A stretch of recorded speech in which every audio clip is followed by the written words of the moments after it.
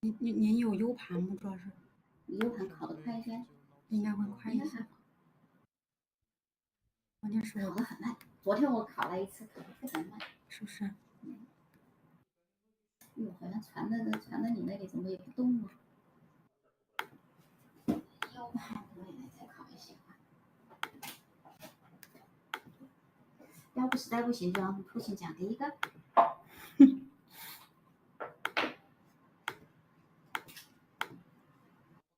我的那个转接头呢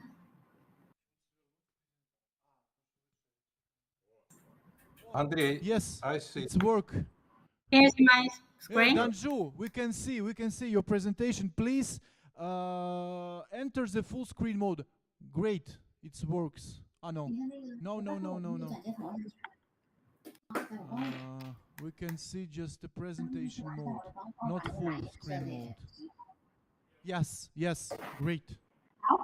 Thank you. Okay. It works, Danju. It works for Danju. And let's try for another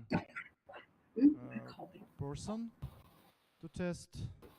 Valery Viktorovich. I am the second one. Okay. Могу, да? Или... No. Wait a minute. Wait a second.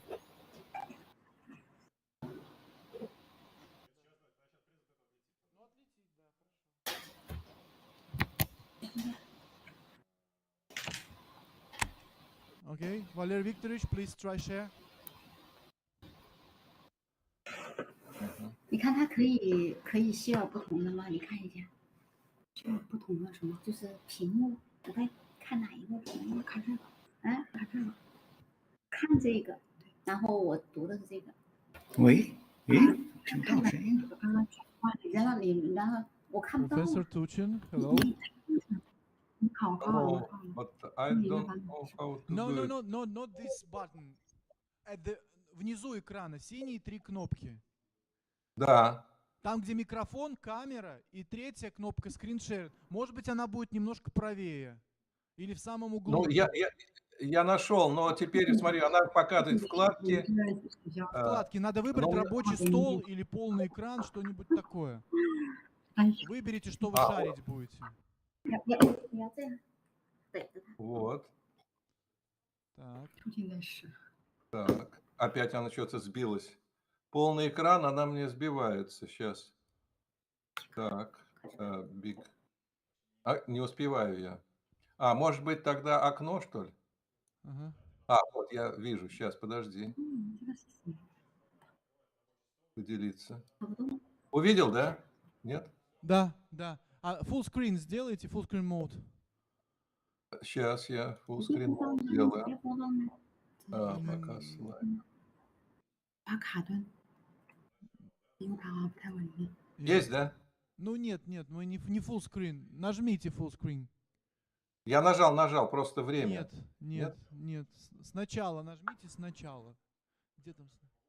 Нет, я уже нажал, все. Окей. Выводим. Вот сейчас еще раз нажимать. Нет, Валерий Викторович, более-менее с вами понятно, там все более-менее видно у нас, немножко. Ну, сейчас нет полного экрана. Хорошо. Danju, it is time to start our seminar, and can you share your screen?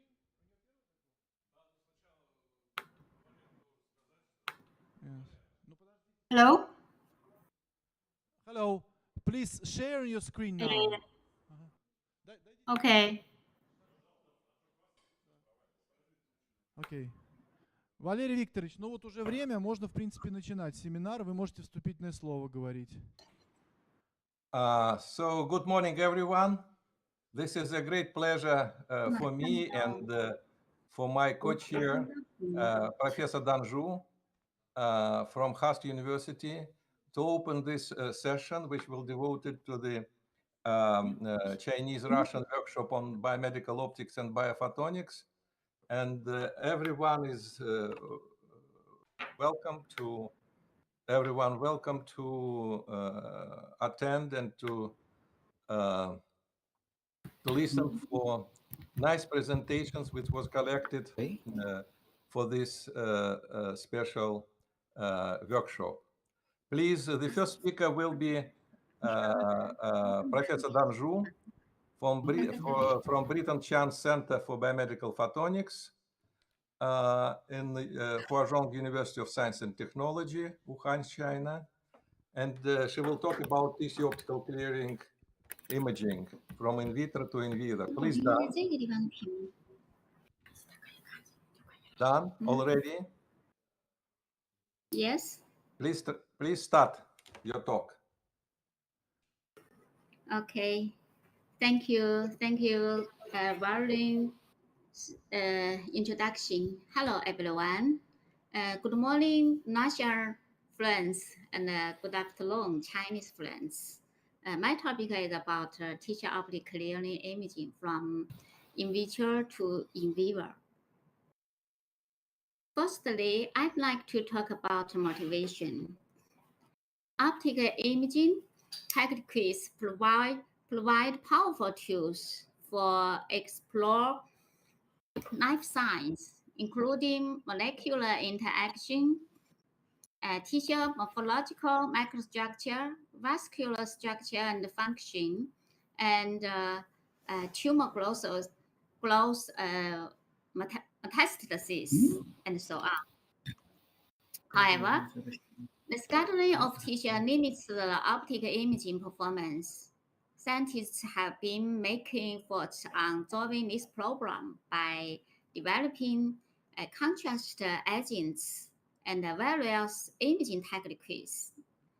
Generally, to obtain 3D mapping of large tissue or organs, the mechanical sectioning is widely used, and the window model used for in vivo imaging. If we can make the tissue transparent, we will be able to see through the tissue in depth. During the past years, in vitro tissue optic clearing is a hot topic. Various tissue optic clearing methods and fluorescent labeling methods are developed.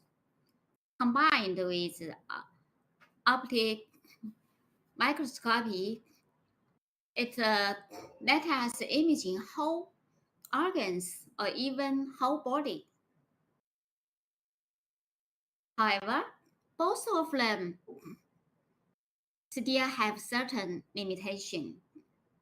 For example, tissue optic clearing methods often suffer from long incubation time, limited transparency, and fluorescent quenching, where fluorescent labeling methods like vessel labeling methods are limited by incomplete labeling and poor signal intensity or tissue optic clearing compatibility. In recent years, my group have focused on the two aspects to development in vitro tissue optic clearing methods. And firstly, as we know, 3D score is a typical solvent-based clearing method, often induce the fluorescent protein quenching. Here, we developed F-disco by adjusting the temperature and the pH value condition to solve this problem.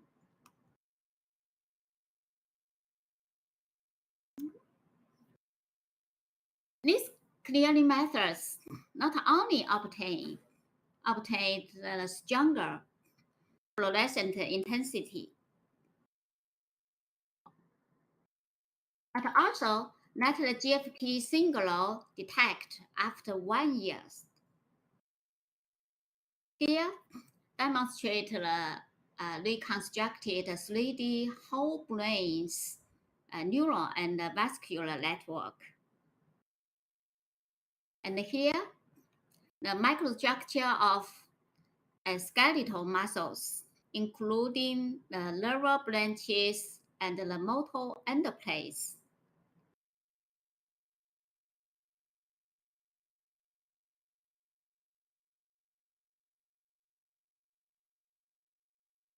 To shorten the issue of long incubation time, we screened out two agents, MXAD and disruptor, and established a three-step protocol, terms MAX, to clear the tissues. It only 2.5 days to clear whole brain and 7 days to clear whole mouse body.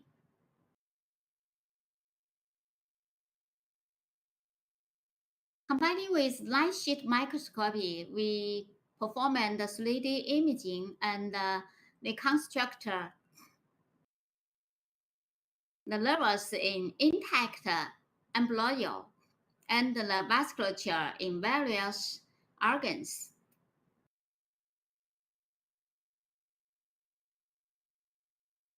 Besides the normal mouse, we also investigate a disease model. Here demonstrate a 3D reconstruction of kidney vasculature in normal and diabetes mouse. And their differences in morphology of glomeruli indicates diabetes-induced glomeruli lesion, and we can find the differences.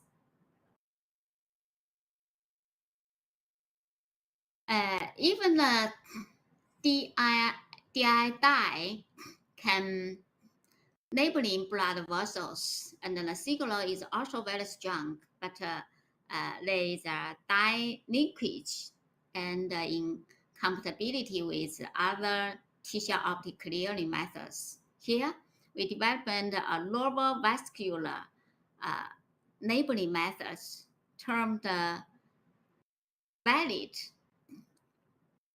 And this method transforms the DI solution into hydrogels by adding gelatin.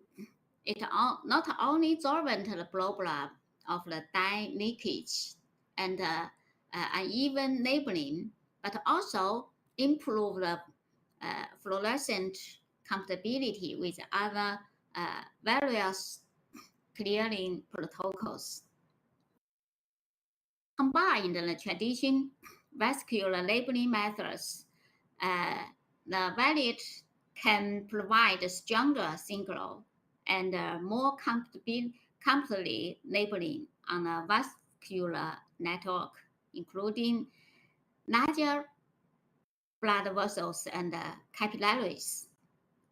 Moreover, this method can be compatible with immunostaining to achieve 3D co-labeling of different cell types, information, and the vascular structure.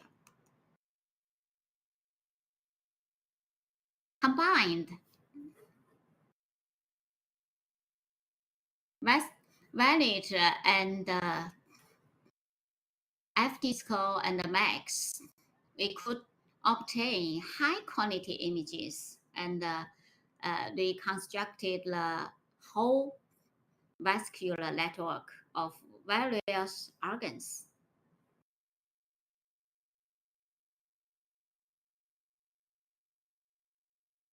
It is well known after stroke and perfusion, many vessels are still blocked. How many vessels and where blood vessels are blocked, it is difficult to identify. Here, we developed a labeling strategy to identify the microstructure blockages. First, we injected one dye to make all blood vessels. After stroke modeling, and performing reperfusion, we injected another dye to mark reperfusion vessels. Combined with the overlap of the two channels, the blocked blood vessels after reperfusion could be identified.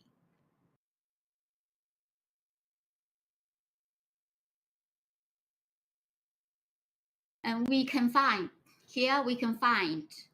most vessels is reperfusion after half an hour reperfusion. But the microvascular blockage became more and more serious with the prolongation of reperfusion time. And the degree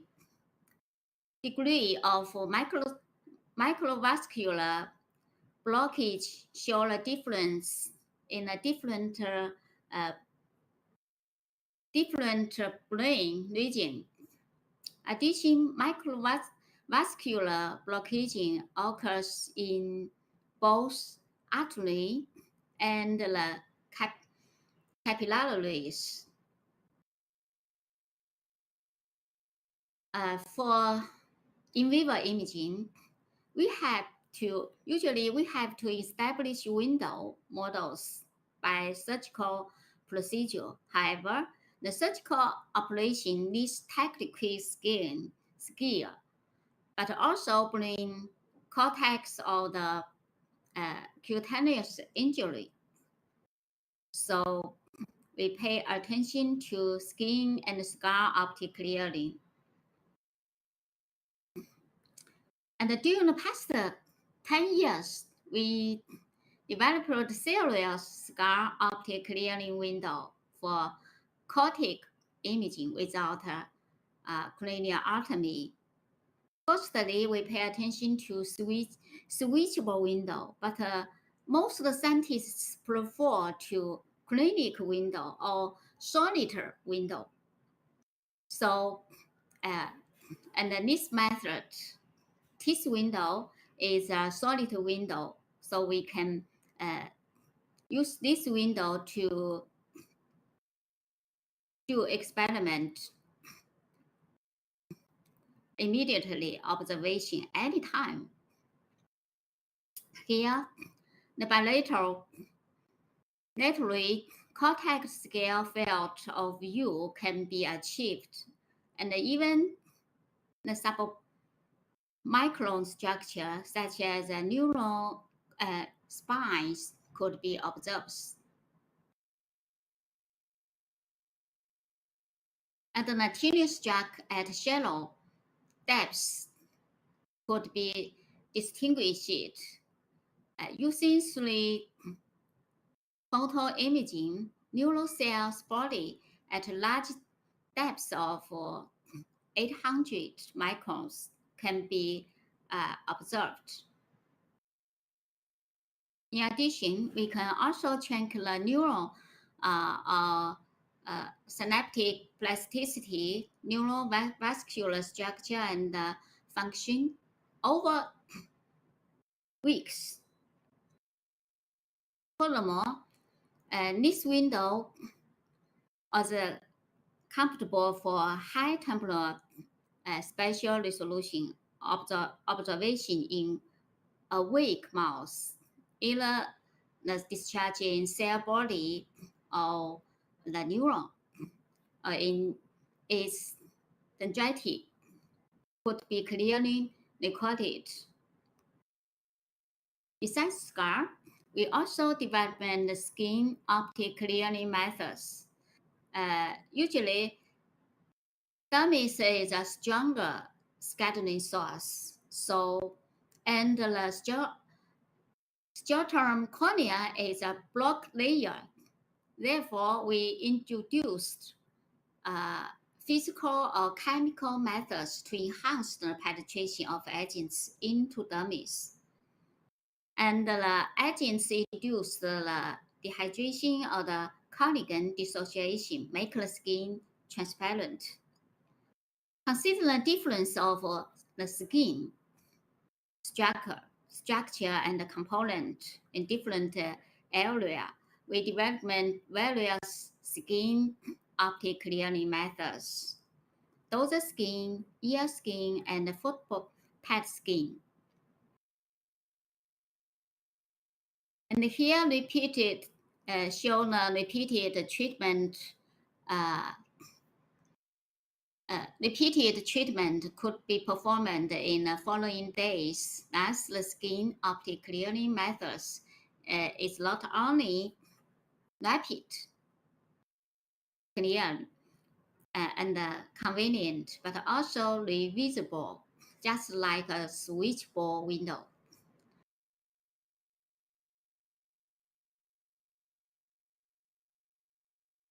See?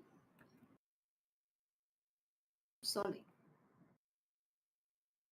And here, results also showed the repeated clearing methods does not induce the obvious changes in blood flow and the monocyte response, indicating the optic clearing method is safe.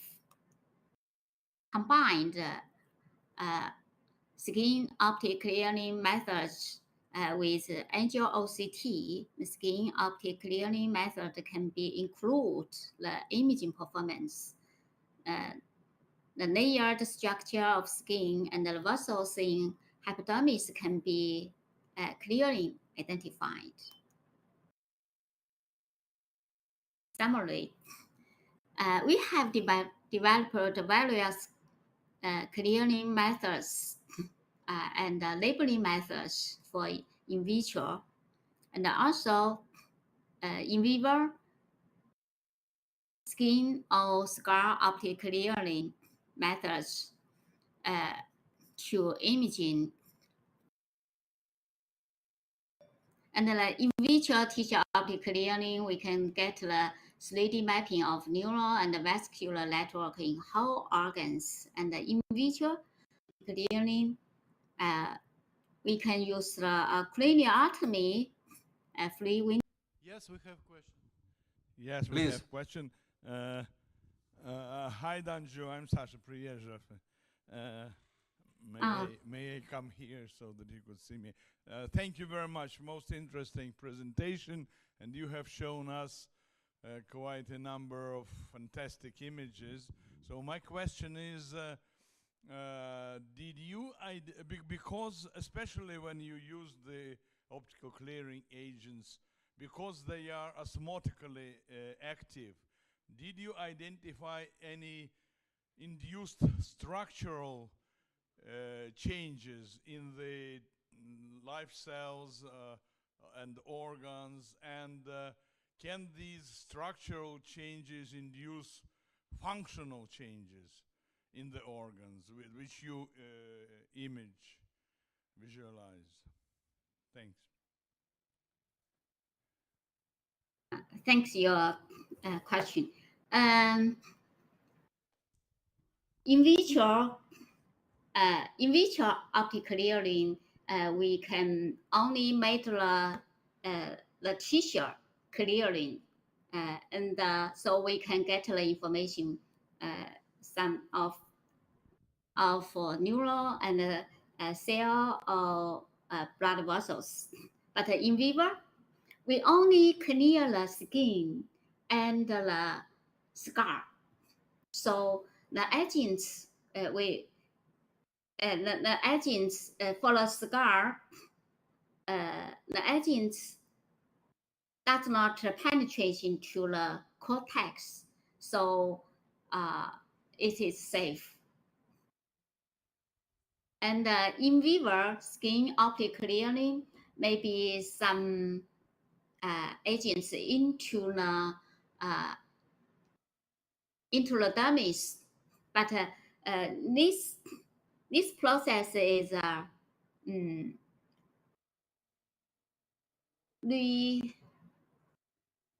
after treatment we used we use the water to make to clear the skin. So the damage, maybe if somebody cannot master the methods, so maybe damage the skin. But most for us, we can keep the skin and the scar well. Okay, thank you very much. Thank you. So thank you very much, Danju, for a nice presentation. And we have to move to another.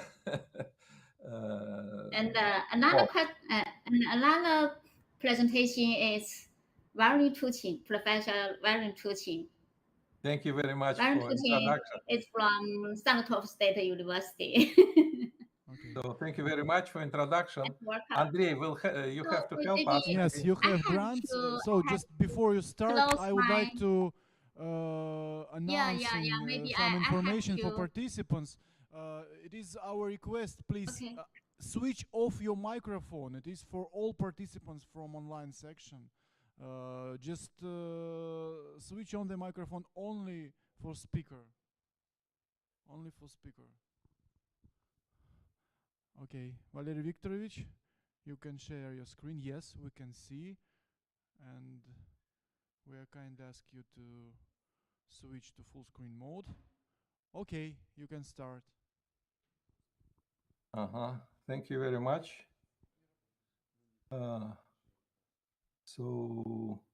This one.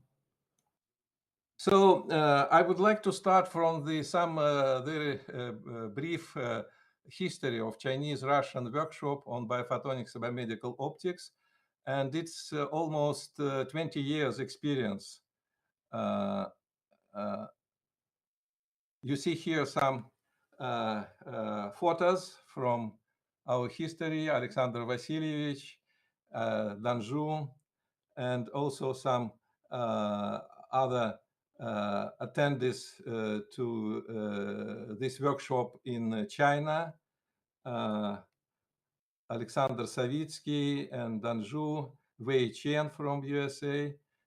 And also one of the latest, it was very before the COVID pandemic, and we did a good work there on the during the topical problems of biophotonics in Nizhny Novgorod, and we traveled by the boat, and we were very happy and friendly. And you see here some our activities, and this is two teams from Russia and China on the river boat. And you see here very famous researchers from China and Russia. Some of them are attending this meeting as well. So indeed, we published some workshop proceedings, some special issues of journals, and also the nearest one was in China, but it's maybe wrong dates here. Valery Viktorovich, sorry for interruption you. We can see the next slide. We just would like to, we can see only the first slide. You need to press сначала, button сначала at the top of the screen. Нажмите кнопку сначала. Вот сверху. Начало это где? Но я должен сейчас выйти сначала. Да, выйдите из презентации. Так, вышел. Вот там есть кнопка сначала, видите? Ну да, я делаю сначала, да. Он не листается, да? Не листается, мы не видим, чтобы вы листали. Это плохо. Так, хорошо. Так. Давайте вы просто будете, вот презентацию мы сейчас видим, просто переключайте мышкой вот эти слайды вот по дереву. Вот просто попробуйте переключать туда-сюда. Ну хорошо, конечно. Вот так вот переключайте. Ага, хорошо. Хорошо. So good. I'm sorry. This is a brief history. I already said some words about that, and please look on the pictures. And this is the team, as I already said about that team. So we have proceedings and some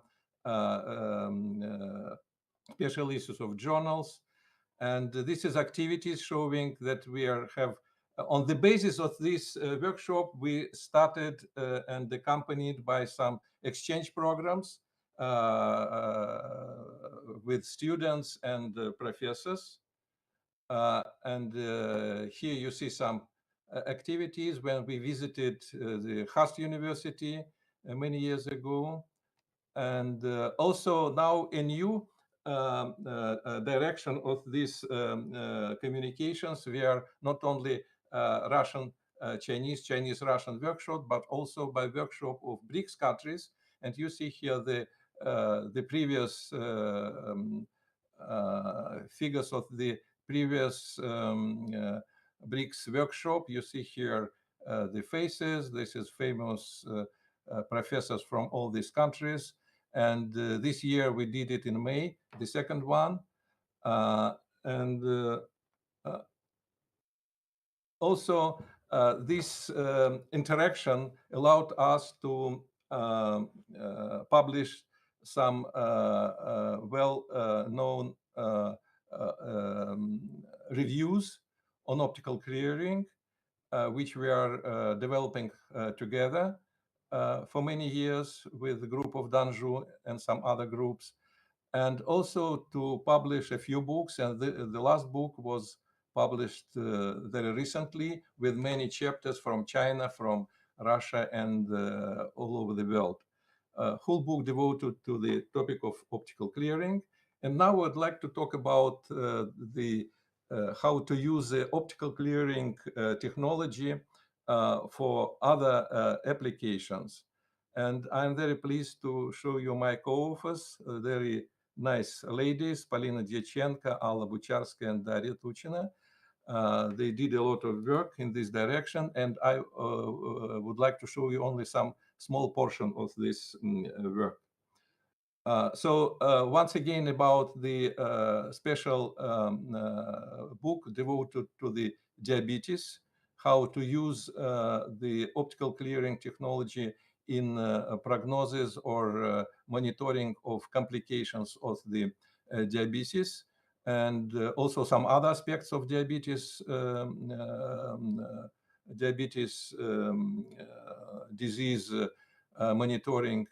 And you see here collection of these chapters, and many attendees of this meeting also have a book here. For example, chapter 3 is done by Andrei Lugovtsov and Alexander Priyezhov, their co-workers. Unfortunately, we missed one chapter. It was for technical reasons. It was my fault. However, we recently, this chapter appeared in the Journal of Biophotonics, like a review, and maybe authors is more fortunate than we were. And you see here Yuri Kistenyov chapter and his team on diabetes, non-invasive diagnostics and monitoring. So I welcome to upload this chapter, this paper. So this is a well-known and well-discussed in literature that sugar and proteins can provide some shift basis in biological molecules, and you need some days and hours to produce some products of this interaction, and also weeks, months to produce advanced aggregated end products as a final products. And these advanced aggregations end products are forming additional cross links in connective tissue, leading to tissue stiffness and lower molecular permeability. This is a target. This is the goal of our work, to quantify this molecular permeability in the diseased tissue, and also to estimate some tissue stiffness. Indeed, you can do it using the OCT elastography or sound elastography, or you can do it via molecular diffusivity evaluation or estimation. So besides that, this binding to cell receptors for these products leading to production of reactive oxygen species. And also this is give some complications, many different kind of complications which are affect normal physiological function of body, of many body organs.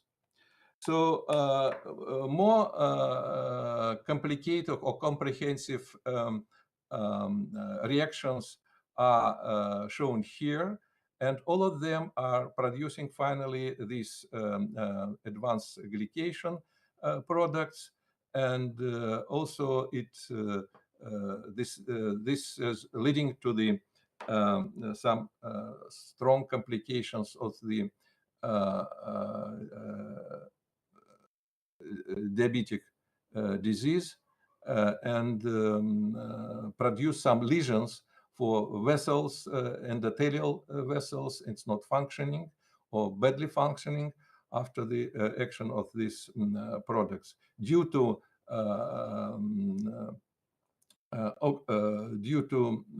some oxidative stress and due to low permeability and nutrition of these very important organs. So how the optical clearing can help? Because we are not only reduce scattering, it was well presented in the yesterday presentation of Luis Oliveira, and today in the Danzhou previous lecture. But also for us, it is important that diffusivity can be different or can be or slow down for more dense diabetes mellitus tissues. So if we estimate this time of diffusivity, we can, and we know the thickness of the tissue, we can estimate diffusion coefficient. So as a probing optical clearing and probing agents, the same agent can be used like glycerol, propylene, some others. And also if we try to differentiate hyperosmotic agent applications or isosmotic solutions, we can use some well-designed X-ray contrast agents or MRI agents and whatever you like. So this is the protocol for diabetes mellitus model. So you need 3-4 weeks to elevate strongly the free glucose in the blood, and after that the diabetes or glycation of many tissues can be formed.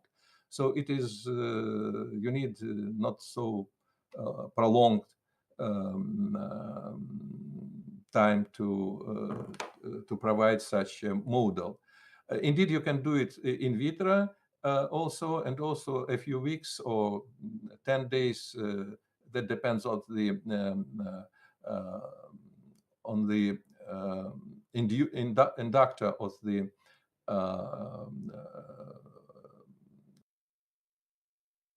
sugar supply. And in our case, we use a so-called Alaxan model, which one dose enough to be injected in order to form this type of the diabetes model. So in our work, we use simple collimated transmittance to quantify optical properties. We use some spectrometer, and also we use for in vivo measurements and some ex vivo measurements, some optical coherence tomography. So you see here the spectra of the diabetes group. This is red one, and for skin, and the blue one This is the before control group, and this is diabetic group of rats. And you see here systematically the transparency of these tissues like skin, pancreas, and myocardium are systematically great than the control. So indeed, not only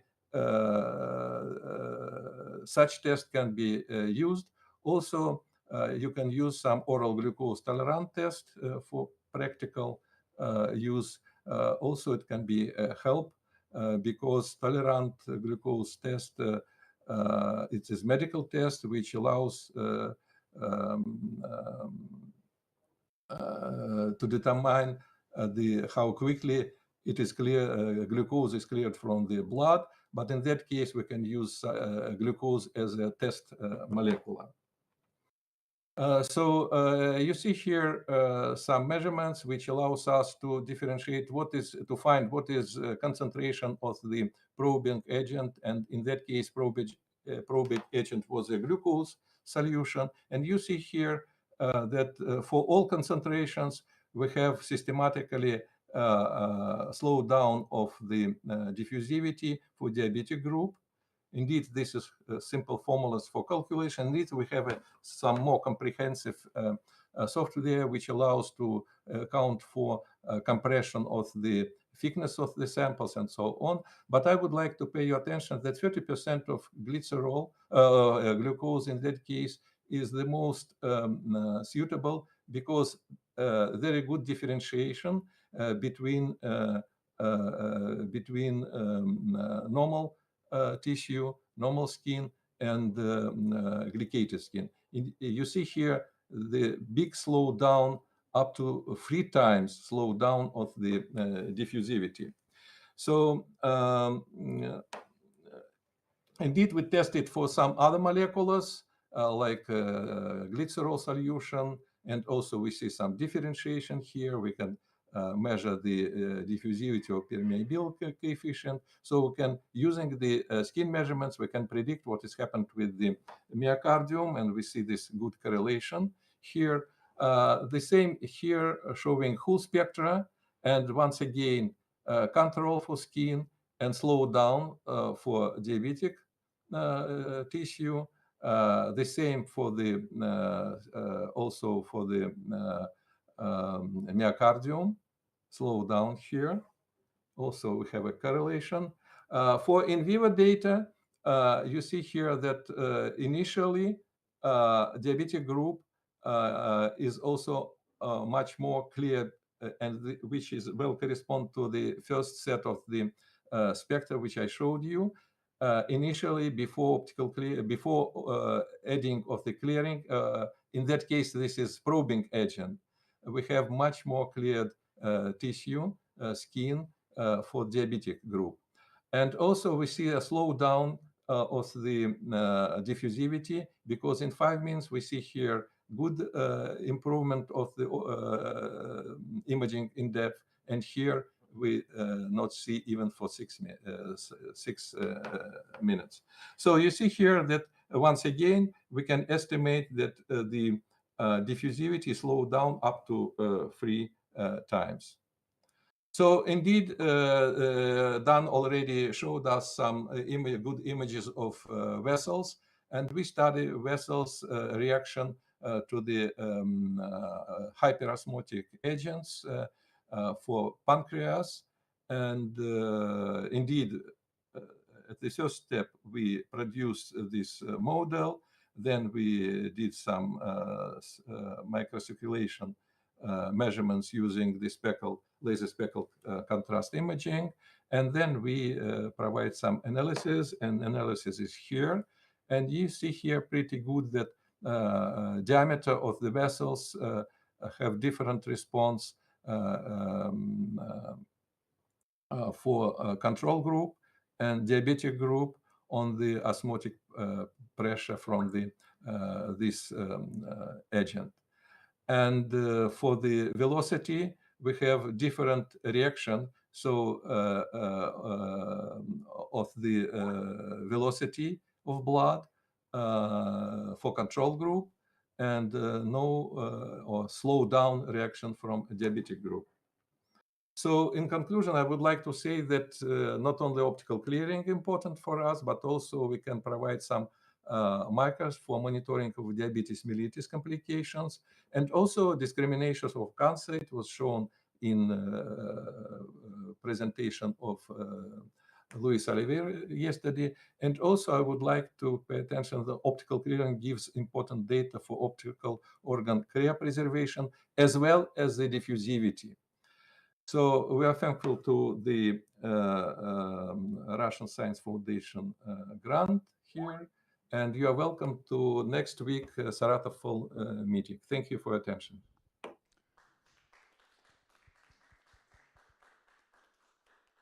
Hello. Thank you for your talk.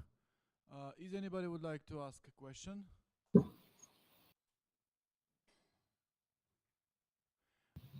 Okay, I have a question to you, Valery Viktorovich. You, during monitoring of different complications in diabetes mellitus, you said that you apply optical clearing agents that affect, that can affect on different properties of tissues that you detect. Can you somehow to estimate the effect of optical clearing agents on the properties that you're measuring? Yes, indeed. One of the examples which I showed at the beginning, indeed, if you try to use technology for the measurements of diffusivity and predict some cancer formation or some other changes with the tissue, it's a probing molecule. You have to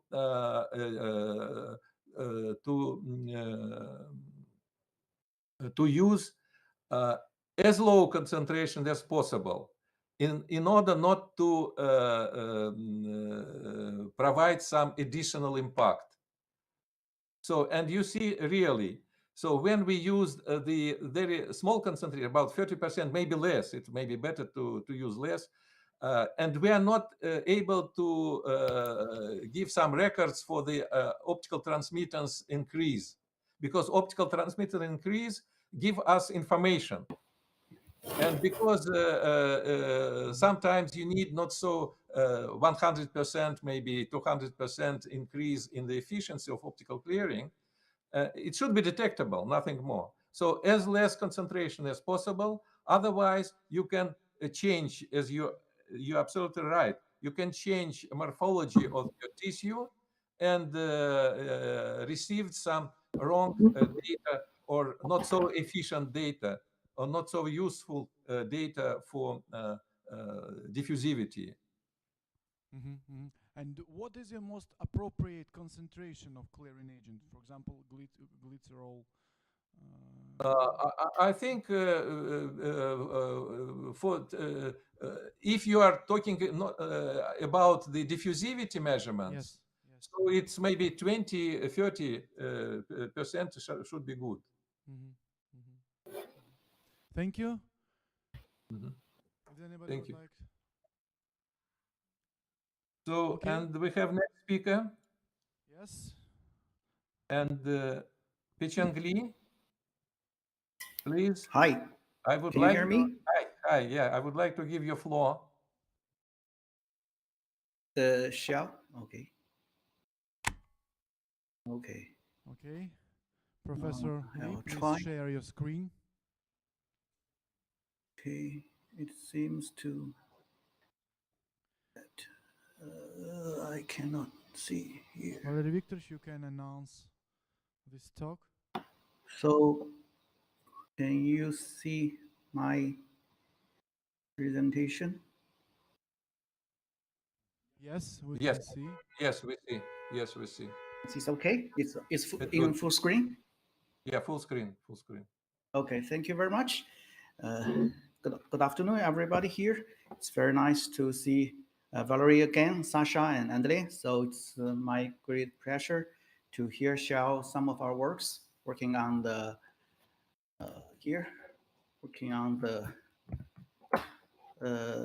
motion correction of the laser spectral imaging of blood flow, and also from the Britain Chang Center for Biomedical Optical Center in HUST.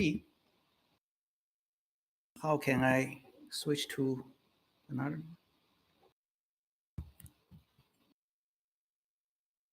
How can the screen goes on? Yeah. So I'm not sure. Okay, thank you. As we know, the blood flow inside the vessels will change the phase of our scattered light, cause the fluctuation of the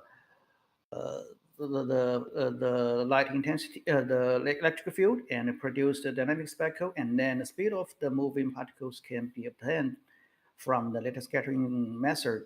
For example, in DCS, the verse decorrelation time of autocorrelation function of scattering light is thought to be proportional to the root mean square velocity of moving particle. However, since the correlation time is usually around microseconds to milliseconds, measuring the decorrelation time need to perform a very fast recording of the changes in light intensity, which is difficult for a wide field two-dimensional imaging. And the laser spectral contrast imaging use expanded light wide laser beam to illuminate the tissue and use a CCD or CMOS camera to get a reflectance spectral imaging. And then we can estimate the spectral contrast, which is defined as the ratio of the standard deviation to the mean square of the mean value of the light density in either spatial window or temporal changes of light intensity in a pixel. So by performing the spectral contrast analysis, we can get the two-dimensional mapping of all this blood flow imaging. We can it has a very fast imaging speed and high resolution. So it can be already applied to many clinical applications. However, although there are very rapidly increase in the speed of the laser spectral contrast imaging, from the point of view on technical itself, we're still facing a lot of problems, such as the strong noise and motion artifacts in clinic application, cause a big challenge for improving the accuracy of the quantitative measurement. As we all know, the spectral contrast is a statistical estimated using a number of samples, the light intensity within a spatial or temporal window. The accuracy of the spectral contrast obtained is related to the statistical sample size. In other words, the spectral contrast fluctuates significantly when the statistical sample is very small. We can see here with a small number of the sampling sample, the statistical uncertainty will be very large, which produce a strong noise. So we derived the theoretical model of the fluctuation of squared laser speckle. It was shown here the maximum error in the temporal spectral contrast with a statistical size n under the 95% confidence coefficient.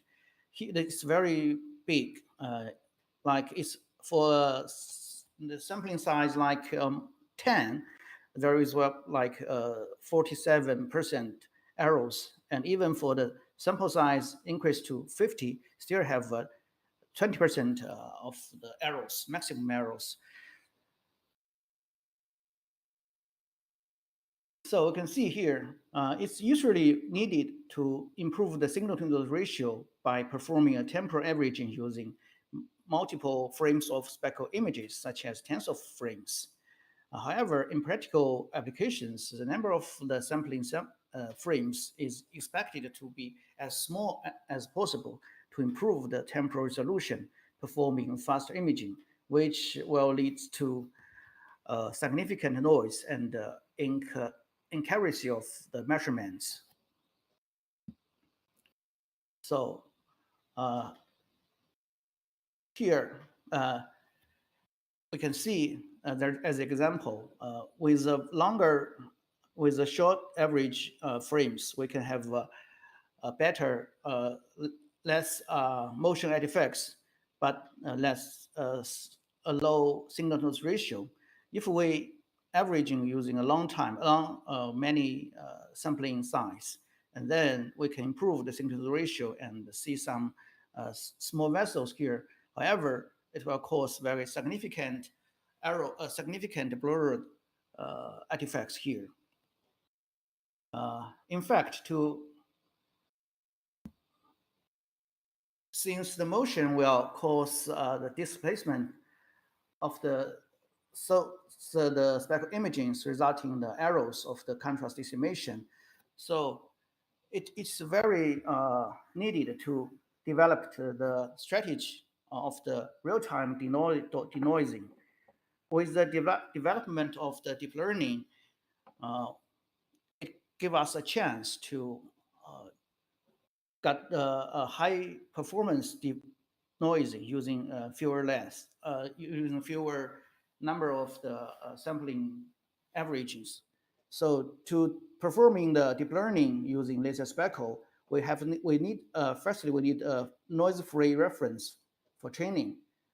For this purpose, we developed a Manhattan distance-based adaptive three-dimensional transform domain correlative filtering strategy to combine the non-local filtering strategy of local matching together with the adaptive 3D transform domain correlative filtering to significantly improve the performance of denoising and produce a very nice, clean reference label for training of the deep learning. And then we developed a network for performing high performance deep learning of the spectral noise here.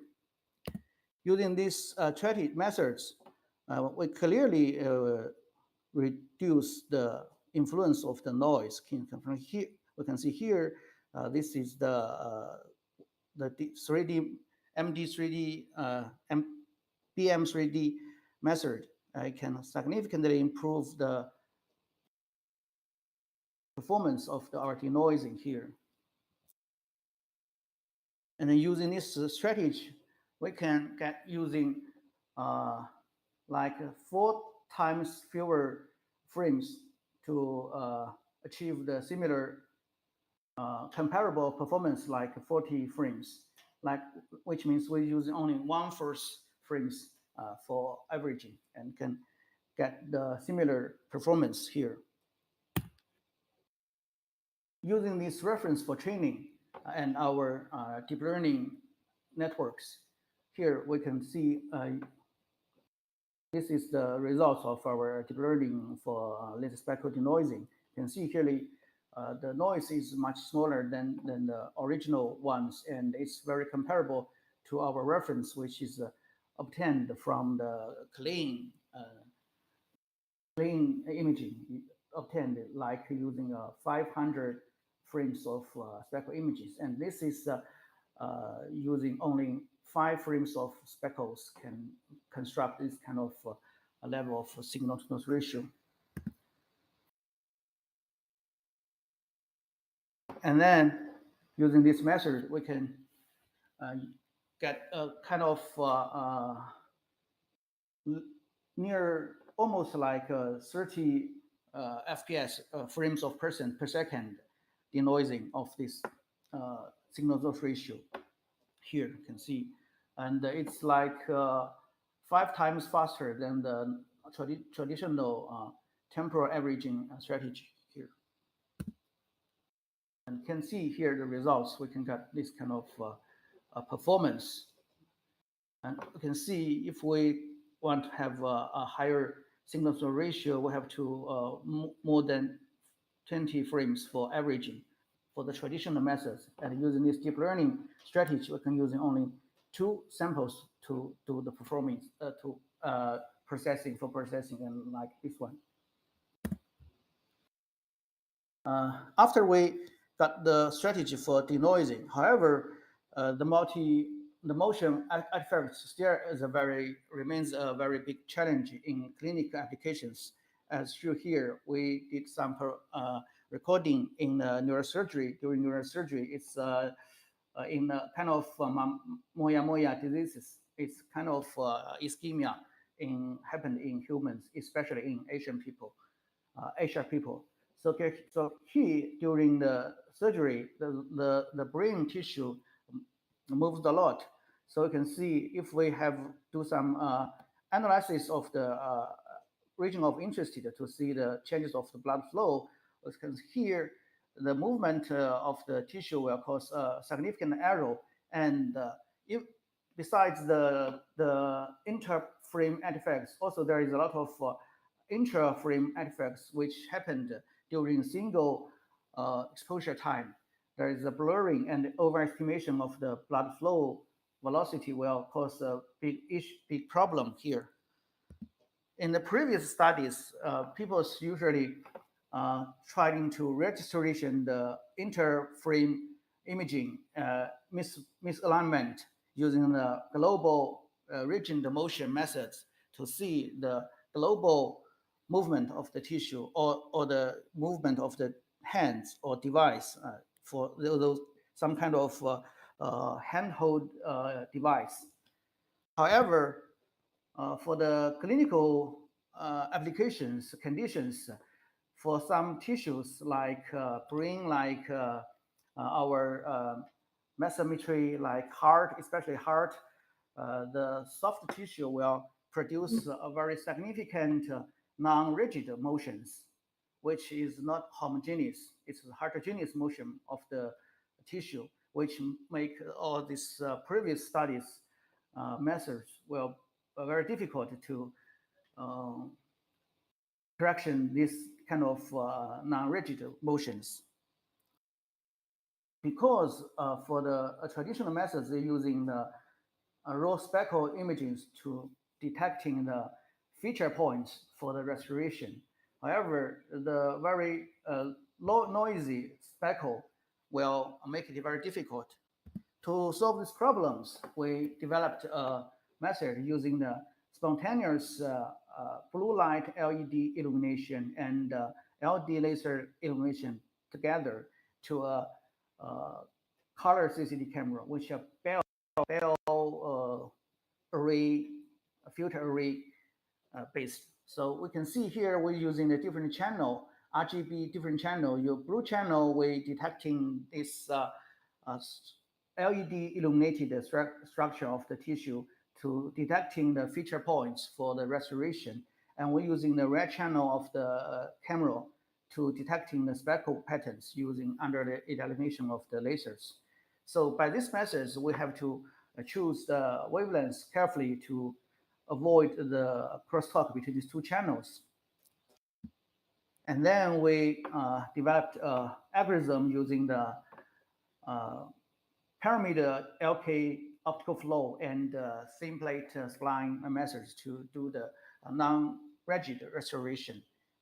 By using this method, also it's very important things to note is that during the resampling of this restoration, the traditional way of we got the to do the interpolation is using the kind of linear or non-linear interpolation of the resampling of the speckle patterns. But for the speckle pattern, like it's a speckle, it's kind of the spot, light spot, and then it will produce significant errors for this traditional interpolation. So by using the nearest interpolation, it will it's very suitable for the speckle pattern resampling. So by this way, sorry.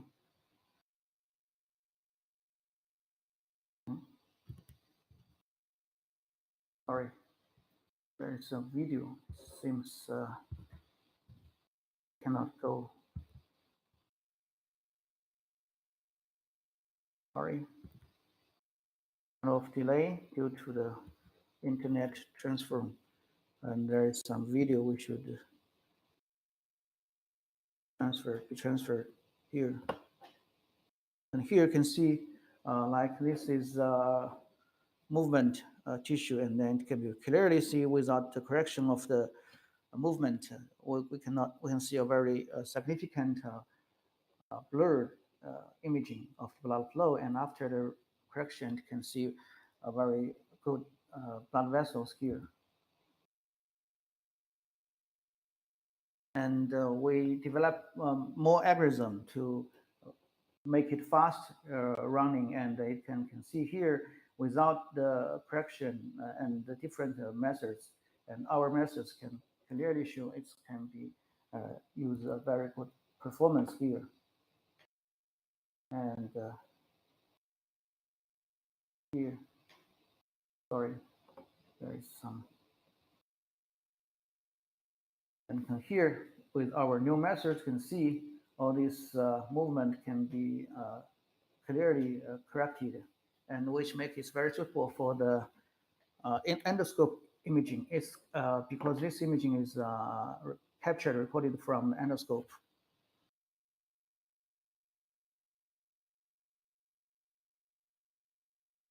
So besides the interplace interframe correction, we also want to correction the motion artifacts due to the within the single frame exposure. If there is still some motion within the one exposure, then it will be produce a very significant overestimation of our blood flow. So to doing this, we can suppose that all the measured blood flow index is a linear sum of the true blood flow information with influence of the movement of the tissue itself, not blood flow, but also the tissue. It's the tissue. If we got the information about the tissue motion and have a coefficient to correction this motion of tissue to the influence of the blood flow, and then after we're performing the regression analysis, and then we can get our true value of the blood flow itself. And this is measured blood flow values mixed with the movement of the speed of the tissue. This LK represents the velocity of the tissue movement. And then by measuring the movement of the tissue itself, also it's obtained from the restoration between two frames. And this is our, so I'll skip to the details. And then here is phantom examples of the movement of tubes, fluid, interlipid fluid. It's can move like this way. It's rotated within around this point. And then here, after without direction correction, you can see there is overestimate of the blood flow index. The value of the blood flow will be overestimated because of the movement of the tube itself. And after the correction, we can see it's clearly very well correct the artifacts. And then this is actually the blood flow here is the movement speed of the movement of this tube here. We can see using heterogeneous correction, because we separate all these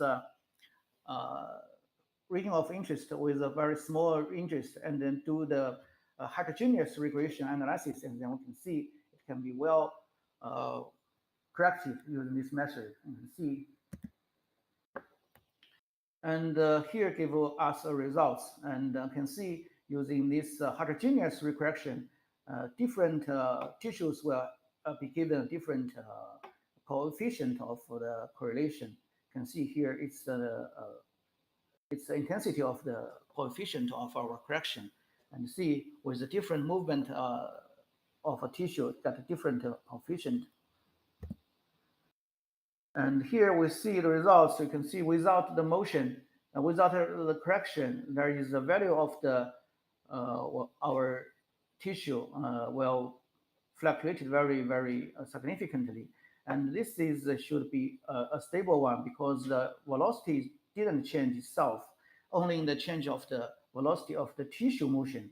So after the correction, you can see the black line. You can see it will shows better, the best results.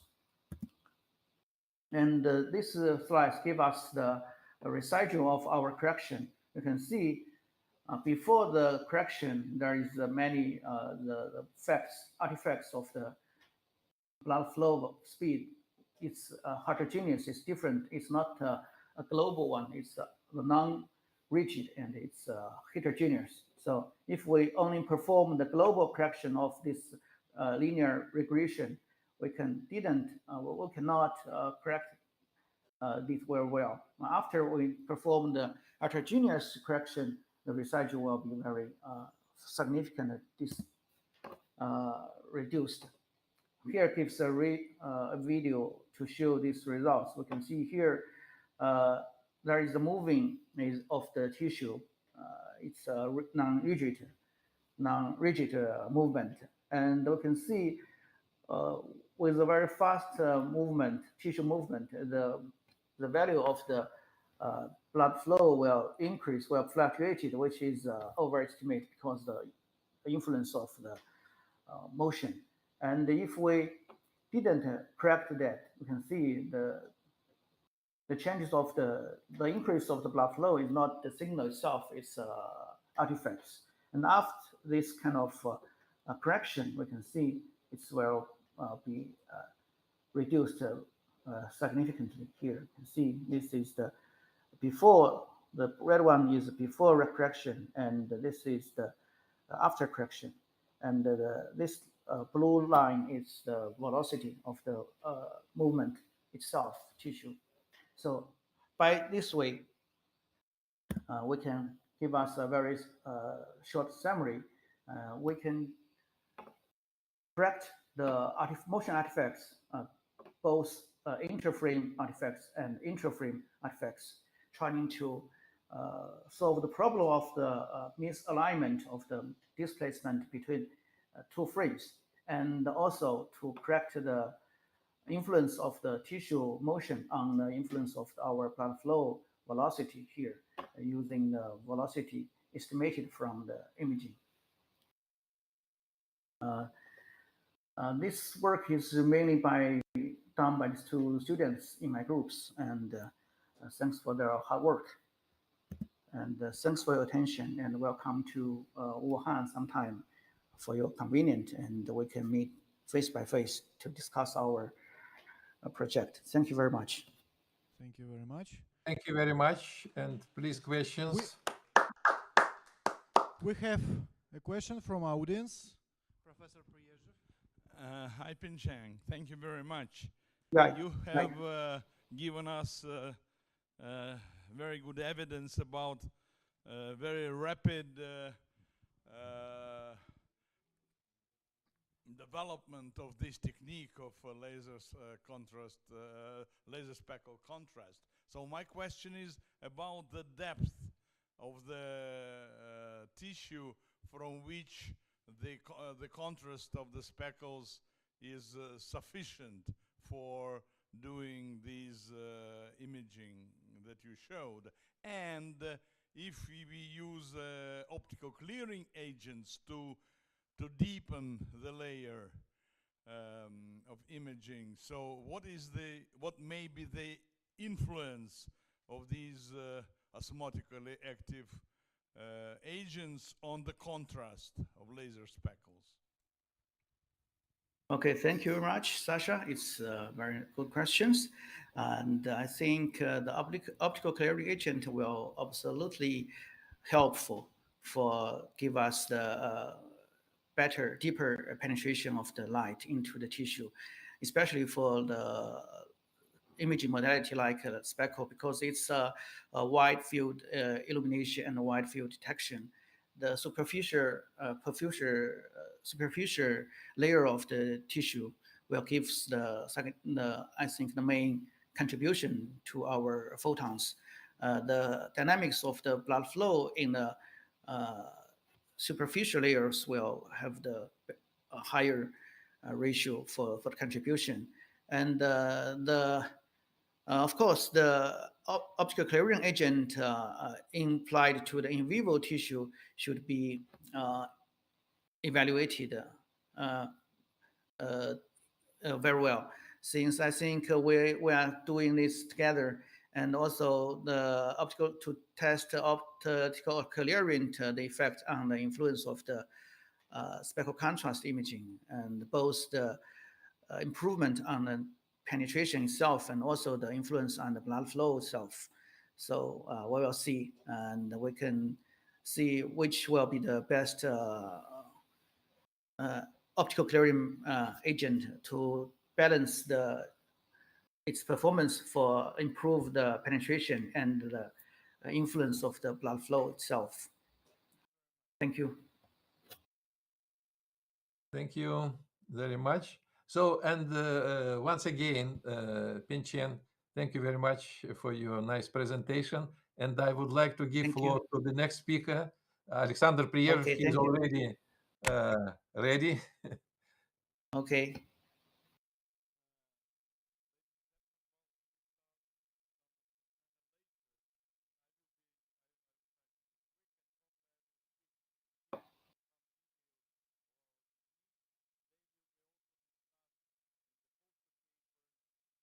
No voice.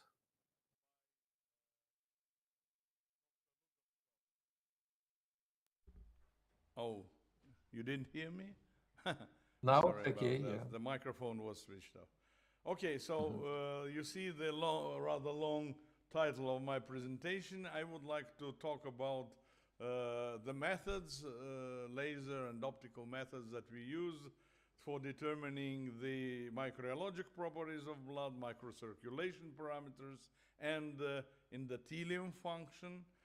And we performed measurements with the patients that suffer from socially important diseases. So this is a collaborative work together with the group of Professor Tuchin. Here, Polina Diachenko is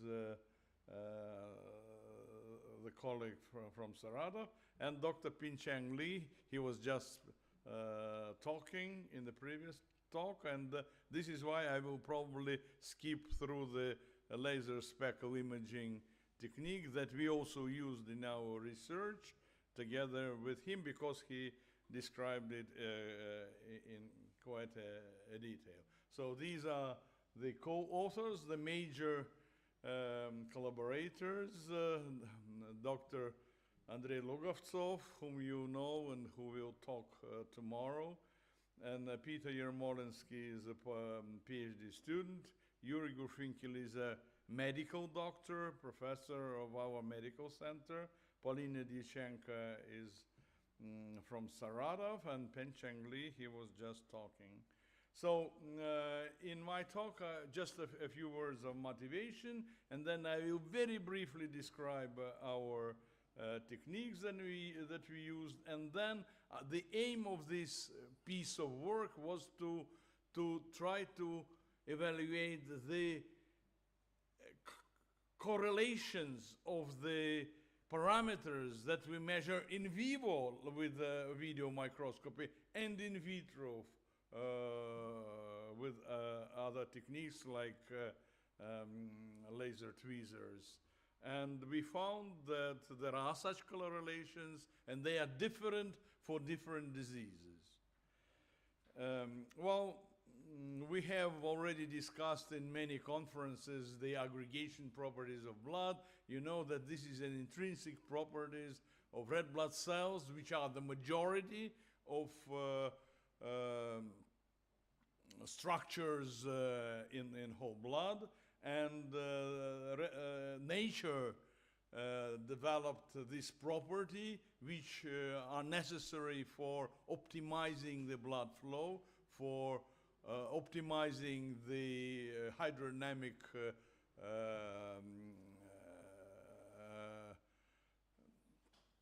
tension in the flow. And in this slide you see that In diluted blood, you can very well see that these structures are very small. They are called rouleaux. But in three-dimensional, in whole blood, where the concentration of the blood cells is very high, especially at certain diseases, these aggregates are three-dimensional and can be of rather big size. And this aggregability, this ability to aggregate, depends both on the properties of the red blood cell membrane, on the internal substance, which is actually the hemoglobin solution, and on the components of the blood plasma, the natural environment of red blood cells. So if we wash red blood cells from blood plasma components, they don't aggregate. So there should be some components that induce the aggregation. So this slide, unfortunately, you don't see very well, but this is a movie that shows the very first step of aggregation. When two adjacent red blood cells touch each other, they start to crawl one upon another, to overlap, building a paired aggregate, the smallest aggregate, paired aggregate. And I will show you later that with laser tweezers, we can measure the forces of aggregation and disaggregation when we try to separate these aggregated cells. So this is it is possible to do it with laser tweezers. Another intrinsic properties of red blood cell is to deform. So naturally, when we talk about, just when we imagine red blood cells, we think of them as a big concave discs.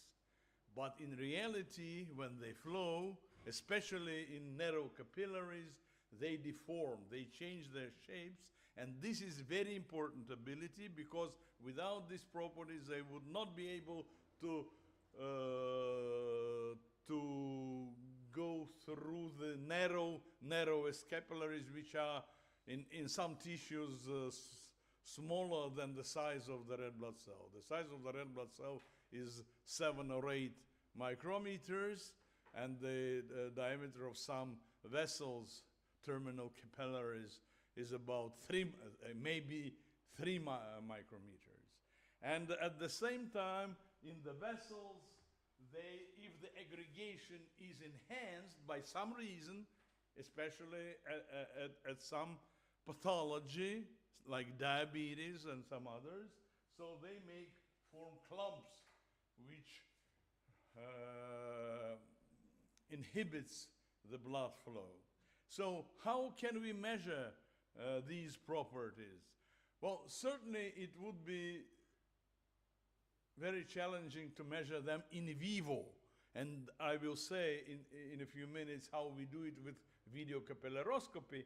But in majority cases, and the simpler it is to measure these properties in vitro, like to draw some portion of blood from a patient or a healthy individual and to perform measurements in cuvettes. And the basic physical phenomena which helps us to make the measurements is scattering, diffuse light scattering. You know that from the scattering theory, that the larger is the scattering particle, the more light is scattered in forward direction. So if we think of a red blood cell, single red blood cell, size is about 7 micrometers. If we use red light, for instance, 700 nanometers, 10 times lower than the size of the cell.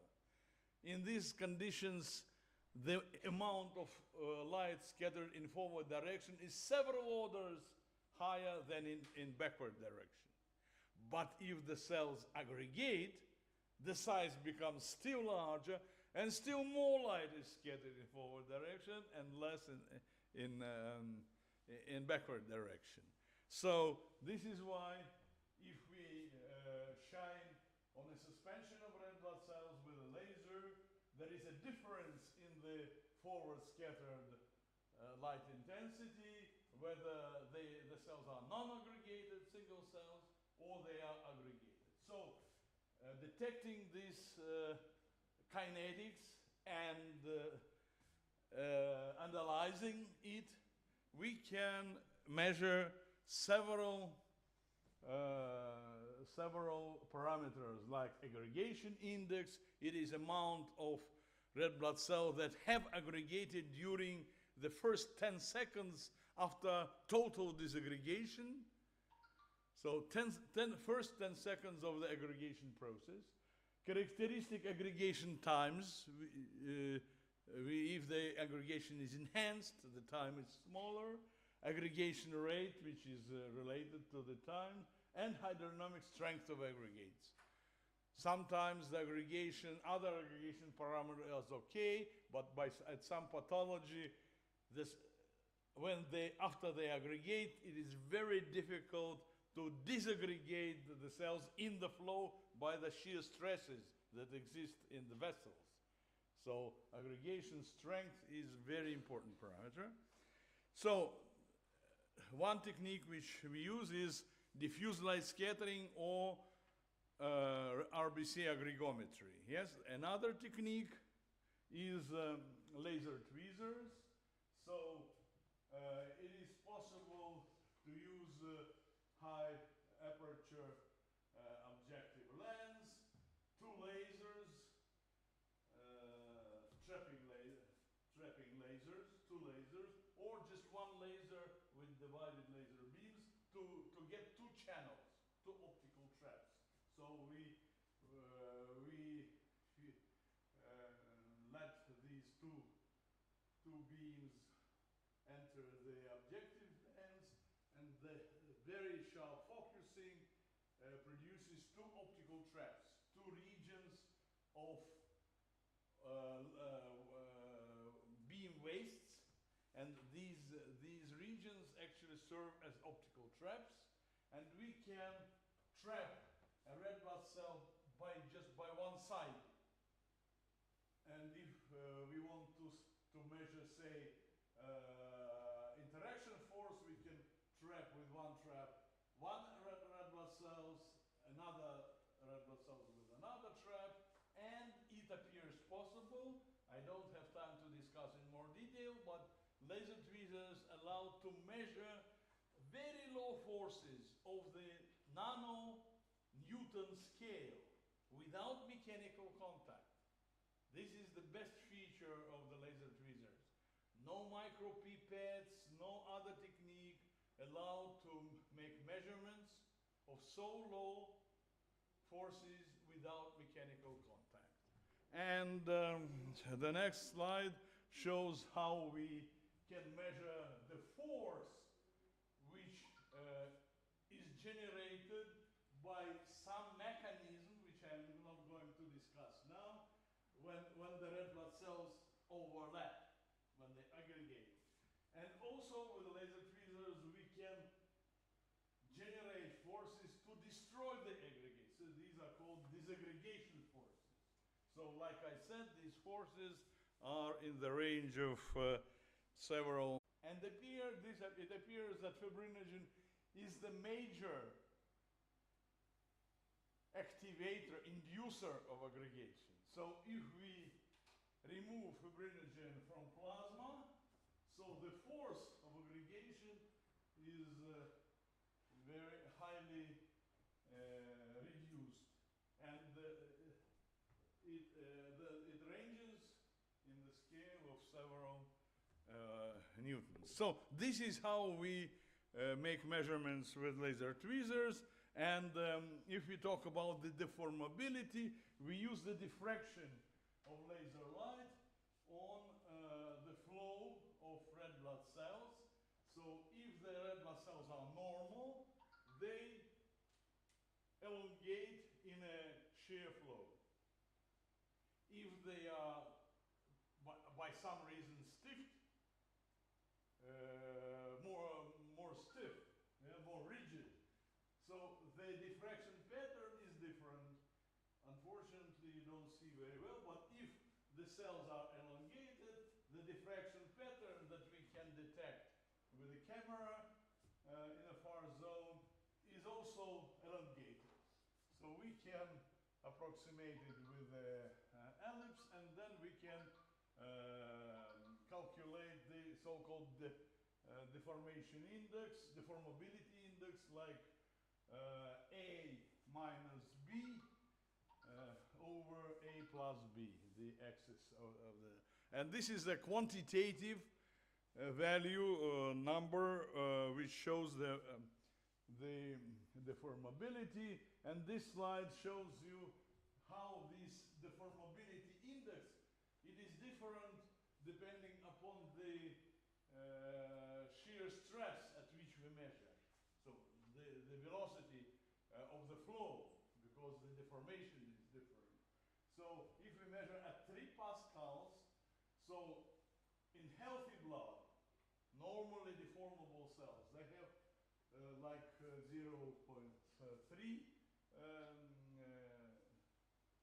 index deformability, and you see how this is impaired or decreased, this parameter at diabetes mellitus with chronic renal failure and some other diseases. So most of socially significant diseases are characterized by decrease of deformability of red blood cells. So these were in vitro measurements. Like I said, it is challenging to make measurements in vivo, and this, the technique that we use is called video capillaroscopy. So there is a layer of skin near the nail bed, very thin, several hundred microns, but in this layer of skin there are terminal capillaries.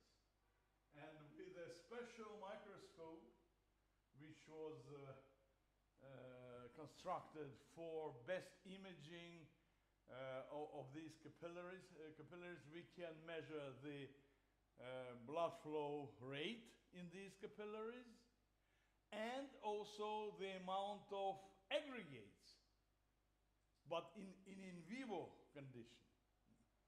And this special codes were invented to stabilize the images and to count the size of the aggregates. So this slide shows you how these terminal capillaries look in a healthy person. So average blood flow rate is about 800 micrometers per second. Certainly it is not stable.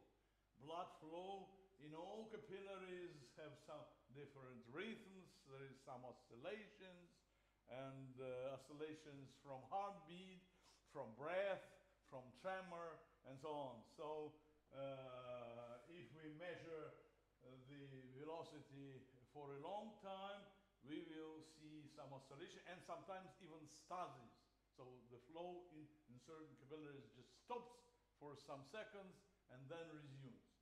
So, but still, if we make the similar images in a person who suffers some disease like arterial hypertension, so we see that the velocity is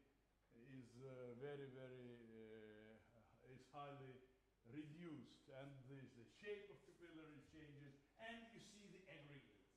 And we can estimate the amount of these aggregates and the size of these aggregates. And well, actually the movie works, but you can see. So you may imagine that this is much faster, that is slower. Okay? Well, I was also going to discuss the laser speckle contrast imaging, and first Valery Tuchin has shown this slide, because this is collective work, collaborative work, and also Pengcheng Li described this technique, so I will skip it. And this is just shows that one of the parameters, characteristic time that we measure with our aggregometer, the result. Yes, this is a control. So, and in case of type 2 diabetes mellitus, you see that the aggregation is much faster, which is bad. The aggregation is faster. The scatter is quite high, but this is also understandable because the red blood cells are different in blood. They have a lifespan of 120 days in average. And so then if we measure 2 old cells or 2 young cells or 1 young cell and 1 old cell with a laser tweezer, so certainly there is difference in the results. And to go to the results, we in this piece of work we studied a group of control, healthy individuals, a group of people suffering coronary heart disease, and patients suffering atrial fibrillation. So these were patients of our medical center of Moscow State University. So the groups consisted of 44 individuals. Well, you see that capillary blood flow velocity average, yeah, so it's very different. And between these two groups is different. The aggregate size is 0 at control group. In healthy individuals, there are no aggregates in the terminal capillaries if we measure with the video capillaroscopy. And in these groups, these numbers are also different. But these two pathologies are also different. Atrial fibrillation is the disease of heart muscle. The contractions are destroyed in the heart muscle. And in coronary heart disease, it is disease of the vessels due to atherosclerosis. So the mechanisms of these diseases are different. So I have to finish very soon. So this is one of the slides that shows the capillary blood flow velocity in micrometers per second in a control group, coronary heart disease, atrial fibrillation. You see the difference. And at the same time, the number of blood aggregates per minute, again, it is different. In control, well, about 0, yeah, and it raises and is different in the two groups of patients. And we also calculated the correlation coefficients between capillary blood flow velocity and number of aggregates. And again, the coefficients are quite different at these two diseases. Also, we studied we compared the parameters of capillary blood flow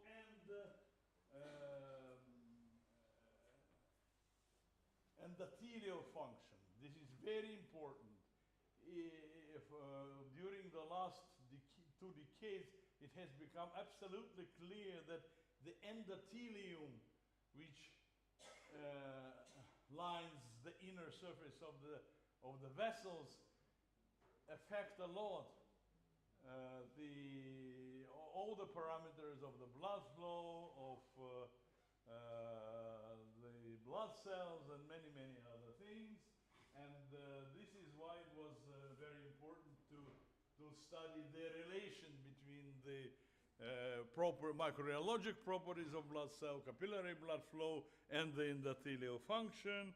And we also studied these correlations. well, unfortunately, I can't say many more words. I have to conclude. Well, my conclusion is quite evident that these multimodal applications of laser optical methods make it possible to study the alterations of blood microbiologic parameters and their relationship for socially important diseases, which is necessary for elaborating more efficient treatment protocols. So I would like to acknowledge the support by Russian Science Foundation grant, and I thank you for your attention. Please, questions?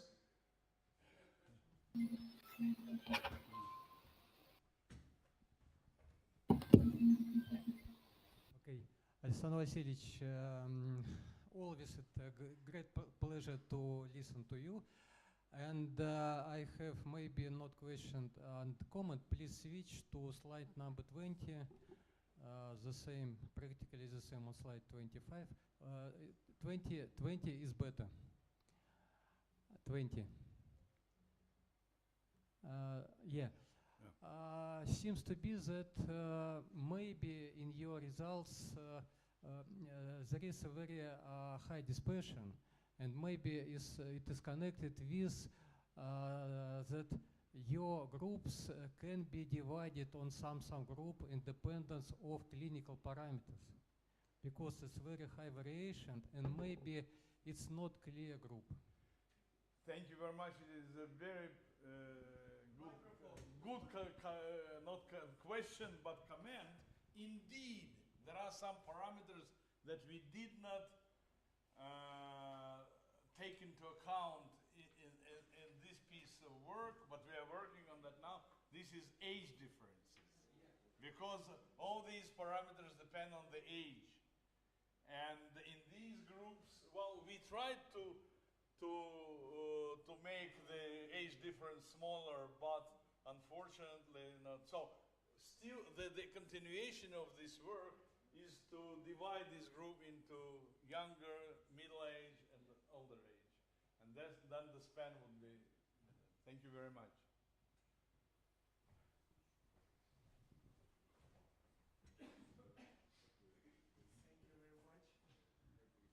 I have request two closely connected questions.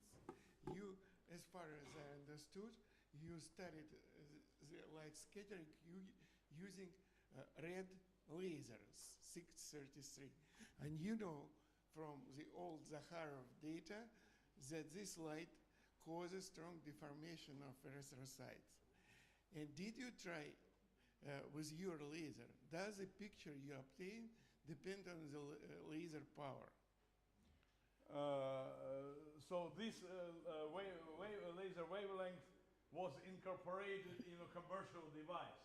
So this is not it was not our choice. But we also measured similar diffraction patterns with the green laser, which is highly absorbed, and with near infrared laser.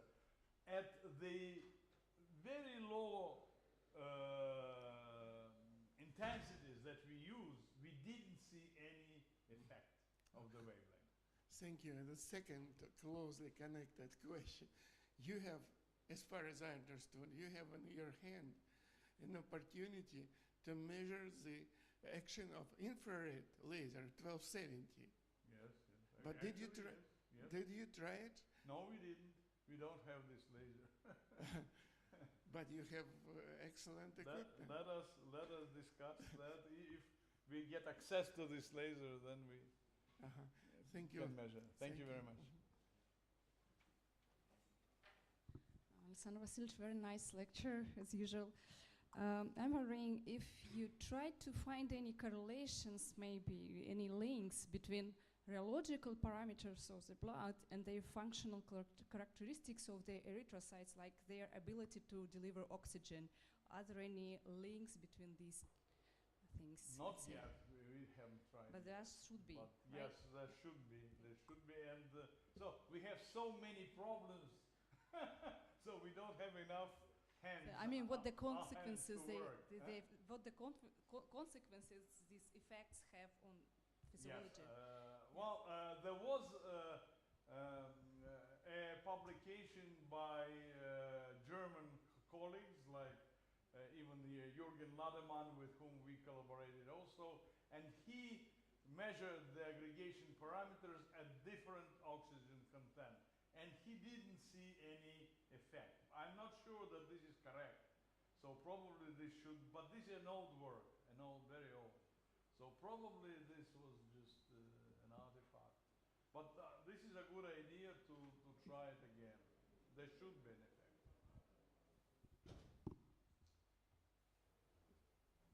So thank you very much then.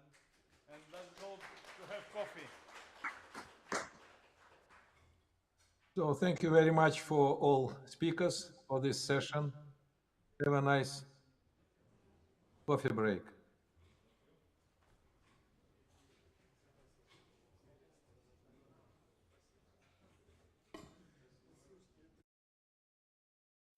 Валерий Викторович, слышите меня?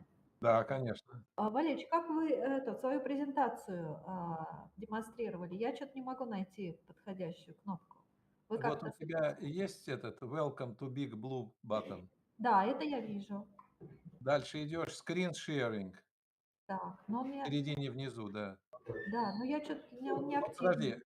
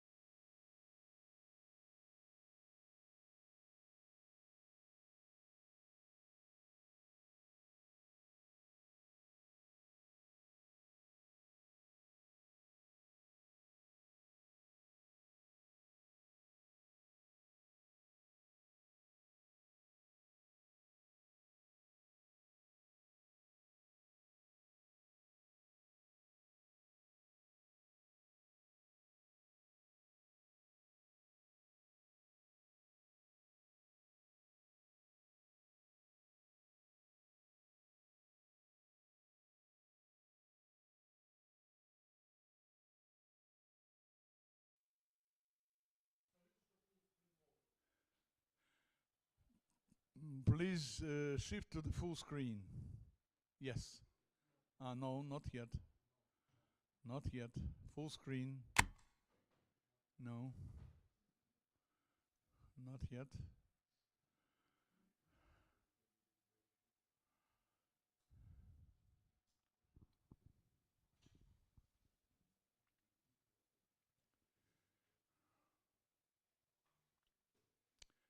You have to share your screen again.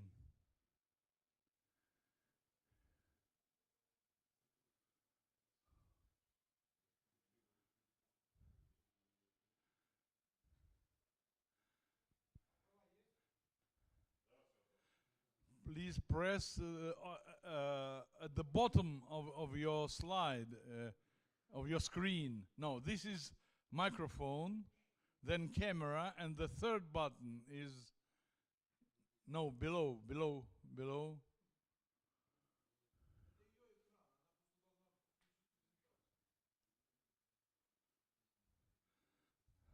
Andrei will explain to you.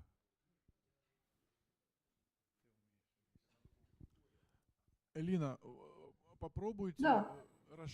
включить презентацию вашу сейчас. Вот она у вас на экране сейчас? Да, я могу ее включить? Да, включите ее. На полный экран. На полный экран, да, сделайте. Сейчас она стала полный экран? Нет, мы вообще не видим. А это вообще чей экран сейчас показывается? А, это не чей. Тогда, значит, вы должны нажать кнопку «Расшарить экран». Share Screen, которая внизу, одна из 3 кнопок синих внизу. Угу. Так. Около микрофона, камеры. Справа. Да, вот там кнопка, я на нее нажимаю. Да, и Значит, там спрашивается, показать весь экран, показать какую-то презентацию. Может быть, выбирайте весь экран. Весь экран. Ну, вылезает тогда мой экран. Ну, правильно, и на него нажимаете, и там тогда сразу расшарится это.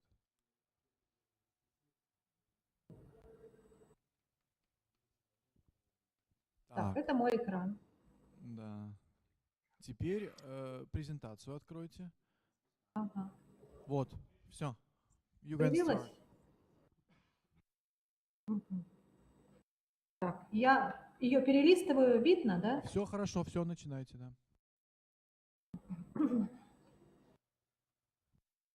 Dear colleagues, let me introduce our pilot results on multimodal approach to the diagnosis of human skin cancer in vivo. This is outline of my talk. It includes motivation, objective of our study, description of materials and methods, pilot results, and conclusion with acknowledgement. Motivation. Skin cancers, as you know, are due to the development of abnormal cells that have the ability to invade or spread to other parts of the body. This is a heterogeneous group of cancers that includes 3 parts. Malignant melanoma and non-melanoma skin cancer. The main ones being basal cell carcinoma and squamous cell carcinoma. Melanoma is the most aggressive form of skin cancer. It is the leading cause of death related to skin disease. And basal cell carcinoma is the most common epithelial neoplasm of the skin, accounting most for 90% of all malignant epithelial tumors of this localization. I will say about basal cell carcinoma. Basal cell carcinoma consists of cells similar to the cells of the basal layer of the epidermis. It differs from other skin cancers by extremely rare metastasis, but it is capable of extensive local growth, which leads to significant cosmetic and functional disorders. Basal cell carcinoma has many subgroups, and it can broadly be divided into nodular basal cell carcinoma or BCC. It accounts for about 50% of all BCC. It is commonly occurs on the sun-exposed area of the head and neck, and it had a cystic structure. Superficial BCC is characterized by superficial proliferation of neoplastic basal cells, uh, and infiltrative basal cell carcinoma, which also encompasses morphiform and micronodular BCC. They are more difficult to treat with conservative methods, given its tendency to penetrate into deep layers of the skin. In addition, there is a pigmented forms of basal cell carcinoma which are characterized by increased melanization. Uh, First of all, the early diagnosis, effective prevention and treatment of skin BCC after radiation or surgery provide a favorable outcome of in 85-95%. And the medical intervention at later stages gives hope for a positive result in only 60% of clinical cases. Uh, Besides, BCC is difficult to distinguish from benign formations by external signs. They can often come in association with other lesions of the skin, such as actinic keratosis, seborrheic keratosis, squamous cell carcinoma, and others. Diagnosing a skin cancer when it is not actually present, a false positive result might result in unnecessary surgery and other investigations, and can cause stress and anxiety to the patient. And missing a diagnosis of skin cancer may result in the wrong treatment being used or lead to a delay in effective treatment. Despite the development of medicine, cancer remains one of the leading causes of morbidity and mortality worldwide. Most often, if the tumor is diagnosed early and treated, the patient will have a better prognosis and much greater opportunities for complete recovery. An effective solution to the problem is the use of modern optical technologies such as light-induced autofluorescence spectroscopy, diffuse reflectance spectroscopy, Raman spectroscopy, optical coherent tomography, high-resolution ultrasound imaging, etc., which are non-invasive methods and provide obtaining diagnostic information in real time. In addition, they are portable and relatively low cost. In recent years, there has been an increasing interest in the combined usage of these technologies that results in increased sensitivity and specificity. Multimodal approaches can increase the effectiveness of early diagnosis and treatment procedures, as well as reduce cancer mortality. Objective of our study was the development of modern multimodal diagnostics of BCC subtypes, including a combination of high-resolution ultrasound examination and optical methods. Raman spectroscopy, diffuse reflectance spectroscopy, and optical coherence tomography. Materials and methods of our study. We used 60 neoplasms in 38 volunteers.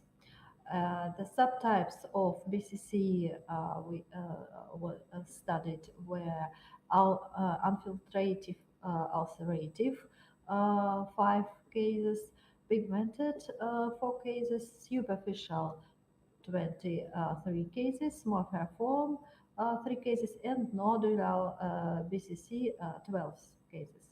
And the group of benign neoplasms included nevi, fibroids, and dermatofibromas without pigmentation.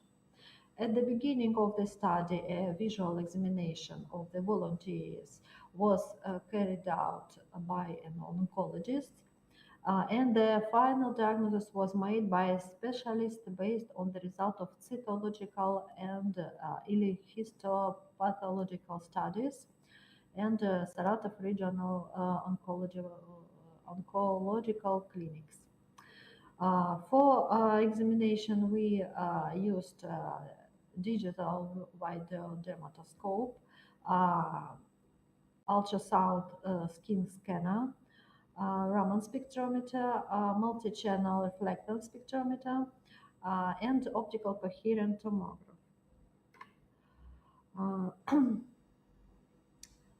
Diffuse reflectance spectroscopy is well suited for use in biomedical applications due to its low instrumentational cost and early implementation.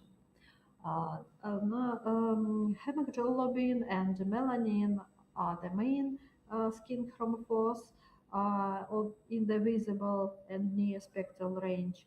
Reflectance spectra have specific minima at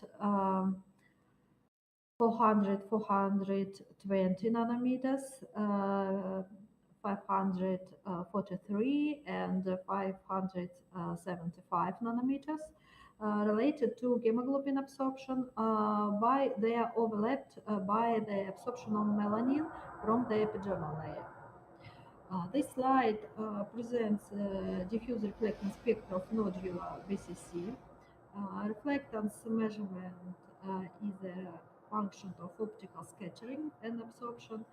The primary sources of scattering in skin include collagen, mitochondria, melanin, and cell nuclei.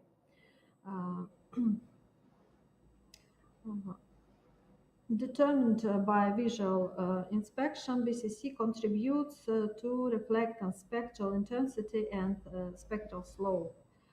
It is well seen that area of the skin most affected by basal cell carcinoma have lower reflectance intensities compared with normal skin.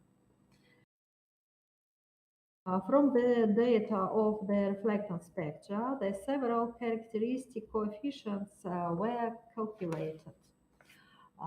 There are a coefficient of melanin pigmentation, coefficient of erythema, index of hemoglobin content, and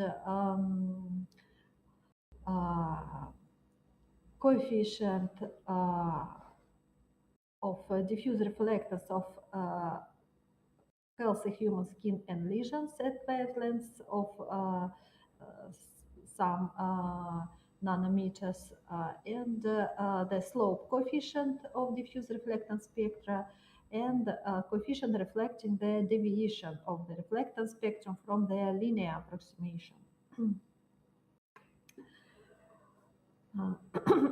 OCT is used for preoperative determination of the peripheral boundaries of BCC in order to choose the optimal treatment method and minimize the invasiveness of surgical intervention. But due to the limited depth of probing, OCT cannot be used to determine the depth of invasion. Besides, OCT cannot differentiate pigmented and non-pigmented neoplasms. Nevertheless, OCT can be used for analysis of structural changes of the skin during development of cancer and characterization of superficial malignant and benign skin tumors. Texture analysis is the analysis of changes in the brightness of pixels within a region of interest. This includes the first-order statistical methods, force methods, mean, standard deviation, skewness, and kurtosis, which are related to the distribution of grayscale pixel intensity and do not depend on interpixel correlation. Second-order statistics source or gray level coincidence matrices, on the contrary, depends on the spatial arrangement of the intensity of the pixels in the region of interest.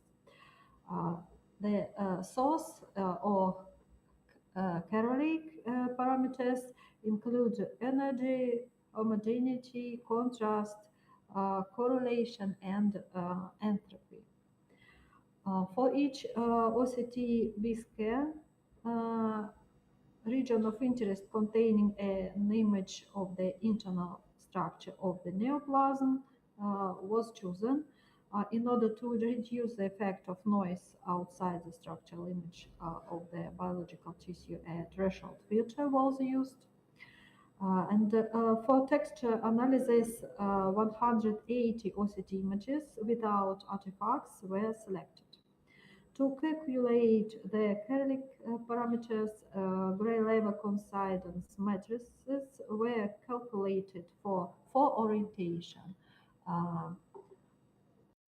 horizontal, vertical, and two diagonal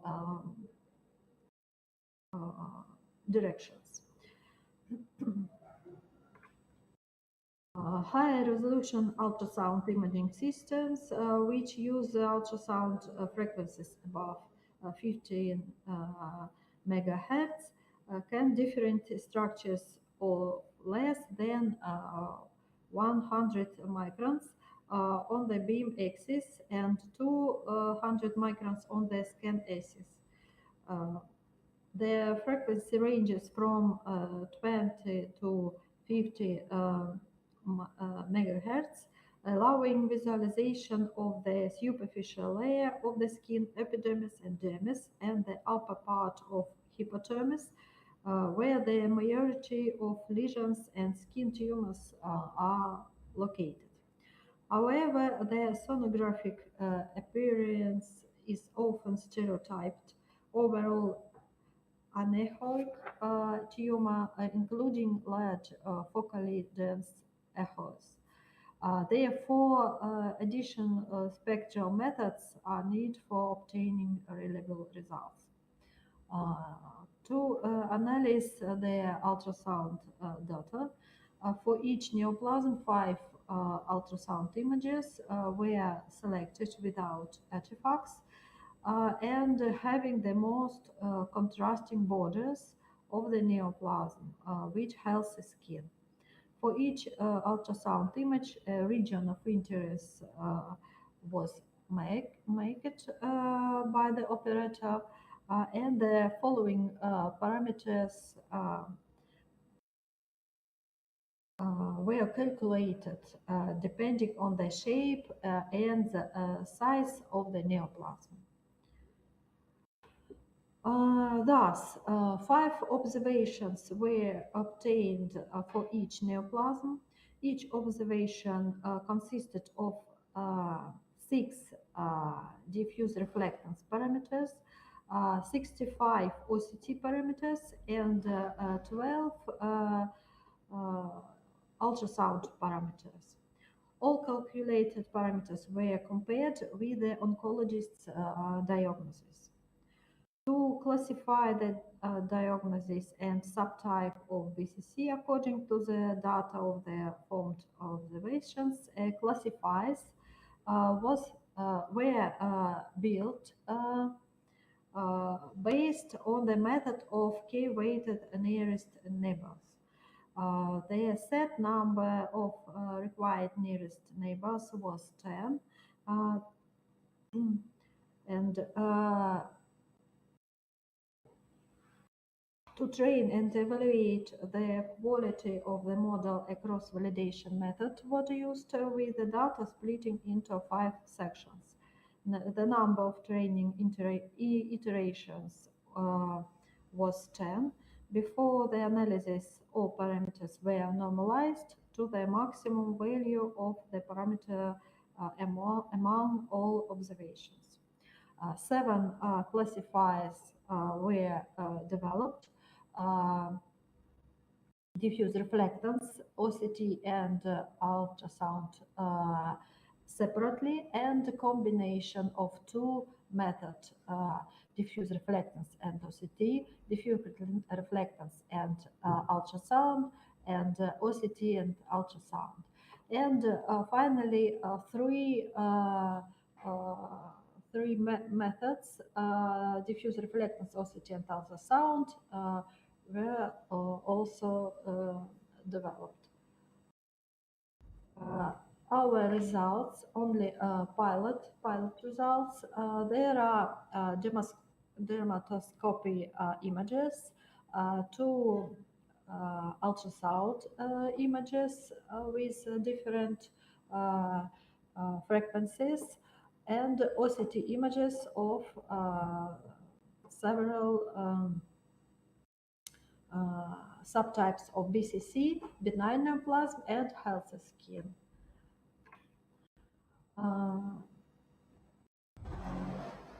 It can be noticed from the distribution of Karlik's texture parameters and force parameters for each diagnosis and subtype of BCC. The distributions of some parameters practically do not overlap. For example, the infiltrative ulcerative BCC and the superficial BCC differ in the parameters mean and skewness. Pigmented BCC and morphiform BCC differ in entropy and homogeneity. In the figures, we can observe the predominant separation of observations between these pairs of neoplasms, which show the differential sensitivity of texture analysis of OCT images for these pairs of BCC subtypes. This slide shows the result of evaluations of classification models, a compatibility matrix based on the nearest neighbor method. Diagonal cells, blue cells, show where observations from the true group were assigned to this corresponding group. These tables were built for each model which we used. This combination and combination of 2 and 3 methods. It is clearly seen that combination of all 3 methods, all 3 approaches, leads to the increase in true positive rates, and true positive rate has maximal value for surface BCC. This is 100%, and minimal for pigmented BCC, only 60%.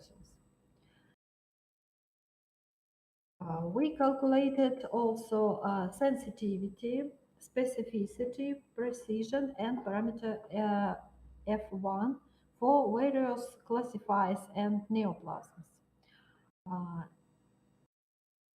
In this figure, we summarized results for all BCC subtypes in one group and presented the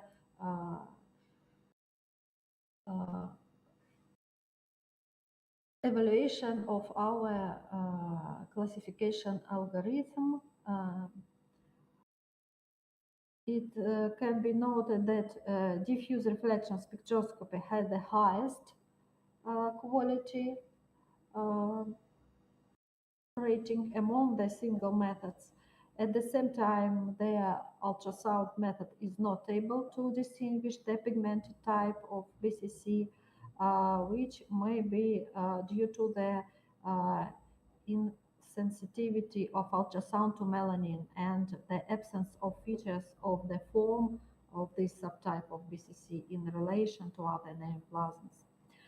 In addition, we cannot increase the quality indicators when combining diffuse reflector velocity and ultrasound data. Their maximum quality indicators are observed in the classifiers, including all three approaches: diffuse reflector velocity and ultrasound. And the last approach was a Raman examination. It is one of the significant differences between malignant and benign formations in the process of metabolism and destruction of collagen. Cells of malignant tumors form fast-growing, low differential structures, and the development of such structures is accompanied by the increased activity of collagenase.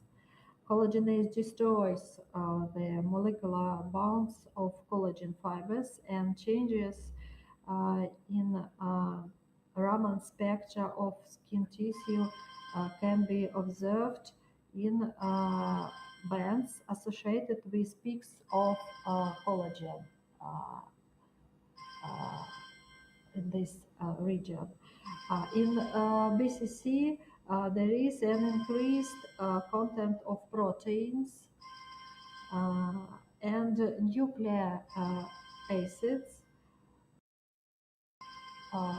This one, and decreased content of lipids and keratin. Increased peaks associated with DNA and cell nuclei.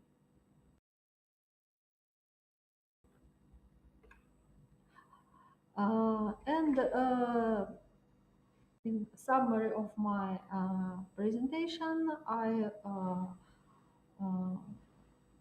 want to say that a combination of three approaches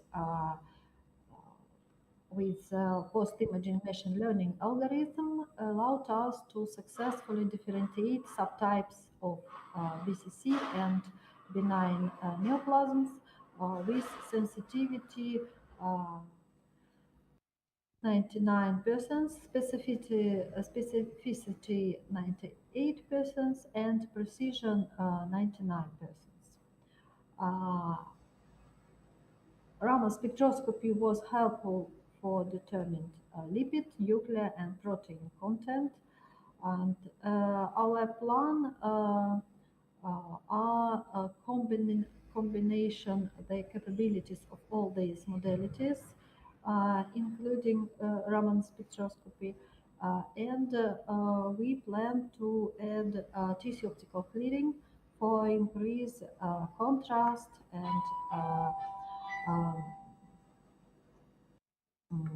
depths, probing depths of OCT approach. This is our team, including oncologists from Saratov State Medical University. And thank you for your attention. Thank you very much, Elena Alexeyevna. So we have time for a couple of questions. Any question for the audience? Very short one. If not, I will ask a short question. So you have achieved fantastic sensitivity, specificity, and so on. Very good numbers.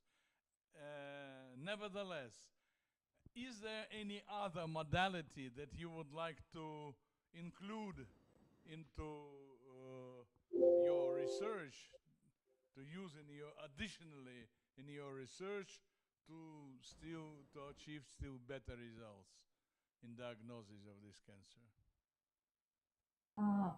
We did not include to machine learning the data of Raman spectroscopy. Maybe it will be helpful for increase of sensitivity and specificity. There are so large values, maybe related to not large data of our in our groups.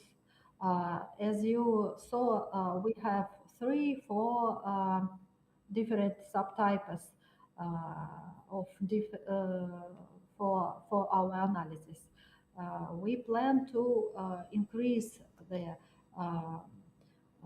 cases, the groups of volunteers, and the precision will be increased with the increase of groups.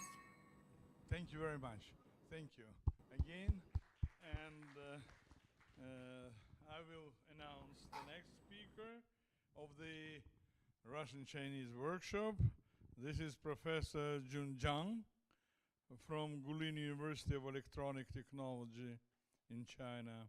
And can we share the screen? Professor I didn't Zhang, see do the you hear button. me? Yes, I'm here. Oh, okay, I see that. Let me try to click the button. Very good, very good. So can you show us your screen? Sure. Yes, let me try. Okay. So the title of the paper is Balance Detection Spectral Domain Optical Coherence Tomography with a single line scan camera.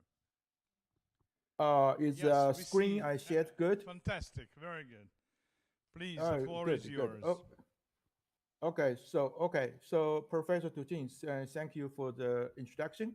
And first, I need to say sorry because I don't have video camera in my desktop. And today, it's my great pleasure to have this chance to give a brief introduction to our work on balance detection SDOCT. And this is outline of my talk.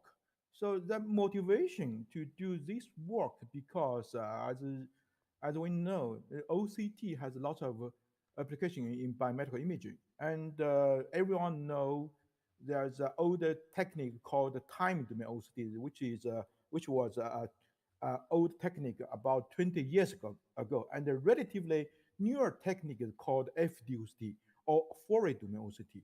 There are two kinds of FDOCT. One is called swap source OCT or SSL OCT, which is based on a faster wavelength swap source as a light source. And the other kind of FDOCT, we call it spectral domain OCT or SDOCT, which is based on the spectrometer. And compare with the SSOCT, the SDOCT has a very nice application. Actually, it's a dominant technique in ophthalmology imaging. This is because the working wavelength of SDOCT is at the range of 850 nanometer. That's the ideal wavelength range for ophthalmology imaging. And in principle, in FDOCT, including threshold OCT and SDOCT, the interference signal is acquired in the spectra or K domain, and the signal in different depths there we are corresponding to the different frequency in K domain. Like here we have 3 depths, and the deeper signal they have correspond to a higher frequency in the K domain. So if you do a Fourier transform from K domain to depth domain, there's depth resolved image can be easily reconstructed. So now FDOCT is the most of the OCT systems they're based on FDOCT technique. This is because FDOCT has a much faster imaging speed compared to timed OCT. The FDOCT can have like 1,000 or 10,000 or even higher imaging speed compared with timed OCT. And the second advantage of FDOCT is, in principle, FDOCT has a much higher sensitivity or S signal to noise ratio compared with time OCT if at the same imaging speed. But this is just in principle because this has a condition. The condition is if the dominant, the noise is short noise. That means short noise is a dominant noise level, the dominant noise resource. But in reality, it's not true. Let me show you. Because like this is like this. This is the imaging. FDOT is the image of the eye, including cornea and the lens. And if we look at the FDOC signal, that's a function of K. The detected interference signal in K domain, that's including the three terms. One is the third term is the interference term. That's the correspond to depth signal, and that's what we need. That's good. But in addition to the third interference term, there are two other terms. This is the first term is called DC term. That's is contributed by the strong reference power, and it's related to the it's correspond to the in the image is correspond to the bright line at the near zero delay. And in addition, there's a second term we call the O2 correlation or AC term. Is contributed by the signal in the sampling arm. There is the auto correlation by the different depths of the signal in sample arms or in the tissue. So this AC term is corresponding to the low frequency noise around the zero delay. It's in this area, and so we can see this DC or AC noise is the same very strong noise. It's actually is high, much higher than the in the theoretical the short noise. So in reality, the FDOCT, the imaging quality of FDOCT is not so good because this kind of the additional noise. And also we have another noise like, for example, relative intensity noise or ring noise of the source or receiver noise, thermal noise, any noise. But these two noise is the dominant, very strong noise that affects the image quality of FDOCT image. So for better image quality, this DC and AC artifacts or DC and AC noise should be reduced or removed. So usually we use the like a subtraction method. That's to say the reference spectrum is first is taken as the background, the signal in advance, and then we do a subtraction. From the interference spectrum, we subtract this background reference spectrum. But this method is good, but there's a problem because this subtraction or taken the reference spectrum is static, it's not dynamic. That means if the background or environment changed, you need to do the subtraction again to take the reference spectrum again. So this is the problem. So that's let's take a look at the earlier time domain OCT system. Actually, the time domain system is also they suffer from this similar problem. But for time domain OCT or for the stress source OCT, this AC or DC, the noise problem is very easily to be solved. It's because both time velocity and SS velocity, they use a detector, fully detector in the detection arm. So that means if we use a 2x2 coupler, that's 50 to 50, with a coupling ratio of 50 to 50, a 2x2 coupler, or even for a free space OCT system, we use a 50-50 beam splitter. And in principle, the signal from the two output ports of this 50-50 beam splitter or five coupler, they have opposite phase. That means the two output signal are out of phase, or the phase of these two channels. The difference is pi.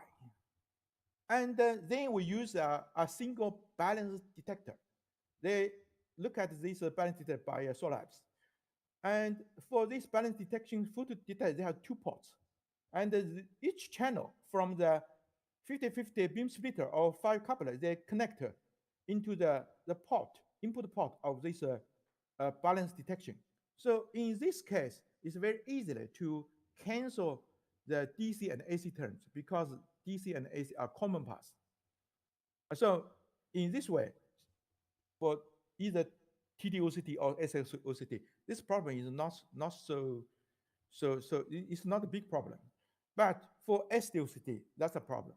Because in SD-OCT, we use a spectrometer in the detection arm. So we cannot easily use a balance detection photo as a time dose. 那天讨论的那个问题是说什么？要问什么？ So 关于 the 那个 balance detection in SD-OCT is not cannot be conveniently used. That because of we use a spectrometer as a detection as a detector. And SD-OCT, the image in SD-OCT is not so clear as SSO. Even in principle, SD-OCT has a similar or even better imaging quality than SSOCT and time dimension. But in reality, SD-OCT image is also looks foggy. That's the main reason is this kind of DC and AC artifacts as a background. So it looks foggy. Okay, so this is from beginning of FD-OCT or SD-OCT. There's a lot of groups that try to solve this problem. So this is early work, very early work. So in this work, because in the traditional SD-OCT, we use a line scan or linear array camera to build a spectrometer. And this early work, they use an area scan camera to build a spectrometer instead of a linear array camera. And they're doing like so this is a schematic of air scan camera.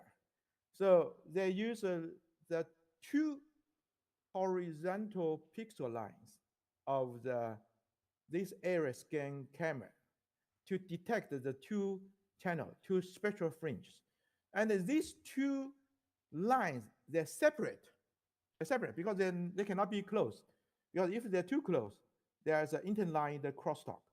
So these two lines, they're separate. And to detect the two spectral fringe, and this fringe signal in the two lines, they have a pi phase difference. So then they do a subtraction between these two fringe signal detected by the two lines. They can reduce the AC and the distance. Now this method is good, but they have a very they have a limitation because they use a area scan camera, so the imaging speed is very slow because acquisition rate of the area scan camera is much slower than a linear array camera. So later they have other groups. They are trying to use the approach using like the two spectrometers, like they use similar to as a SSOCT. They use a 50-50 five coupler, and then they are for detection of two channels. They use two cameras. These two camera or two spectrometer, they try to be identical.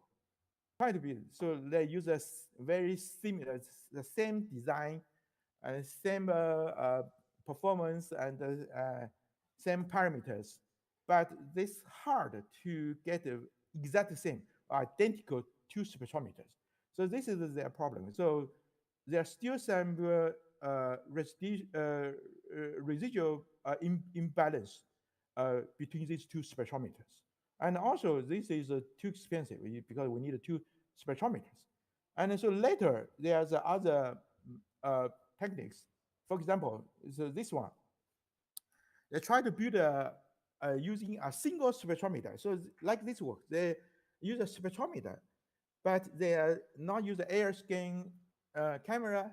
They use a 3-line CCD camera, like this, 3 lines. So this is a symbolized version of the air scan camera technique because they use just 3 lines, and they use the first line and the third line to detect simultaneously record the 2 channels. This method is fast, much faster than the air scan camera technique. But the problem is because these two lines are too close, because this is the first line and they also just separated by 1 line, 1 pixel line. So there is always some interline crosstalk between these 2 channels. This lead to some residual AC artifacts in the images. So this is one method, and the other method they use a single line camera. So like a very traditional SDOC system. They use a line area camera to build a spectrometer. But for band detection, they add additional, they add an optical switch.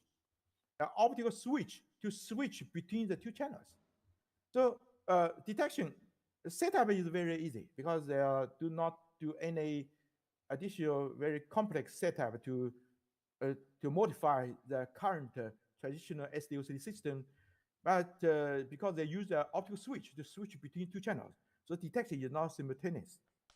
And actually, in recent years, there are still some other groups that are trying to solve this problem, but techniques are almost quite similar as these 4 techniques. And so we are trying to we look at all the current technique. We found all the technique has some limitations, like imaging speed, cost, or still some interline crosstalk, or maybe dispersion mismatch. So we tried to use a new technique, new method.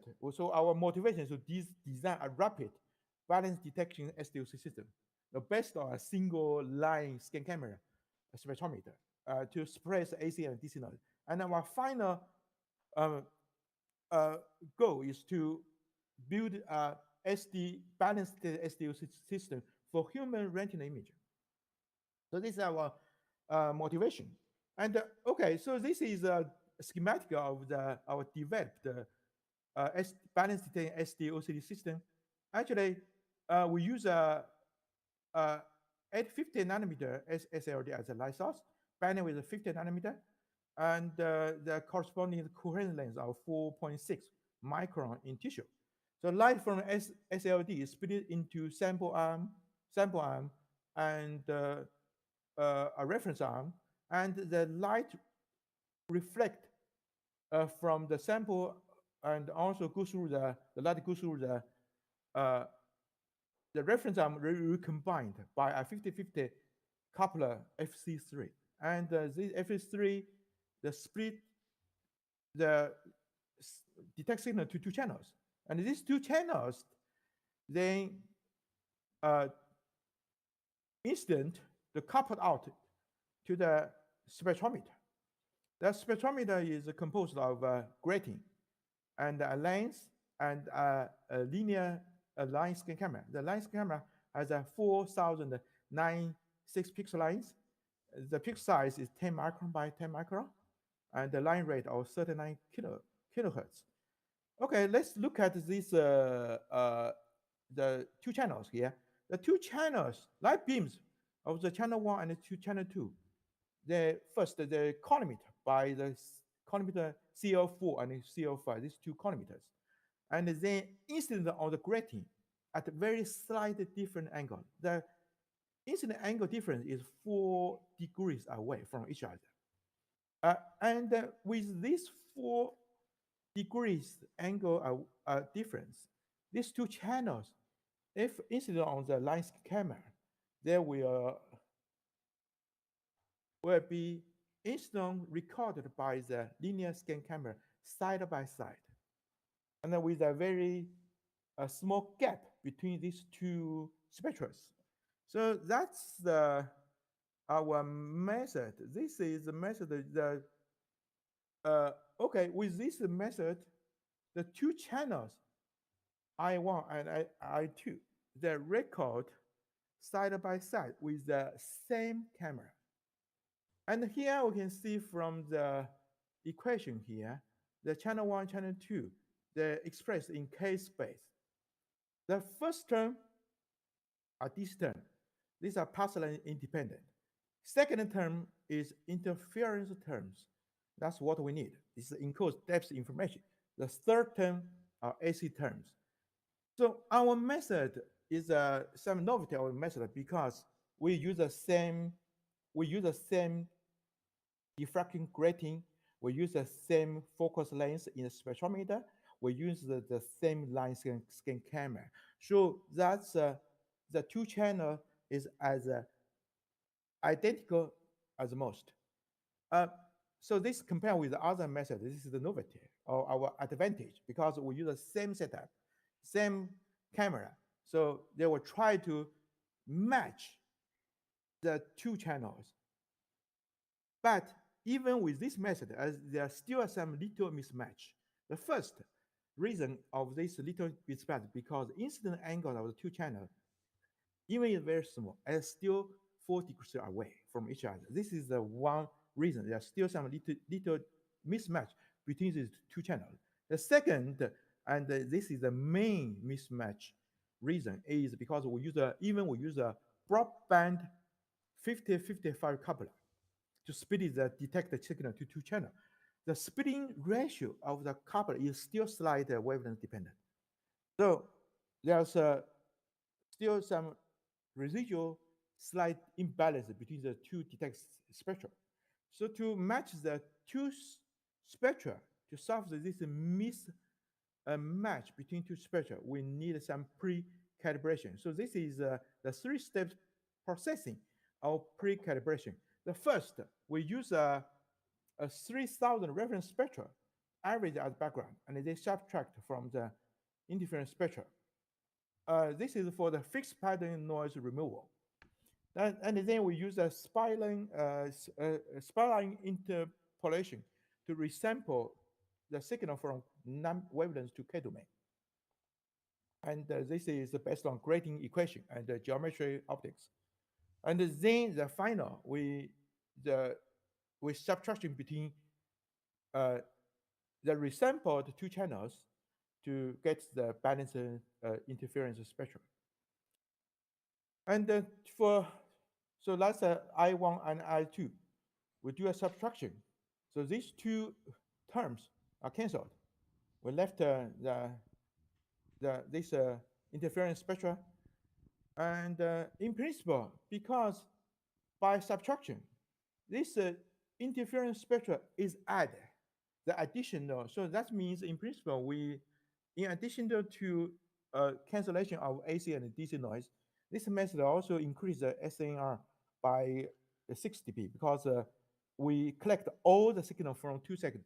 So in principle, there's no loss of signal with this method. Professor Junjiang, yeah. Excuse me for interrupting you, but your time is over. Could you please come closer yes, to conclusion? like 3 minutes, okay? 3 minutes, okay?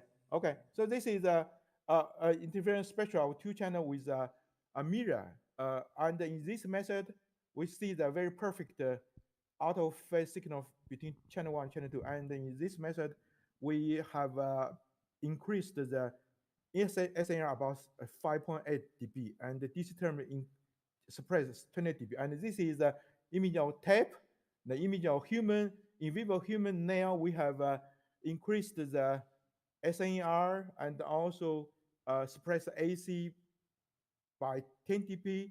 And this finally we imaged the human retina, and we got a very clear the imaging retina compared with unbalanced method. And also with this method, we also increased the DC SNR about 5.5 dB, and decreased the AC and the DC terms by 6 to 10 dBs.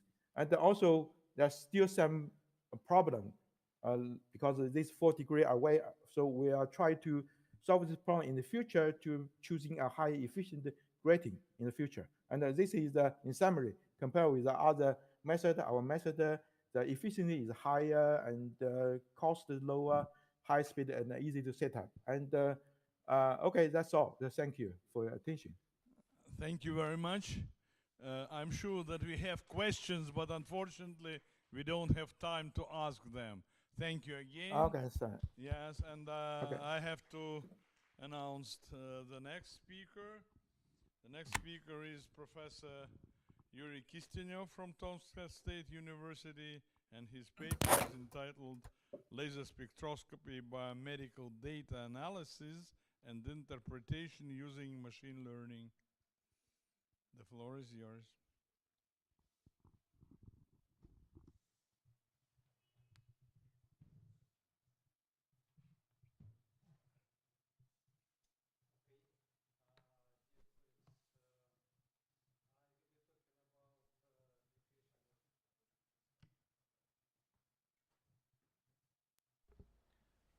Okay. I will be talking about application of laser spectroscopy combined with machine learning for in the field of medical detection, medical diagnostics. First of all, I would like to say that laser spectroscopy is a very useful tool for optical biopsy implementation. Optical biopsy is based on using graphical or spectral features of biological samples, tissues, which can be measured non-invasively or minimally invasively. And spectral features are associated with molecular internal motions and give you very useful information. And first of all, we used laser absorption spectroscopy or Raman spectroscopy methods to collect similar data. I will show you examples about analysis of laser spectroscopy data which are similar to, for example, breath air sample composition. And in the field of machine learning, I will be focused on a very interesting field connected with deep learning neural networks. Here you see typical laser spectroscopy data processing pipeline. First part collected with spectral data collection, pre-processing, peak assignment, and composition analysis. And after that, we can get spectral features which can be used after that for prediction data model creation, which includes informative feature, selection or instruction, classification rule creation, and validation. And usually machine learning method applied to the right part of the story, but in any case the left side is also very interesting, because if you manage to get good informative spectral feature, it allows you to create effective prediction data model. And in this left side, there are a lot of methods, standard methods, which can provide, for example, pre-processing, but they are not very useful, not very effective. And from this point of view, application of machine learning to pre-processing stage is very interesting, and this approach is more fresh. I will show several examples of implementation of some combination of method on the stage of preprocessing, and first example connected with improving spectral resolution of experimental data. The resolution, of course, is limited by your equipment spectral resolution, and to improve it, you can use computer super resolution reconstruction methods, and we try to implement this approach using deep learning network, and the idea was to train this neural network to build association between low resolution spectra and the same high resolution spectra. Here you see information about group of spectra which were generated using Hitran database, and first part was correspond to high resolution, and another part is correspond to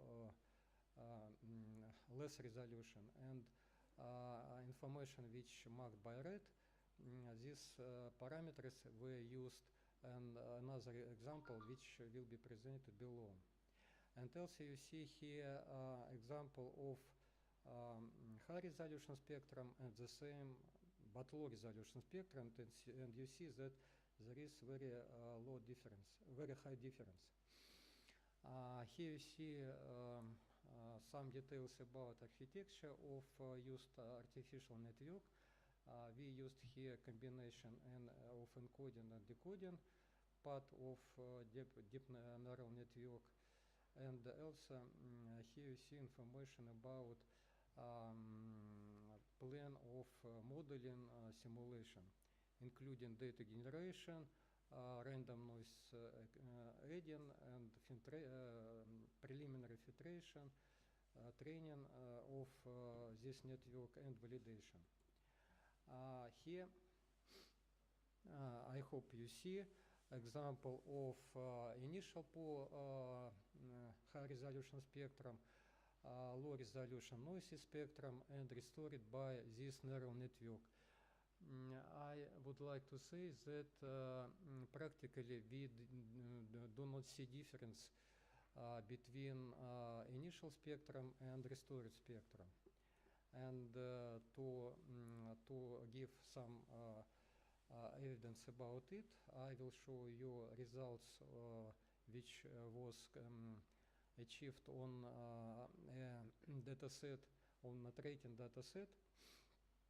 And here we used special criterion, it's so-called Pearson-like correlation coefficient, to quantitatively analyze the difference of two spectral curves. Here xi and yi are absorption coefficient of two curves on the same frequency or on the same wavelengths. And on the left picture you see result of application of our trained deep neural network for restoring spectral resolution and comparison of restored spectrum shape and initial high resolution spectrum shape, and the right picture is the same but with preliminarily noise filtering. You see that result of restoring spectral shape, spectral resolution is quite good, and it's very important on the stage of component analysis. Here we see example of decomposition of gas mixture with 8 components with concentration presented on the slide, and restoration of concentration. First blue column correspond to situation with high resolution POI spectrum. Brown or red color corresponds to situation when we used low resolution noisy spectrum, and the yellow bars or yellow columns correspond to situation when we used reconstruction spectrum. You see that practically there is no difference between using initial spectrum and restored spectrum. So this approach is very useful for spectral analysis. Another step connected with noise reduction, and of course there are a lot of digital filters, but they have very huge drawback because additionally or simultaneously with noise reduction, they provide spectral shape distortion. And we try to use deep learning network to remove spectral noise and to save correct spectral shape. Once again, we used here deep neural network, and we try to train this network on association between poor spectra and noisy spectra. And also you see here pipeline of our analysis, including spectra generation, adding noise, and training and validation. Once again, the architecture of our networks is very close to the previous example, but with some different parameters. And here you see some details about noise generation. Very important to pay attention to coefficient CNL, which in fact reflects the noise amplitude relatively the main value of absorption coefficient. And here you see result of application of our neural network for noise reduction in terms of, once again, person-like coefficient for various amplitude of noise. And you see the right columns which correspond to noise amplitude 250% relatively once again average value of absorption coefficient is very huge noise. And you see that artificial networks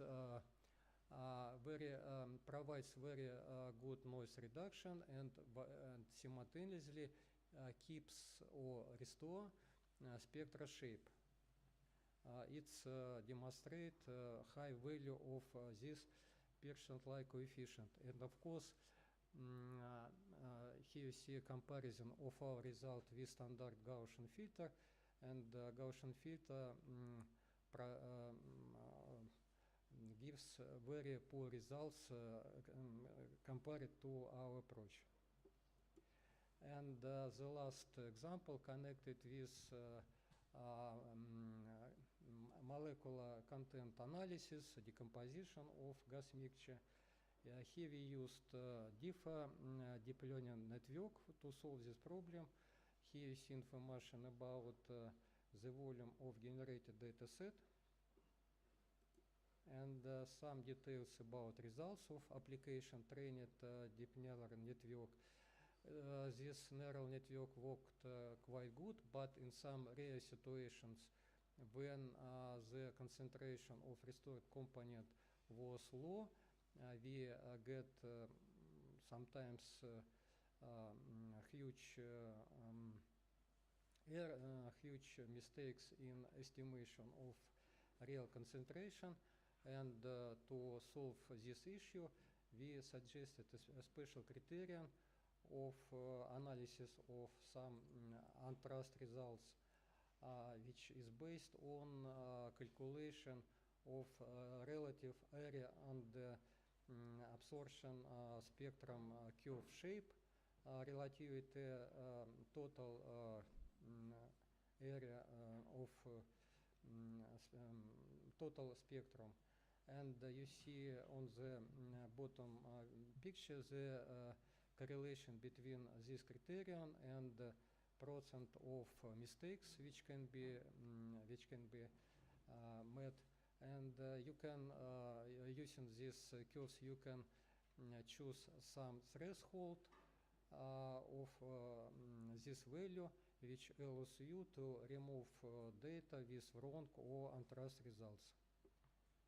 And in conclusion, I would like to say that deep learning, of course, is very useful on the stage of preprocessing of any spectral data tools. And at last, it should be pointed out that correct results can be appeared when you use a huge volume of data set which used for deep neural network training. It's very important. Thank you for your attention. Thank you very much. You very much also for leaving us some time for questions. I have a question. You showed us results obtained with application of multi-layered perceptrons. So how do you determine the optimal number of layers? It's not very simple question because there are no formal rules to choose the number of hidden layers. So it is a rule of thumb? No. You should have some experience and several efforts to choose right number of hidden layers. Okay, thank you very much. Other questions? Yes, please. Thank you for your presentation. And my question is regarding to the application of. The question is about application of low-cost spectrometers. Is it possible to take a low-cost spectrometer, give a data from the spectrometer to your network? Will this network improve actually the resolution, the quality of the spectrum? Yes, it's correct. If you have data which correspond to your spectrometer with low resolution, it's no problem. And high resolution, you can try to improve your data. We do it for our gas analyzer, which includes so-called optical parameter oscillator. You know that such kind of laser source have not very good resolution, and this approach allows us to improve resolution and improve the quality of our spectral analysis. So, thank welcome. you very much. Well, I have to stop here because we are highly behind the schedule. So the next presentation will be online, and it will be given by Professor Peng Fei. Professor Peng Fei, are you with us? Yeah, I'm online. Yeah, I'm with you. Very good. Can you hear me? Can you share the screen? Yeah, I will share my screen. Okay.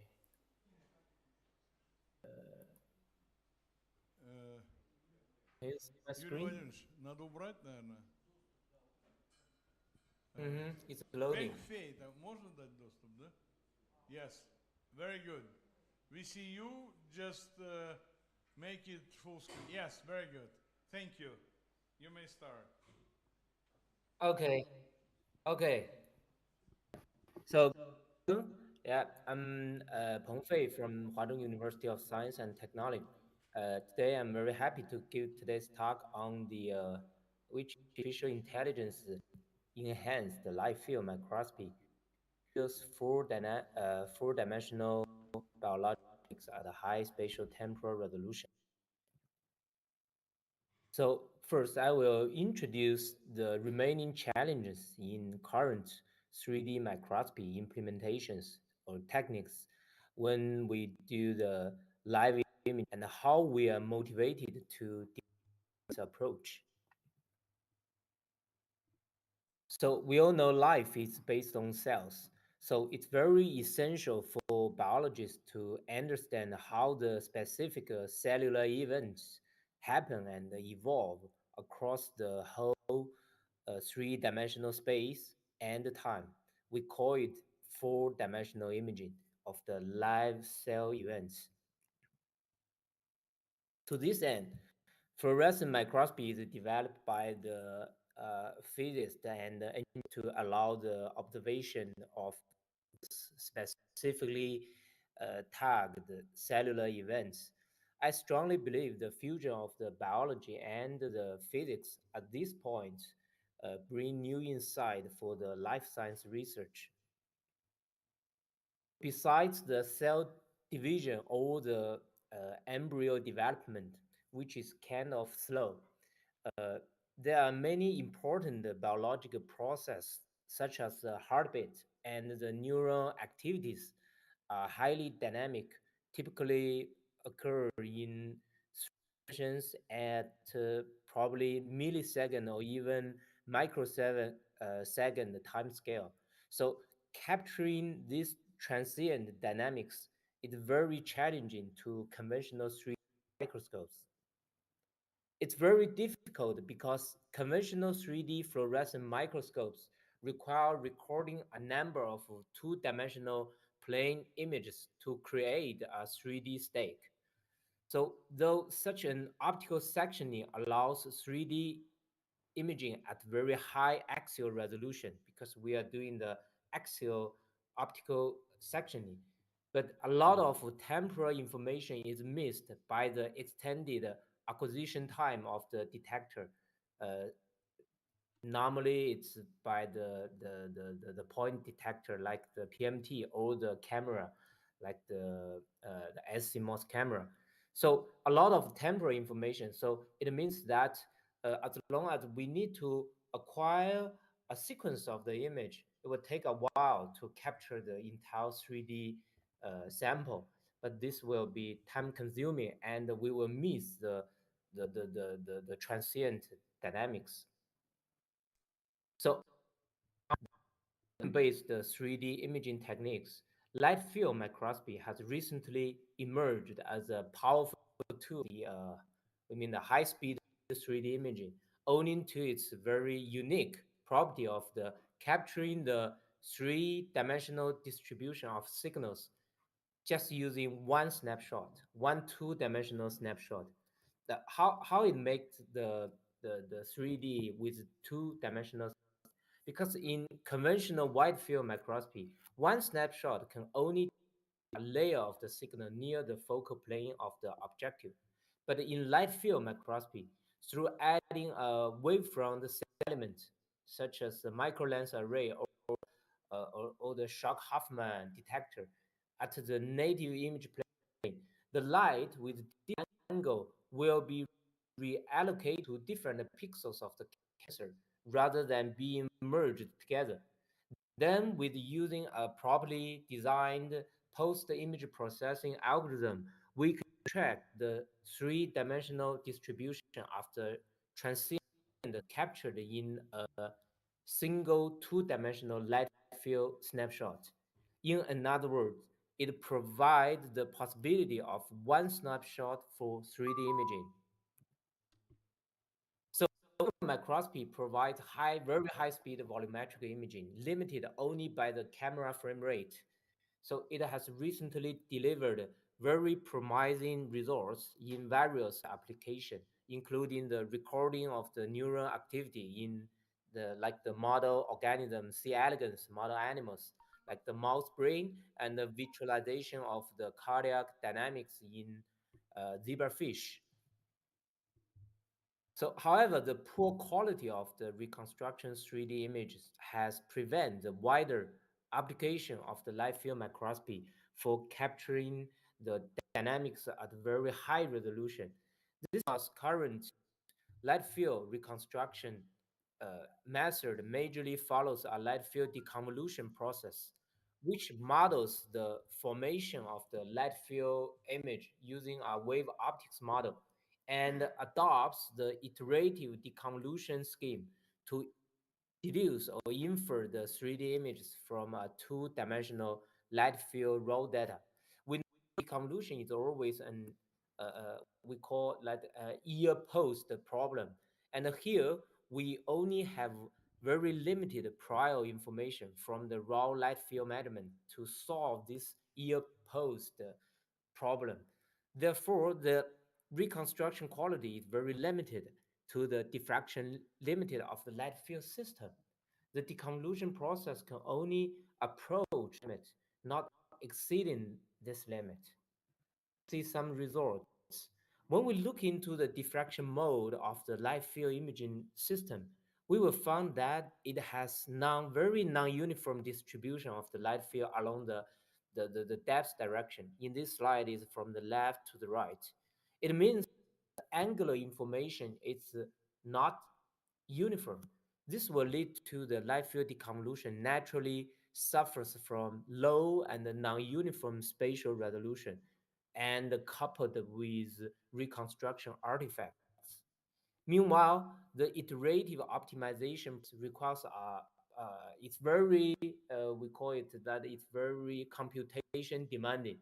It makes the reconstruction way slower than the acquisition.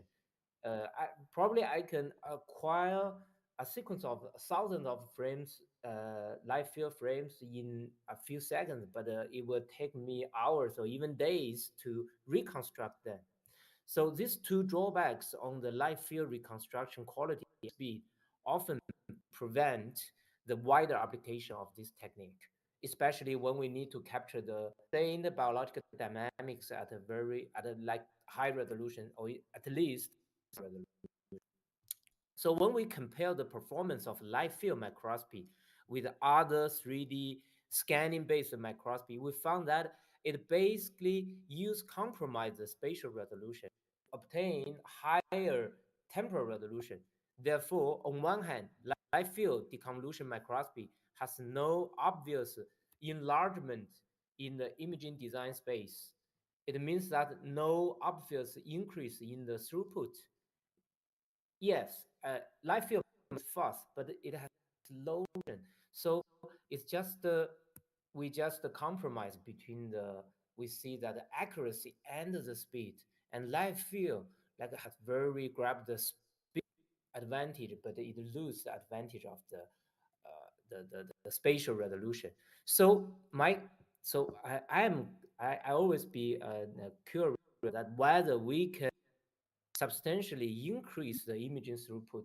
It means that we can we to achieve high temporal and high spatial capturing the biological dynamics. So here is a new solution we found recently. We did deep learning enhanced light field microscopy approach that can overcome all the above mentioned limitations existed in the classic field microscopy. So we think about using the neural network to do the three-dimensional reconstruction of the light field microscopy, because neural network has been widely by the image processing and convolution. A lot of layers in the network plays the same role with the deconvolution, the image deconvolution, but it's more powerful. So basically, in principle, a neural network is suited for the light field,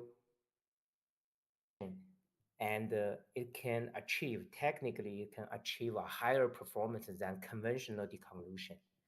And so we are thinking about design a neural network with a two-dimensional measurement and three-dimensional output, and how we achieve this goal. So first, we construct a deep learning reconstruction model. This model contains two steps.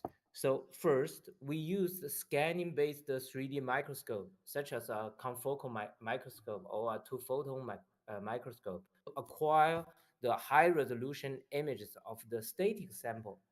This sample is stationary or static. It's not moving. For example, a stationary worm. Using a wave optics model, we project these 3D images into synthetic light field images, which were then used as an input for the model training. The training procedure, termed view channel depth transformation, is based on a well-established UNet model. The model iteratively minimizes the loss of the spatial resolution by in, incorporating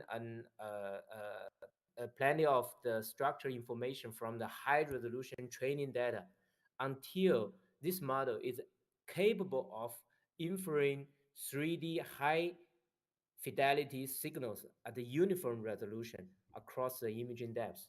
Basically, this model is just like a trained student.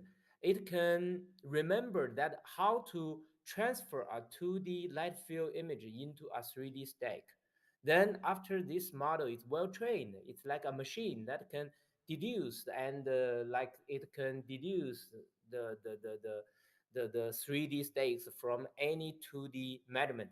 So once the network is well trained, it can deduce a sequence of the 3D volumes, or we call it the 3D volume video from a sequence of the recorded light field image at very high reconstruction rate, because this model is it can do the instant inference rather than the iterative optimization by previous deconvolution method. So basically, this slide show how the whole VCD light field reconstruction procedure. You say after we train the model, then we input the light field video. With this trained model, we can directly generate the 3D volumetric video instantly. So through various comparisons with the light field deconvolution results, we show that while the signal reconstructed by the deconvolution algorithm has obvious effects on the focal plane, our VCD method can achieve more accurate and higher resolution reconstruction with overall quality comparable to the scanning microscopy data. We show that on the left corner. You can see the left corner is compared with this the second row, and the second row is by the conventional deconvolution, and the first row is by our VCD reconstruction. So the improved resolution, our VCD reconstruction also their structural similarity with the ground truth, and the signal, the intensity fidelity is also much higher, very useful for the calcium imaging, because in addition to the structure, the location of the neural activity signals, we also need to evaluate the fluctuation of the signals. So in this case, the high fidelity, fidelity is very important for the light field reconstruction. So regarding the reconstruction, a VCD network is capable of inferring a sequence of the 3D volumes at a rate up to around 13 volumes per second without the need for any iterations or the hyperparameter tuning. So for example, in this video, we show an example, 1 minute recording of a freely moving C. elegans will yield around 6,000 light field frames to be reconstructed. So with VCDNet, the reconstruction time is merely around 7 minutes, while the deconvolution algorithm will take, I would say, more than 100 hours. So our approach drastically increase the reconstruction throughput by near 3 order of the magnitude. So with notably improved performance by our VCD light field reconstruction, we successfully visualized several important biological processes at very high spatial temporal resolution, because we no longer need to compromise between the speed and the spatial resolution. So we record blood flow and blood flow in zebrafish embryo, like we show on the lower right, and we record activity in freely moving C elegans, just like what we show on the left. And a typical performance of our VCD-based live field microscopy can be or cell resolution across up to 200 micron steps is over 200 hertz volumetric imaging rate, which is around uh, two order of magnitude higher than the conventional, like the confocal microscope. So then after we invent this approach, live field, 3D live field imaging approach, we applied it into different model of the microscope. As you can see, we built the live field microscope modality. We even combine it with, like we show on the right corner, and we combine it with a light sheet microscope to fulfill different biological applications.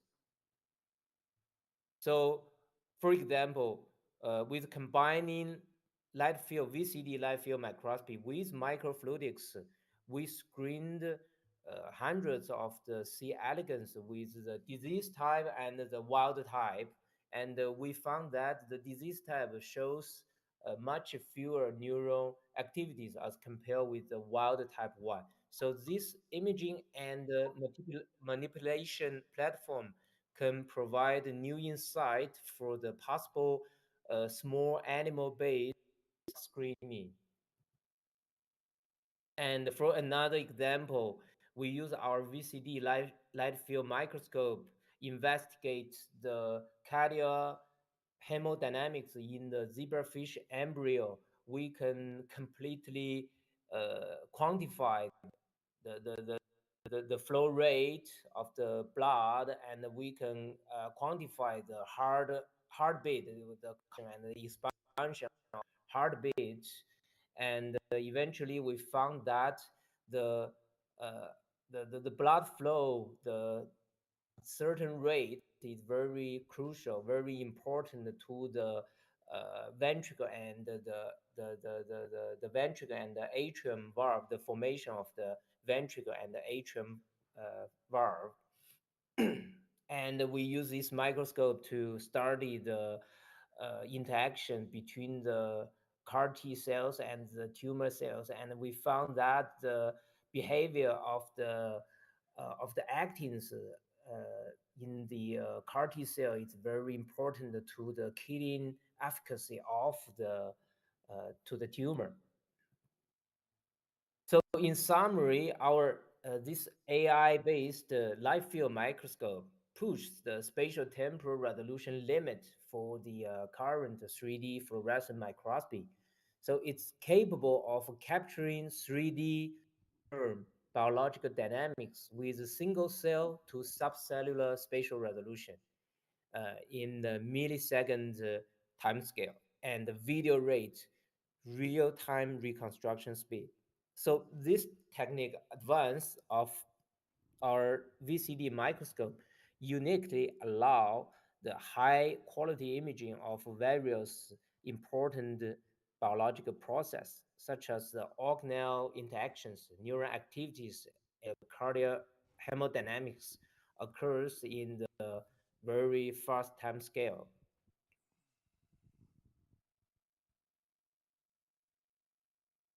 So this work as a teamwork by my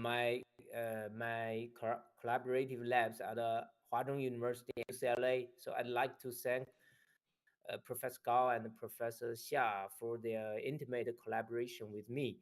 And I also deeply appreciate the team effort from the hardworking students.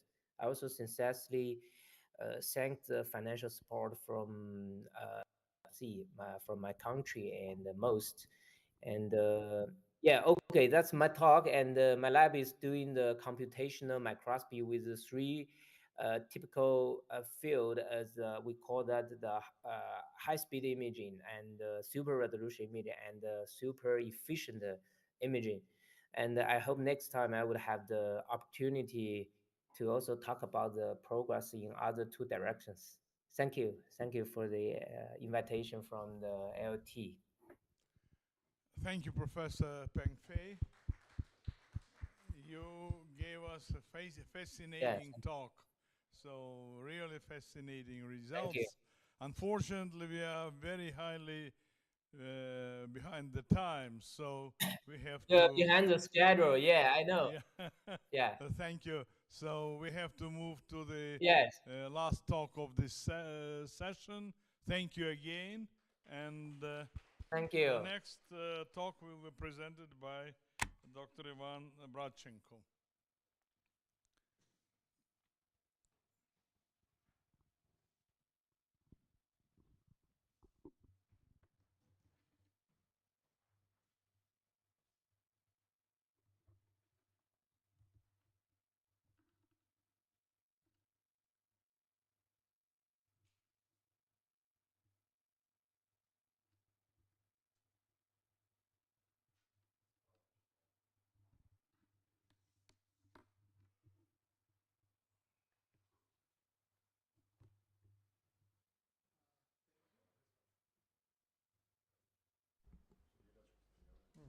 Thank you. Today I would like to tell you about large studies that were conducted in different clinics of Samara city and in Samara University. I would like, first of all, okay. First of all, about the motivation for the study. These slides demonstrate the most number of deaths according to British Medical Journal. And what is really interesting that, of course, the first place occupies heart diseases, second place cancer, and the third place is actually due to different medical errors. And what does it mean? Of course, it is important to create novel techniques for the diagnosis of heart disease, cancer, and what is really important too, create technologies to give the medical personnel chance to avoid the different mistakes, errors, and so on. And as today, Professor Kistenyov and Professor Genina demonstrated that one of the promising ways is to perform optical biopsy. Here it is represented. And also another way is liquid biopsy. I wouldn't tell you about the optical biopsy and what is the difference for optical biopsy. Actually, the only difference in the tested sample. In the case of liquid biopsy, we analyze a drop of blood serum, or another liquid we may take from the patient. In order to get the better spectrum, we may analyze nanoparticles of the noble metals to enhance the conventional Raman signal and get the more informative Raman spectra for more precise analysis. So,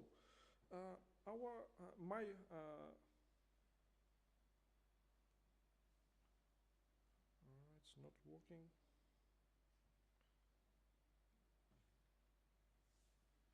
No, now. Куда?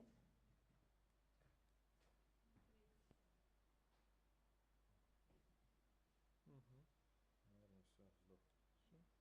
Работает дальше.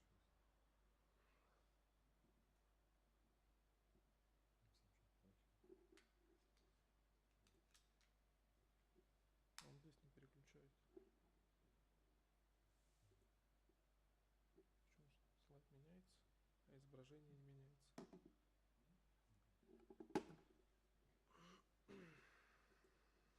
Some technical difficulties. Лучше перезапустить просто. Да, попробуем запустить. Не работает. Работает?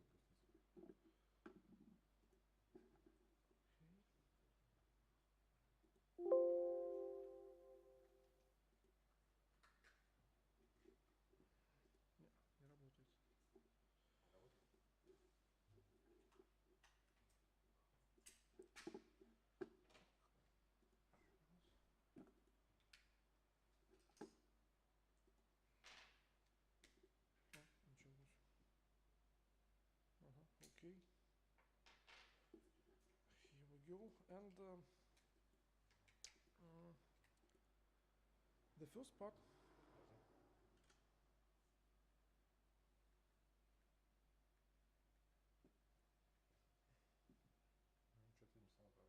Что-то им сама программа работает, все переключает. Еще датается все. Да. Слушай, почему отсчет времени? Что такое? Ну это как запустили?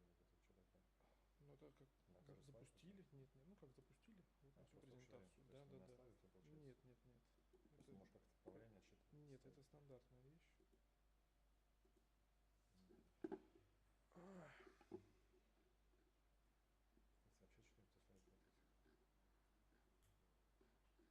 Подгружает, да? Может, он тяжело будет на компьютер садиться? Ну, я не знаю. Сколько он весит, получается? Очень много. Сколько? 400? Ну, может, он не освяет старый компьютер, может, тоже. Потому что вчера тоже приходила девочка, у меня тоже это не потянуло вообще. Даже будет 10. Ну, вот сейчас он открывает это.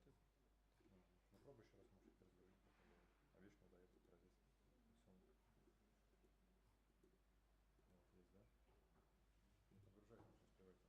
А видишь, не удается пролезть. Вот, есть, да? Ну, подгружать нужно успевать. Ну, вот. Okay, I will try to explain as much as I can. So the first part of the presentation is dedicated to the optical biopsy. And here is some examples with actually 3 devices that we utilized in Samara Oncological Dispensary and in different Samara clinics. The first this slide demonstrates the accuracy of application of Raman spectroscopy for the analysis of skin cancer. What is difference in this slide? Here you may see different approaches.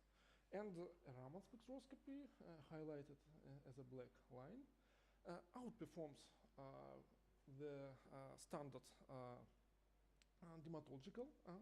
dermatological analysis and the analysis of the naked eye performed by the doctors with different experience level.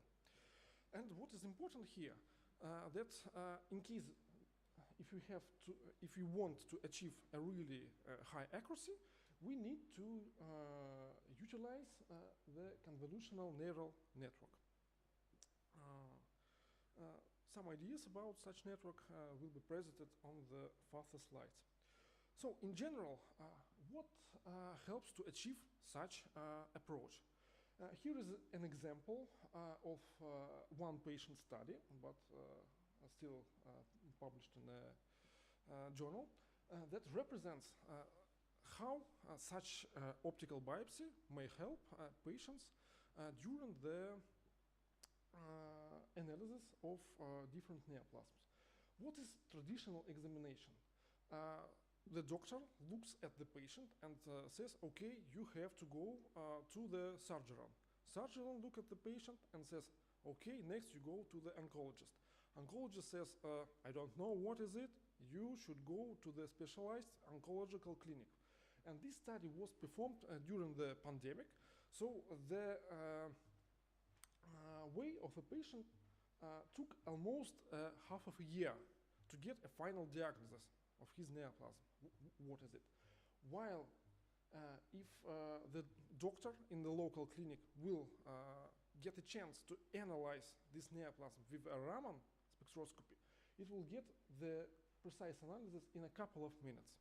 And of course, such approach will save time for the patient and in general will save lives.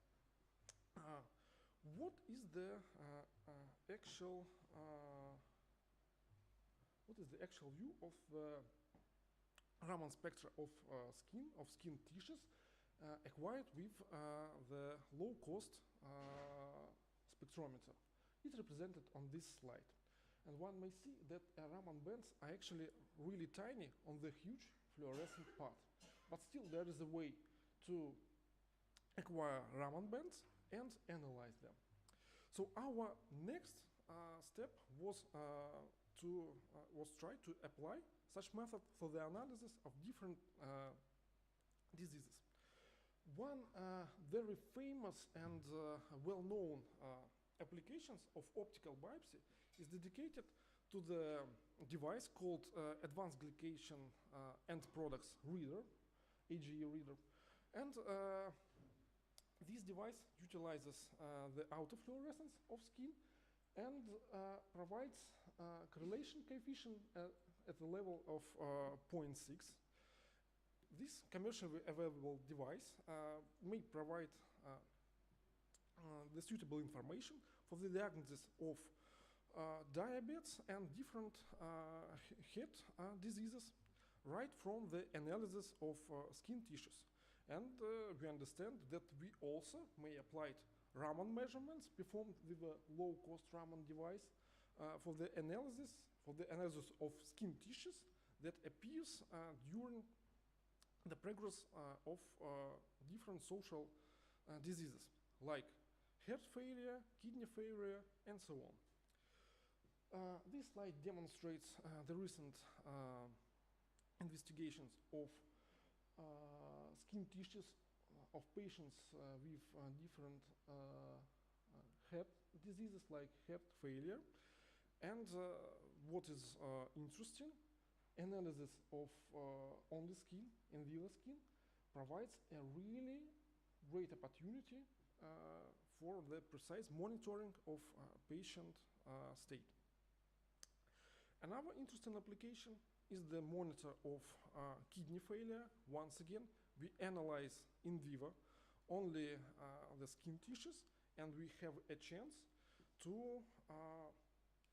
differentiate the diseases, the patients with kidney failure against the healthy people with almost perfect accuracy. But this happens only in the case when we utilize the data both from the fluorescent analysis and from Raman spectroscopy. So the next step, how we may apply Raman spectroscopy for the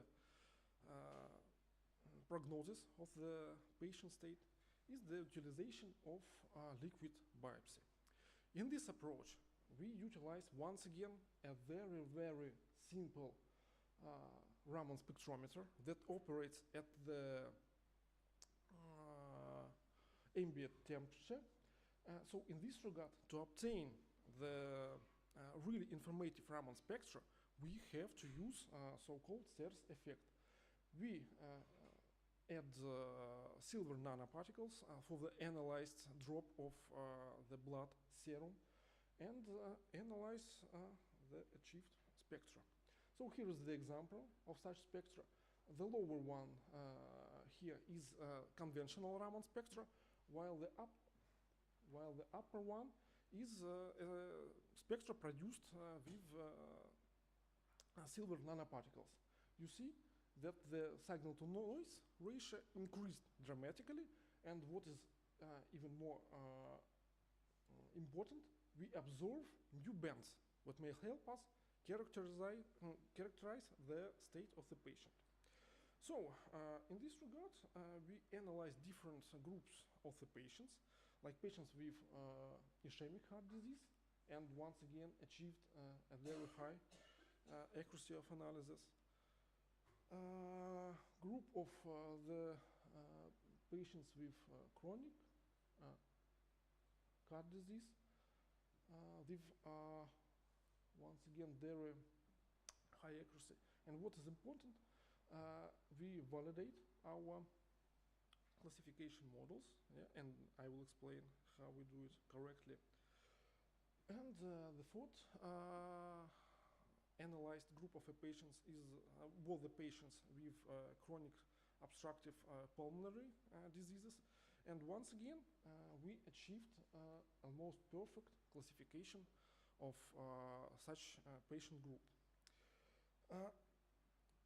It is possible to achieve even higher accuracy when we analyze data with convolutional neural networks in comparison to a well-known statistical method as projection on latent structures.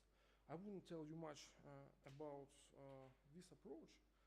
And what is the best accuracy that we achieved for the most important case when we try to prognose the mortality of the patients with different heart diseases. With the application of convolutional neural networks, we achieved 75% accuracy and quite high ROC aux. Of course, it is not a perfect classification, but still it is really possible to predict such states as mortality. And we believe when we will achieve more patients in the analyzed group, we will have a chance to increase the overall accuracy of analysis. And of course, one of the most important parts of this analysis is validation of classification models.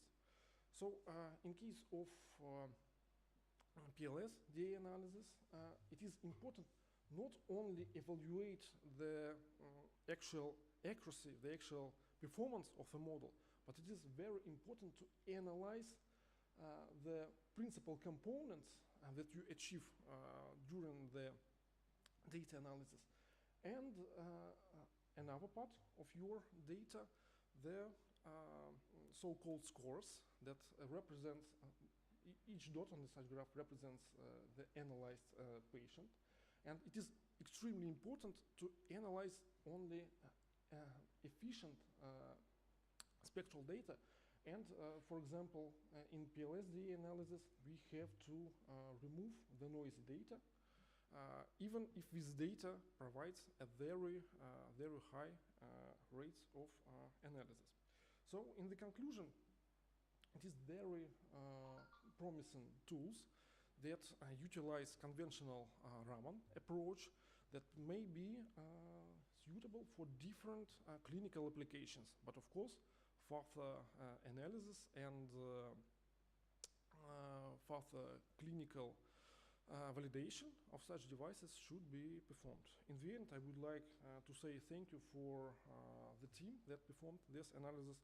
Of course, special things for our medical groups, our chemical department, and very special thanks for my wife, Lyudmila, who is unfortunately not today here because our little daughter has fever, but I hope she will join us in a further meetings. Of course, thanks for funding, and thank you for your attention. Thank you very much for a very interesting paper and for leaving us a couple of minutes for probably one or two questions. Does anybody want to ask question?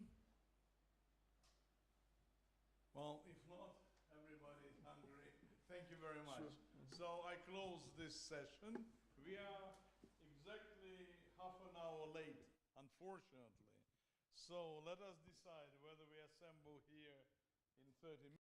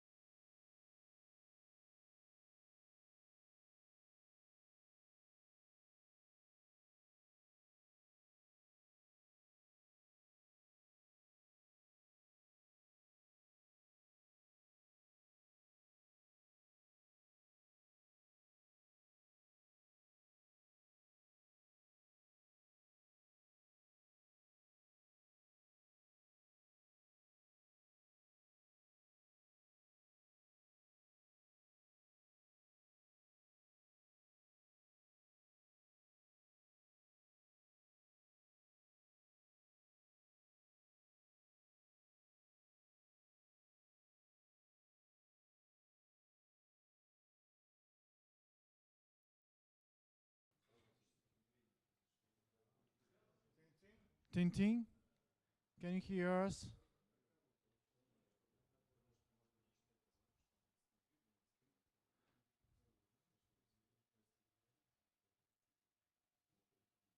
Dear online participants, we suggest you to test screen sharing of your presentation if you want to test it. We are able to test now.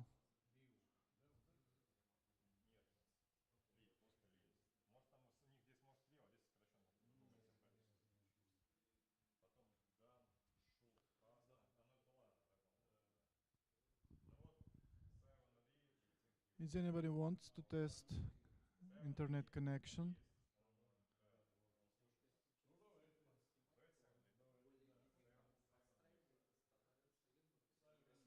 Simon Lee, are you here?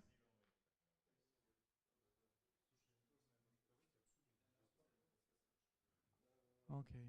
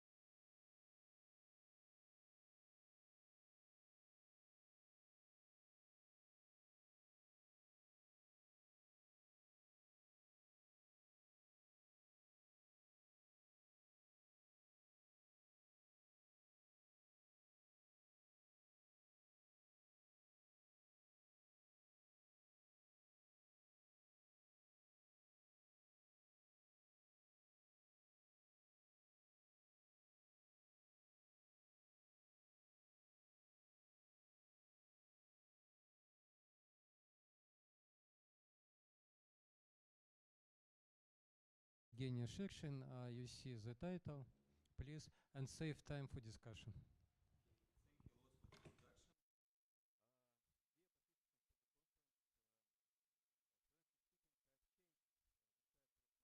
frankly speaking, I've changed the title of my talk a little bit. Initially, I was going to talk about flow cytometry and different characterization methods and so on. But it happened so that we had an ongoing project devoted to development of clinical systems. And for a long time, we were not allowed to talk about this project. But it happened so that quite recently, last Friday, we had this great conference of biologists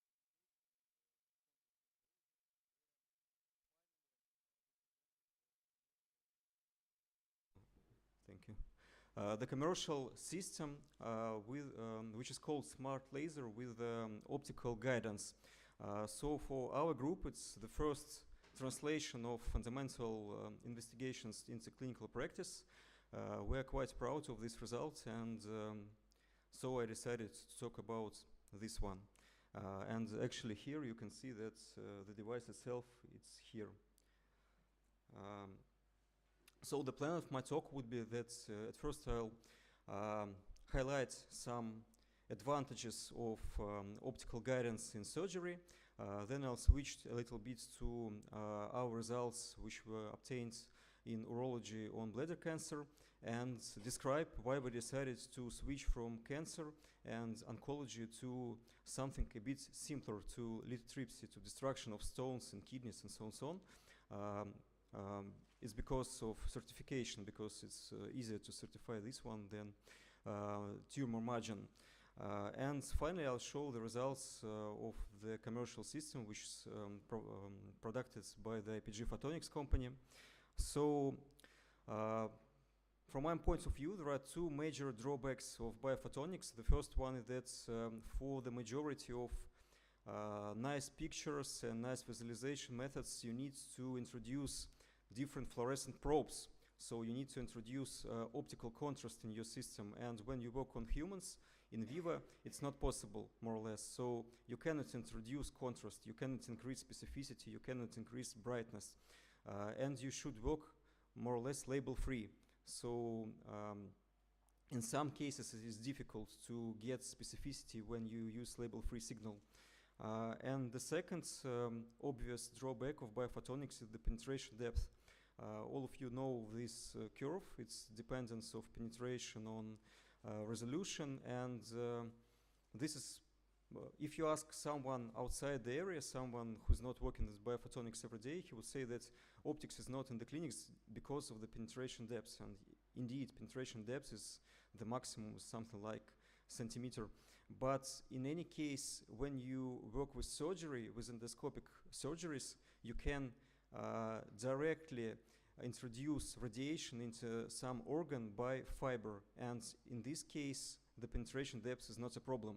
And as for lots of surgeries are conducted via endoscopic devices, it happens so that penetration depth is not a problem. You can perform different methods from diffuse reflectance spectroscopy to fluorescence lifetime imaging, anything. You can perform it through a fiber. It's great.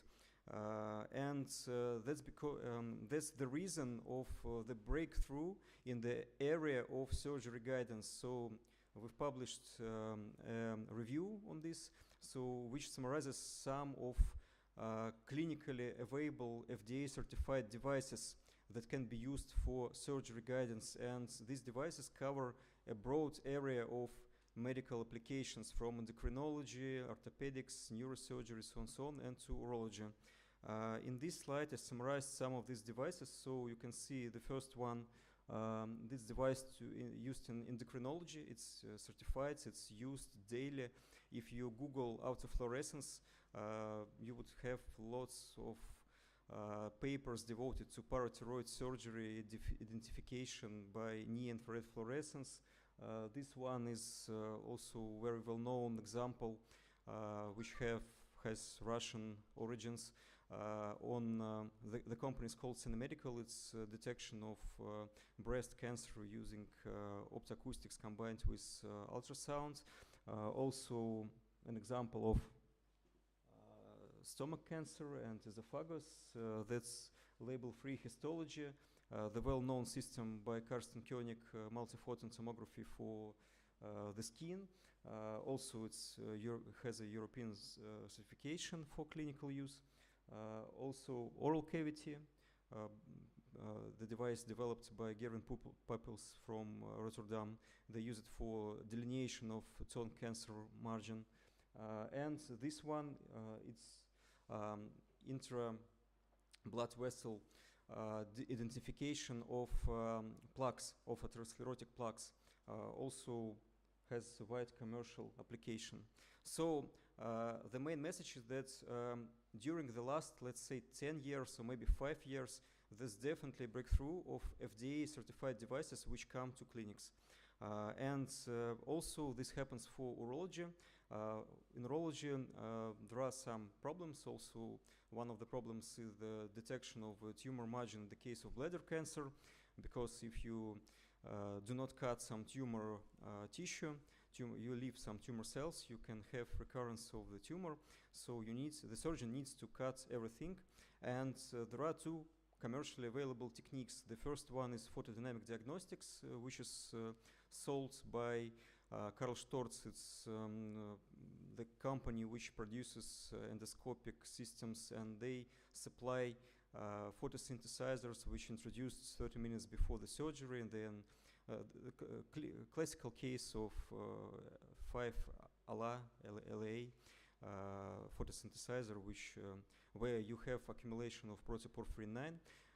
Also, Olympus, they have chosen another way. They use the so-called narrowband imaging, so they perform multispectral imaging in 2 channels and contrast blood vessels. And as for the tumor is characterized by increased vasculature, you can help the surgeon to determine the tumor margins.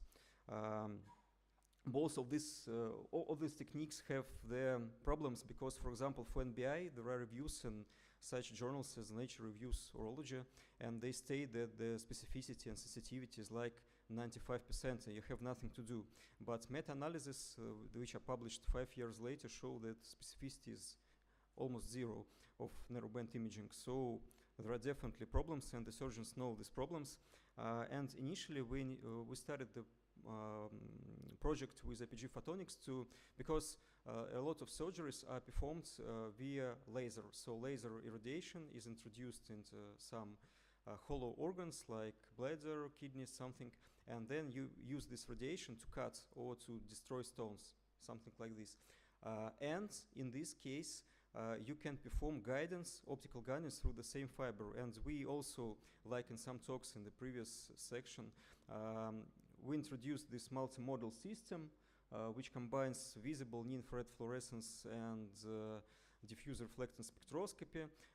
So we performed data accumulation during surgery. So the surgeon scans the organ with the fiber and you get the data. You build some classification models. So what we measured was diffuse reflectance, like what you get from this is the total hemoglobin content, so vascularization and oxygenation, also fluorescence and high wave number Raman spectroscopy.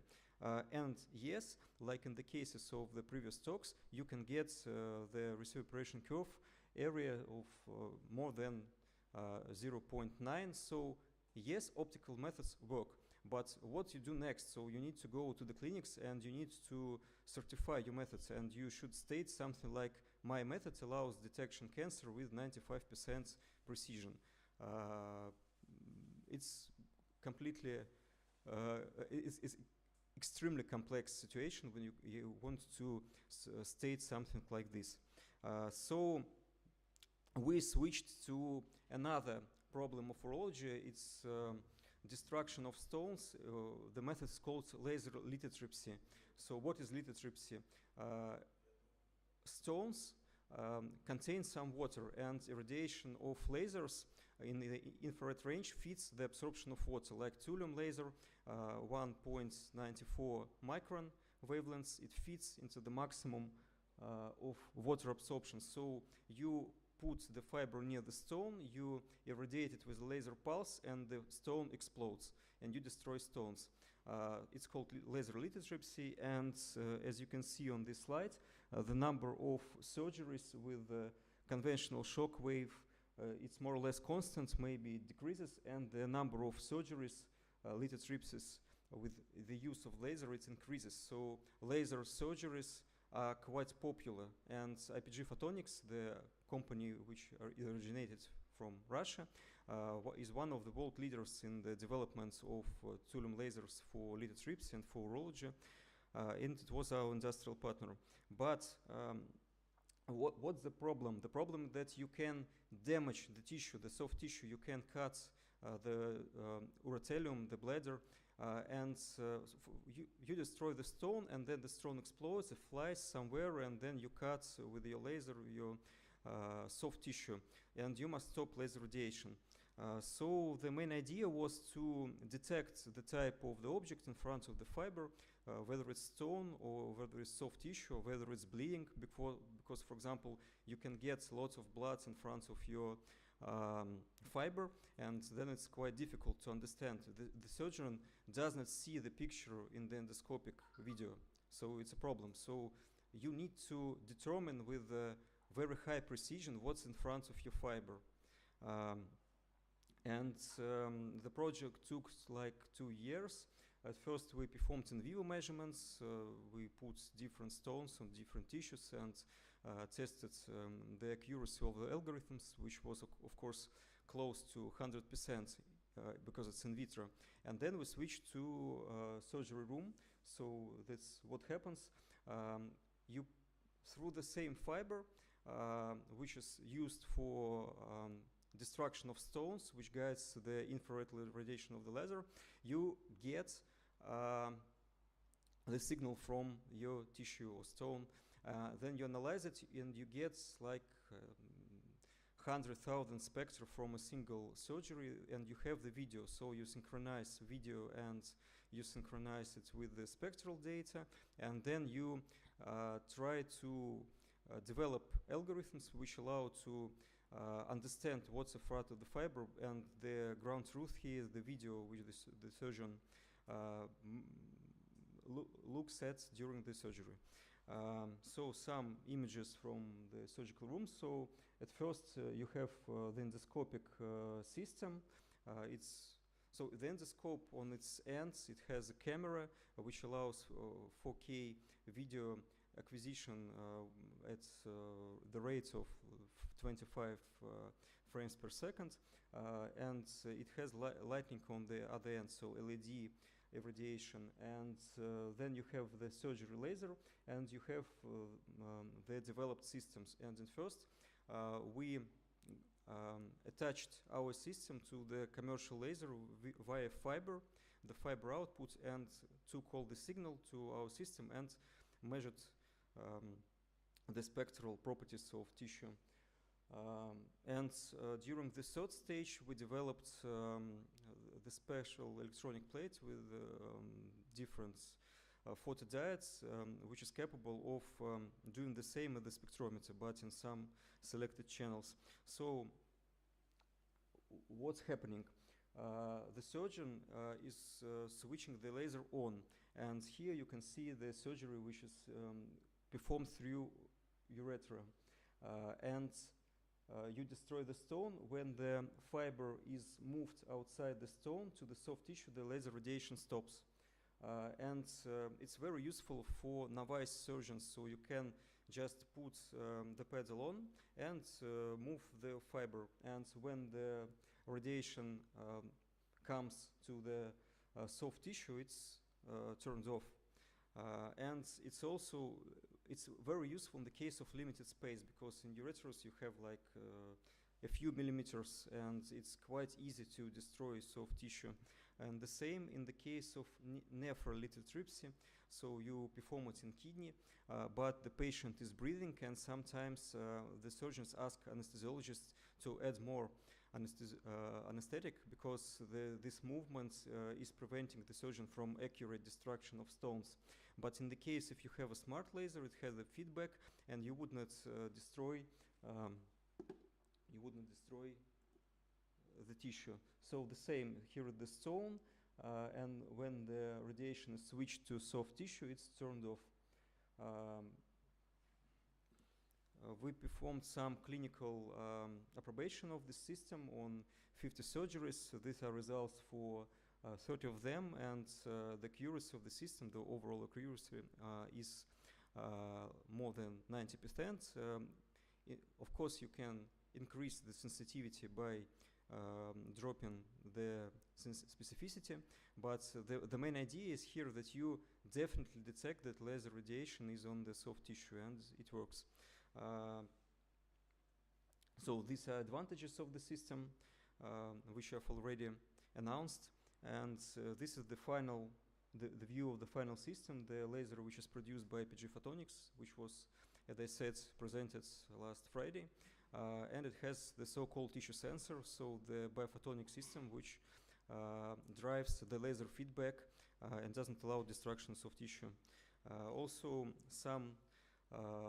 I want to thank the members of our team. These are the people who performed the project, and now they work on something like this in endocrinology. But I want to focus, it's a bit out of scope of the conference, on one of the members of the team. It's Timofey Gostyev from our lab, who defended his thesis, and he started to, he became director, and he made some movies. He was responsible here for the electronics parts, because Timofey develops different synthesizers and so on, and also he directed a movie. Highly recommended. So that's all. Thank you. Thank you. Thank you. Very interesting talk. Any questions?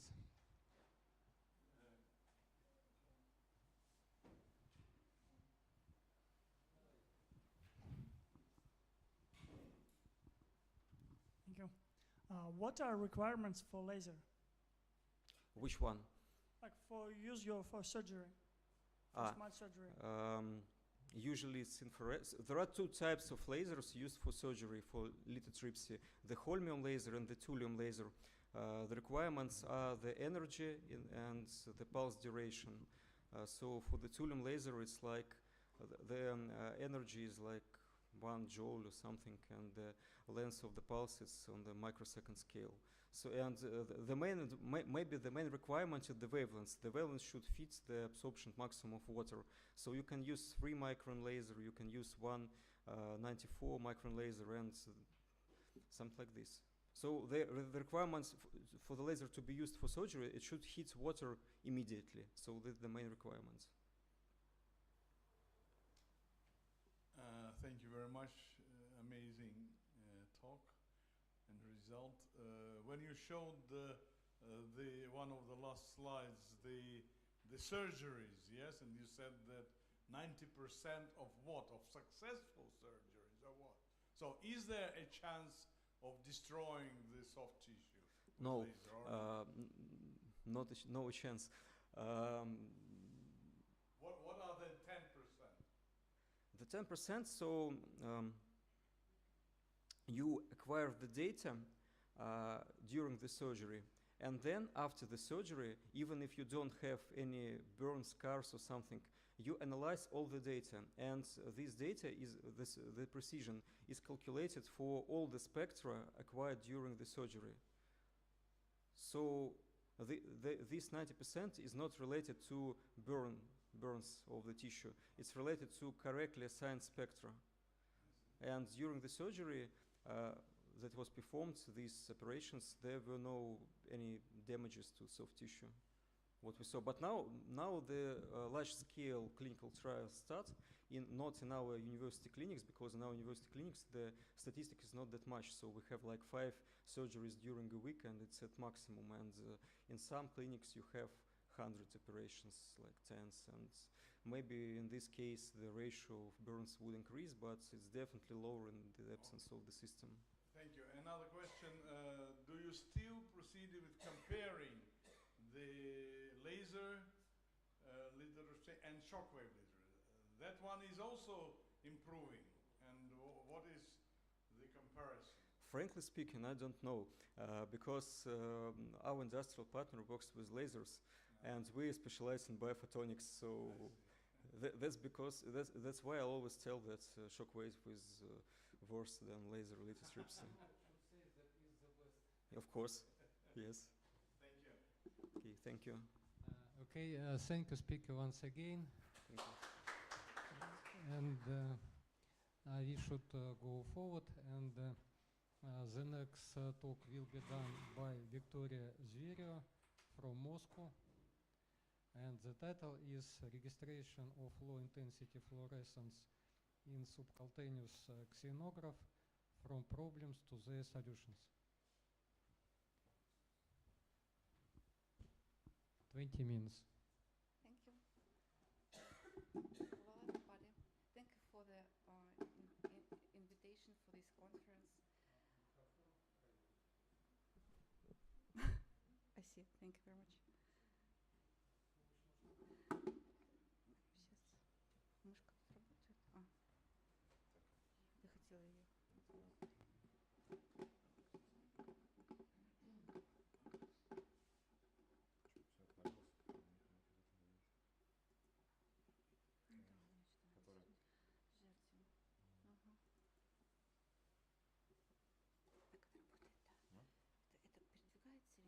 листать лучше? Все работает. Все работает, да?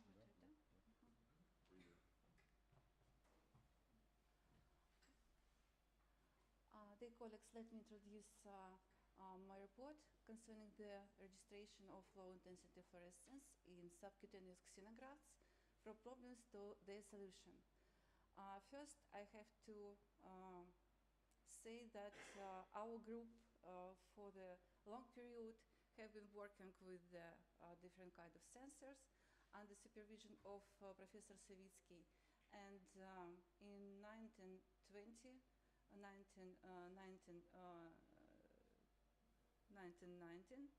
2019, we obtained the grant of Ministry of Higher Education and Sciences. And on the results of this grant, we create new laboratory, the Laboratory of Molecular Imaging. And during this period, for more than 5 years, we collaborated with the group of Professor Tuchin from Saratov State University, and the head of our laboratory was Professor Bogdanov. And all this work was under his supervision, firstly, and after that we prolonged this work. As to the fluorescence sensor, they're very fascinating. It was for us is to try to estimate the genome interaction, particularly the genome load interaction, and we focus on development of a set of sensor, of a set of method based on inactive decase 9 protein, which was fused with different fluorescent protein. And we decided to go further and not only obtain the culture, the cells which express this kind of sensor, but try to see it in mice using our equipment, which we had already before. And the new one, it's a tomograph. It's... Sorry, не работает. Все. Кто нажимает? Точно? Да, я туда пошла. Сюда можно повернуться? Нет, не сюда. Вот сюда нажимается. Вот прямичком ставить, вот сюда нажимается. Вот. Сюда.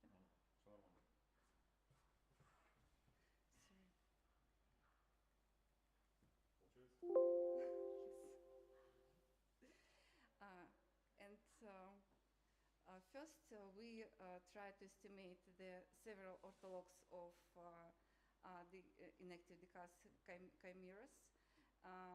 They were from the several microorganisms like Streptococcus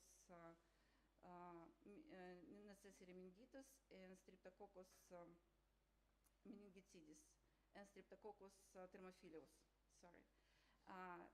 Different kind of cell lines were obtained, and we chosen them for their ability to obtain the Fred signal in the dual orthologs expressing cell lines. After several cycles of cloning of these cells and single cell sorting, we obtained several clones which was rather suited for us for their characteristics, for Fred efficiency, and for their dynamic characteristics. We chosen those cell lines, the behavior, the dynamics of their behavior, the behavior of the dynamics of fluorescence signal intensity was similar. So we obtained one of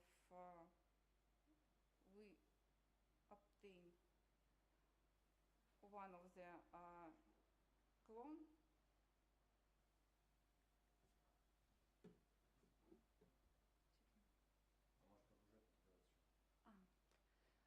We obtained cell clone, which we tried after that stabilized in mice, in nude mice, and I forgot to say that these clones, these proteins, they have a TET-on inducible promoter, and to start the fluorescence, we need to induce it by doxycycline. So the same situation was in mice too, as well. We use doxycycline, but mice obtained it. We give it by gouging. And we see that their fluorescence increasing was a little bit different from the increasing of fluorescence in the cell culture. So we saw before the fluorescence development on the first and other days. But here the maximum of fluorescence was achieved up to third day. Of course, it could be explained by some pharmacological aspects of doxycycline and its pharmacodynamics. But we obtained the level of fluorescence which not enough good, and the contrast also doesn't suit us. After that, we decided to come back and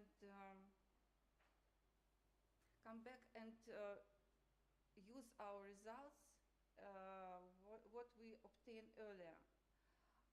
In our mutual collaboration with Professor Tuchin and Professor Bogdanov, we estimated several contrast agents, like for MRI, and gadobutrol was reckoned like a most suitable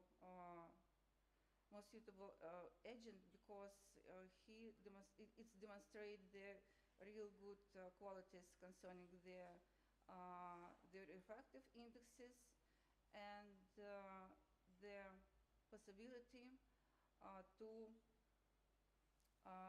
increase the depth of light penetration that was shown earlier in our works. And gadobutrol, it's an MRI agent, so it's very interesting. Was to estimate its characteristic as MRI agent combining to the fluorescence optical clearing agent. And our previous results demonstrated that several combinations of this gadobutrol can improve fluorescence and also can improve the contrast. But these results was a little bit different concerning the initial pharmaceutical substances like 1 molar gadobutrol and 0.7 point gadobutrol in mixture. For the mixture of 0.7 point molar gadobutrol, we obtained more significant changes, and it was repeated several times.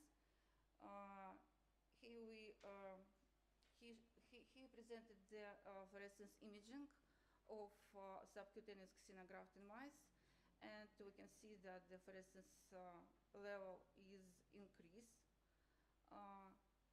Fluorescence level is increased here and here, but the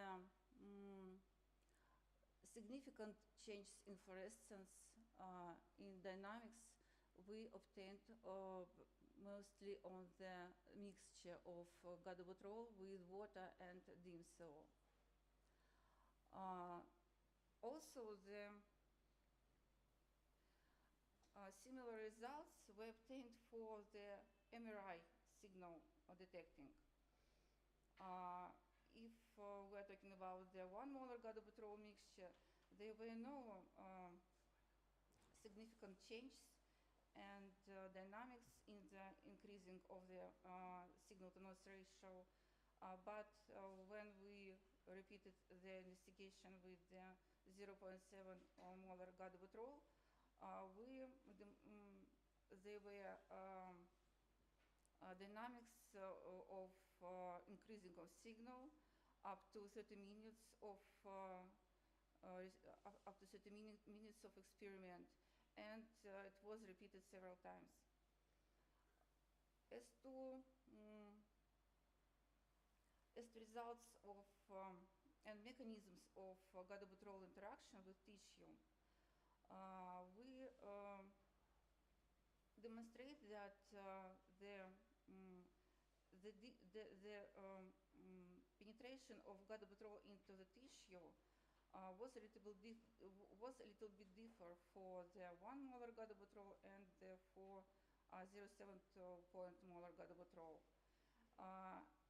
And mostly the 1 molar gadobutrol, it was seemed like that void on the surface of the tumor. But the mixture of gadobutrol gave the real good contrast on the periphery of the tumor. It was maintained also by the histological investigation, and the depth of penetration of gadobutrol was more than the subcutaneous sublayers of skin of the mice. And when we come back to our investigation on the decas visualization, of course we choose the 0.7 point molar gadobutrol concentration, and we expected that our fluorescence will increase up to 1.5 times according to the previous results with 0.7 point gadobutrol. But in fact, we obtained some increasing, but not very high instead of expected. And the contrast of these tumors also was just a little bit improve on the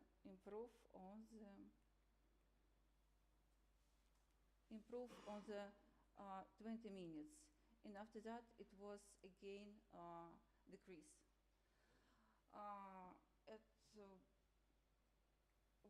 What can be what can happen with this dynamics? It was a question. Because earlier we tried to estimate the apparent diffusion coefficient in MRI, and after that the idea of water sequestration and water penetration of components and water sequestration with the consequence hydratation of these layers were proposed. In this model, we didn't use what we use new. They were new substances, pharmacological. It's doxycycline, because we gouged mice with it, and if when we tried to find some information about it, we found that in some literature there was some mention about that doxycycline can improve on penetration of the vessels, and this so it worked like inhibition, and in this case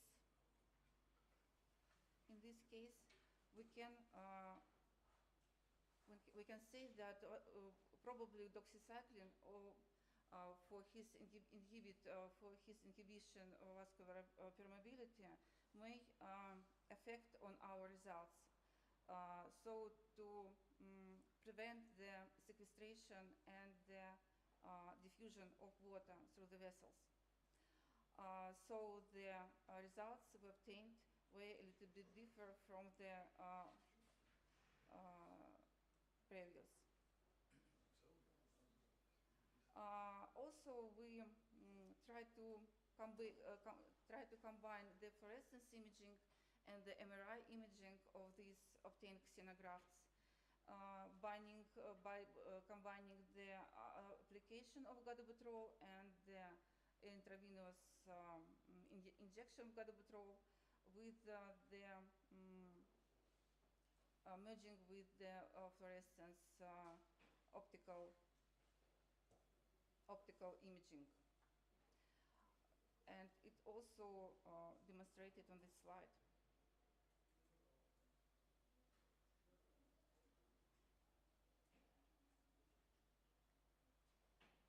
And next we try to do, we applicate this formula to the estimation of thread efficiency for the detecting of phlegm, and try to estimate thread by intensity. And this optical clearing agent also help in the registration of the fluorescence of this format as well.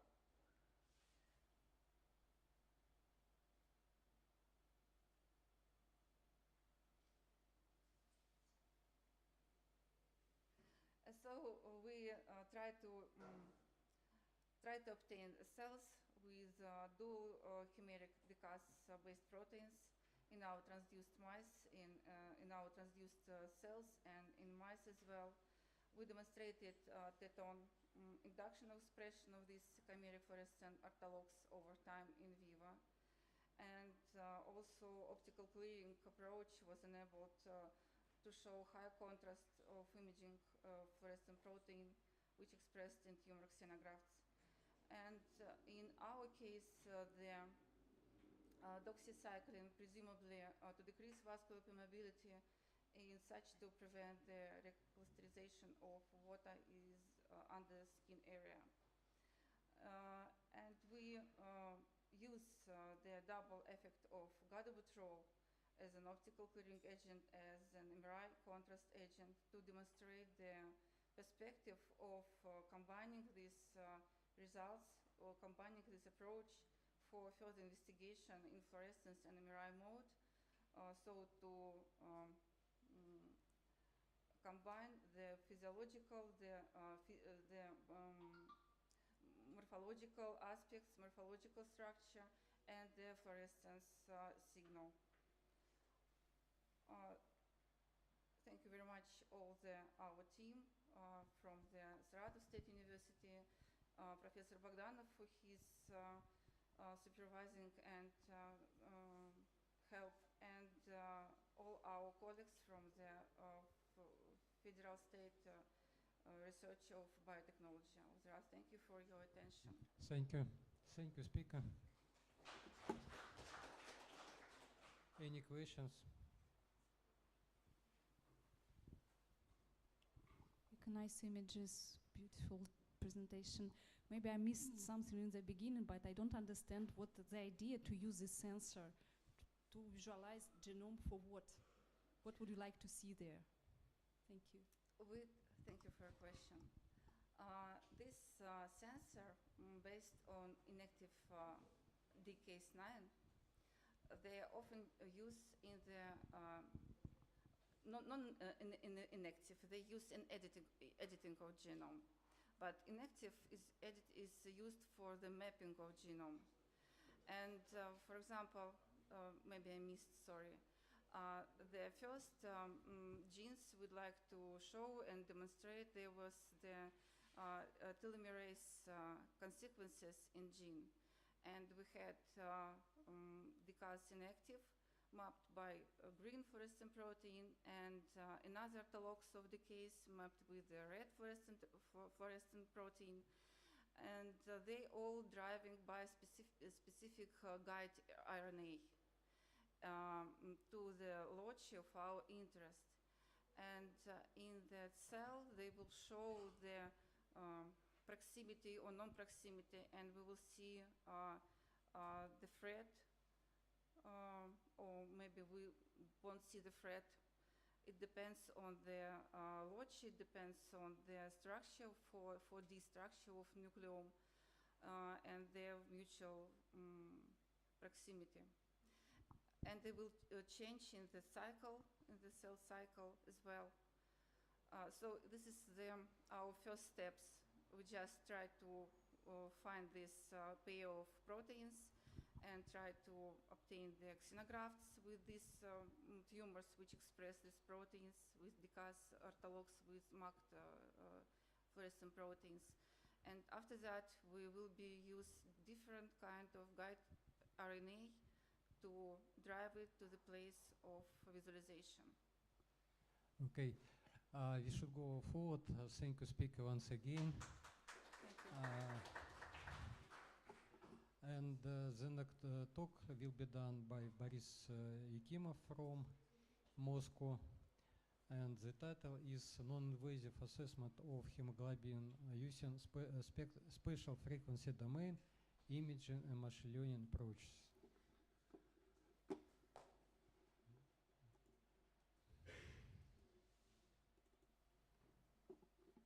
Do you need any help? Okay. No, I think no. Thank you. Okay. Yes. Good afternoon, dear colleagues. First of all, I would like to thanks for the opportunity to give a talk on a non-invasive assessment of hemoglobin in blood with the special frequency domain imaging and machine learning approaches.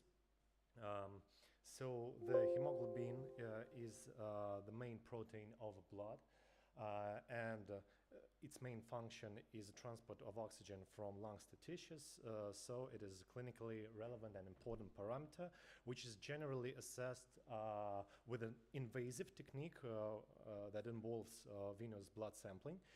Yet for some parts of our patients, the continuous monitoring of HB level is of crucial importance. For example, it's crucial for women in the age of from 50 to 50, because they generally suffer from anemia. So the anemia is the low level of hemoglobin in blood. So the normal range is near 120-130 grams per liter, when the low level is lower than 110. How can we use optical techniques to non-invasively assess hemoglobin level in blood? So luckily, hemoglobin exhibit large absorption in visible and near infrared range of a spectrum. So one can estimate the absorption of the light by the hemoglobin in tissues, yet the different techniques assess the absorption of light at different tissue sites and using different optical modalities. So we discussed a few of them. First of all, we should mention the multispectral photoplethysmography, or shortly PPG. So in a PPG, one can measure the oscillating part of diffuse reflectance, which generally, how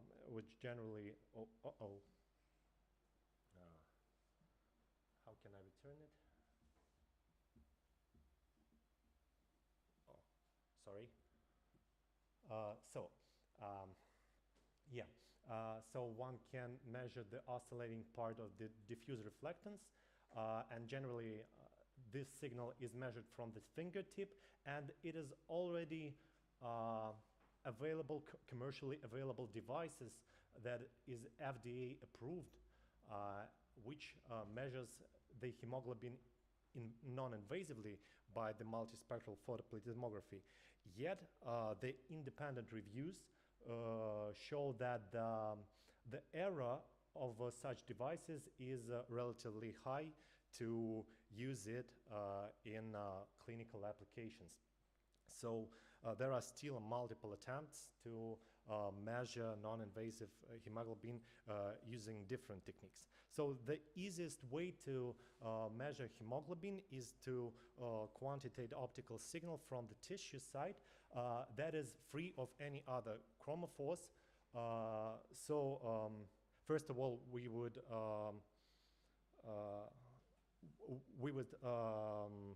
exclude the other dominant chromophore, namely melanin, and the first melanin-free tissue site is the eye conjunctiva.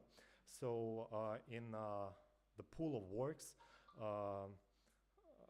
authors show that the error, that is the error of estimating hemoglobin using simple RGB imaging of the eye conjunctiva, is comparable to the FDA-certified non-invasive measuring devices based on PPG. It is also interesting to note that there are any other tissue sites. So in the recent work, it was shown that using the RGB images of the eye fundus, which are generally acquired through the standard examination of the ophthalmologist, using the deep learning approaches, one can estimate the hemoglobin with the level of with an error of 10 grams per liter using the convolutional neural networks. And it is interesting to note that this model uses the information from the blood vessels to estimate hemoglobin. Yet we cannot extrapolate the error of such model to the region of low hemoglobin, which is of importance in clinical applications. Yet conjunctiva and eye fundus is not so easy to measure tissue sites, so maybe the easiest, the easy accessible tissue site which is free of melanin is fingernails.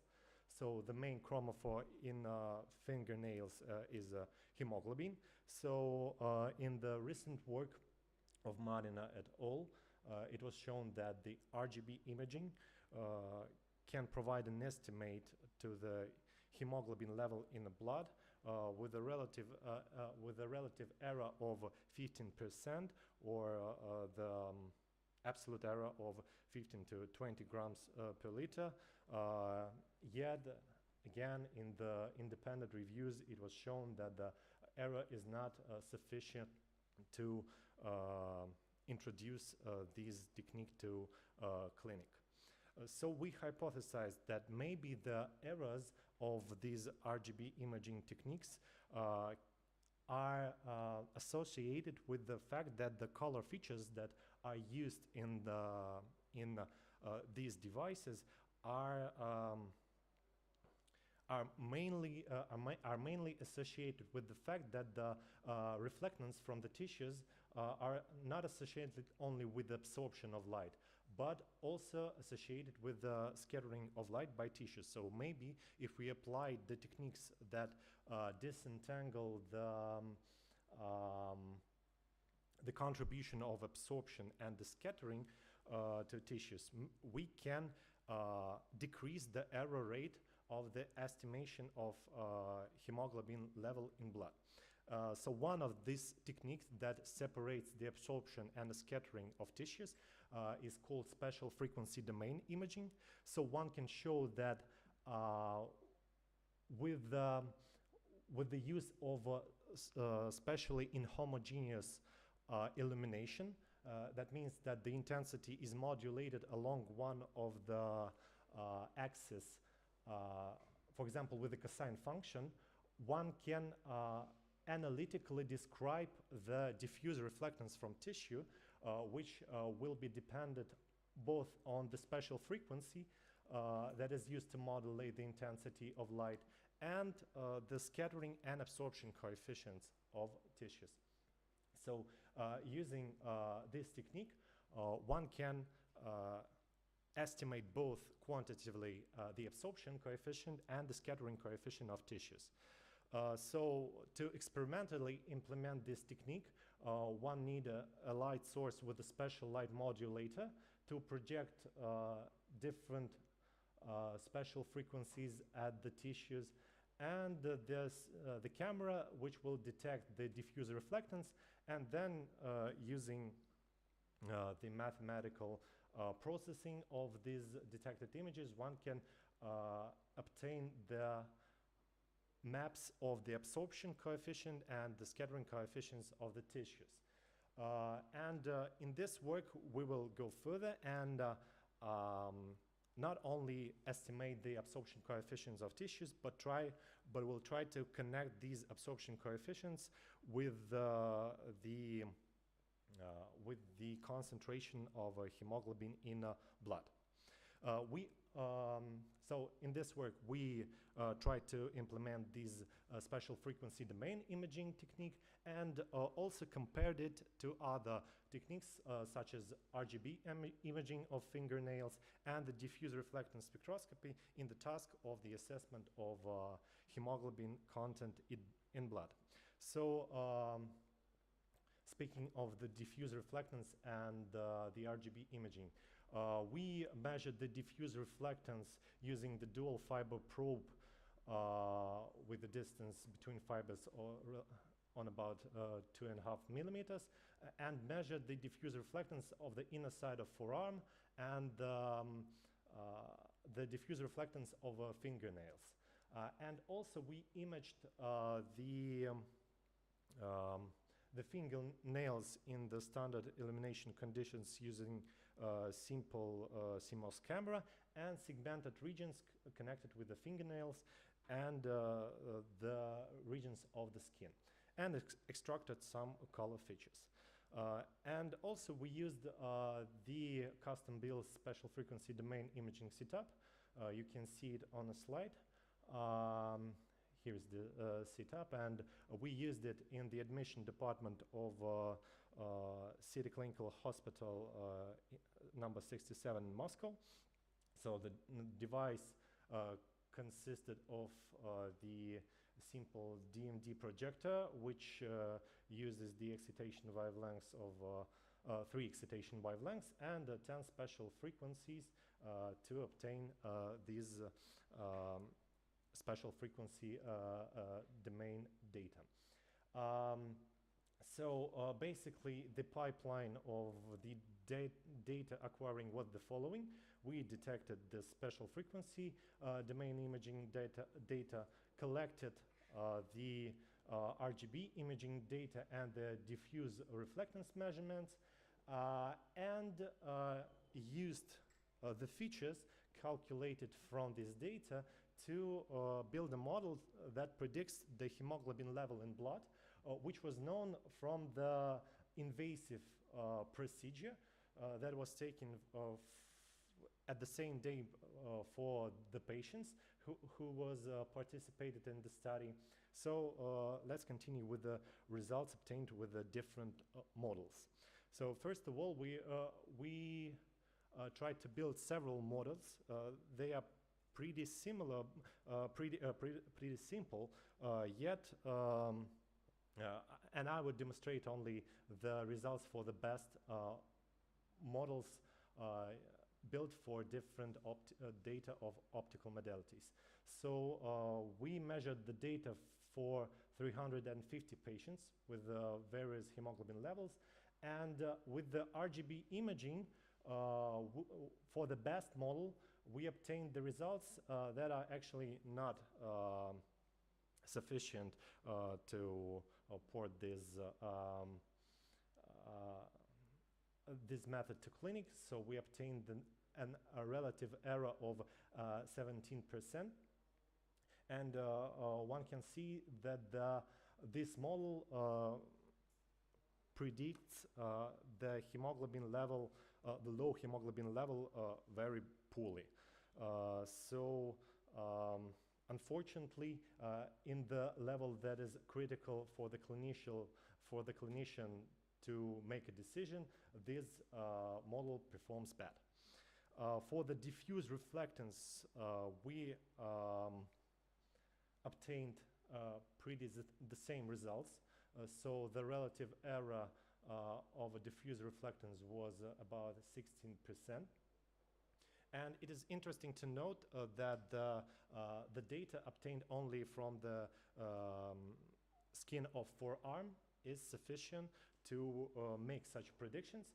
And you can see that both the predictions for the diffuse reflectance model variates towards low and high level of hemoglobin at the same rate. So maybe by combining these two techniques, we can reduce the error of the overall prediction. And finally, with the special frequency domain imaging, we obtained the relative error of 13%, which is lower than the error obtained by the other techniques. And what is more important for the model build and for the data used to build this model is that the prediction in the range of low hemoglobin levels is better than by the other models. So the main conclusions that can be made is that possibly the special frequency domain imaging can reduce an error of the estimation of hemoglobin using optical data. And the second conclusion that can be made, possibly the variation in the morphological properties of tissue can hinder the estimation of the optical estimation of hemoglobin by the optical techniques. So I would like to thank the team that was working on the project and of course the funding. So thank you for your attention. If there are any questions. Thank you for very interesting talk. First of all, I would like to suggest to you a topic for discussion on a coffee break about paper in scientific reports. They made smartphone app application.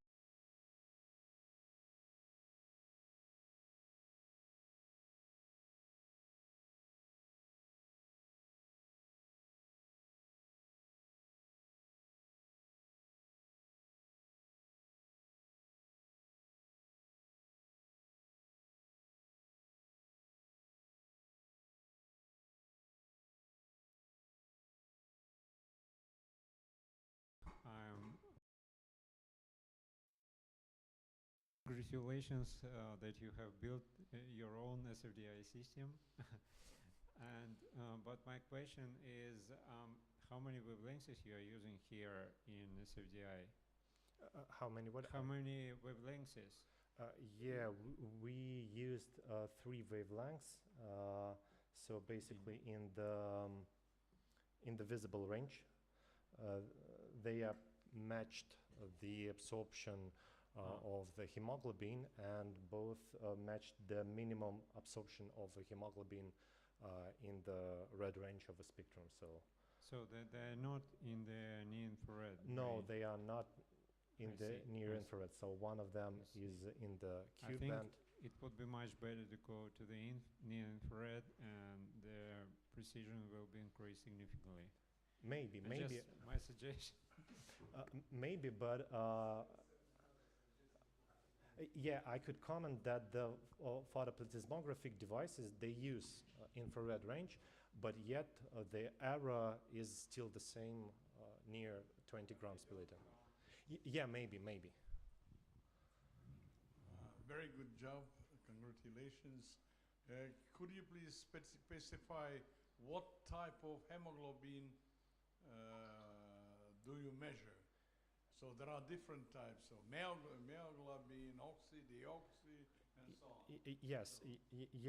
We calibrate our models to estimate the total concentration of hemoglobin, means the sum of all the forms, deoxy and oxy hemoglobin, which is determined by standard clinical procedure. So it's the sum of the concentration. Thank you. Okay, enough. Thank you, speaker, once again. Very interesting talk. Thank you. Good luck for you.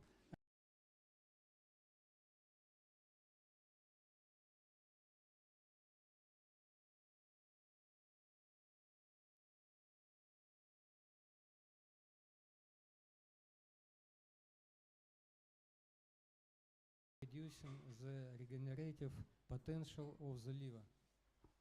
Okay. Thank you. It's a pleasure to participate in this conference. Surgical liver resection is currently the most effective treatment for liver tumors. However, in the presence of hepatic pathology, the regenerative potential of the liver is significantly decreased. That can lead to liver failure.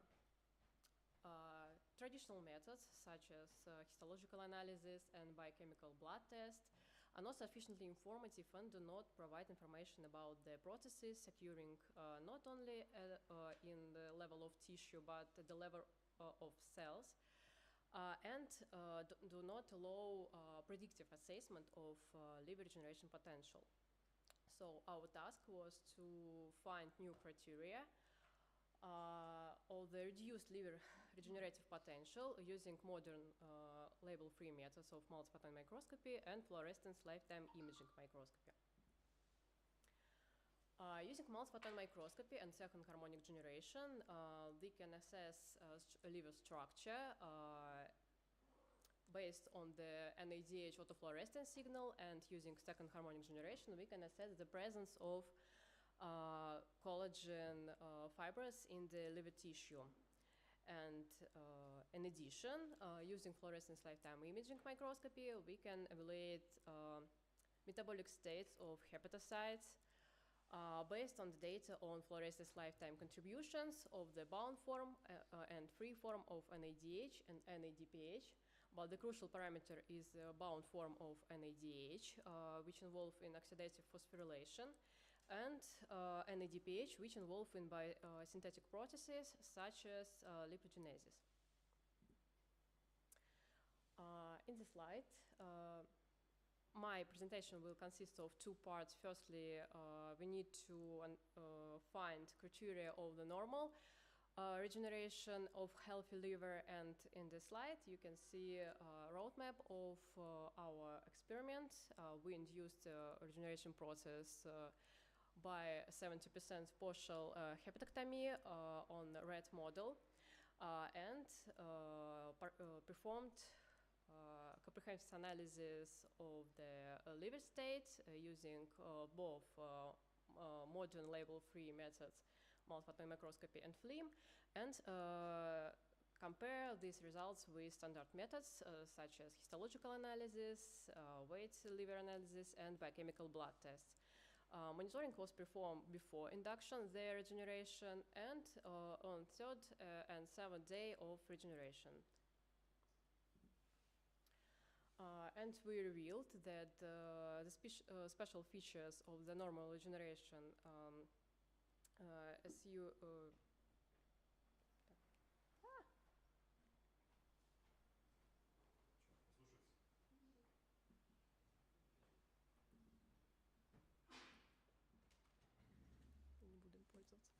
as you can see, the uniform distribution of the NADH signal, and there are also a lack of collagen fibers in the tissue.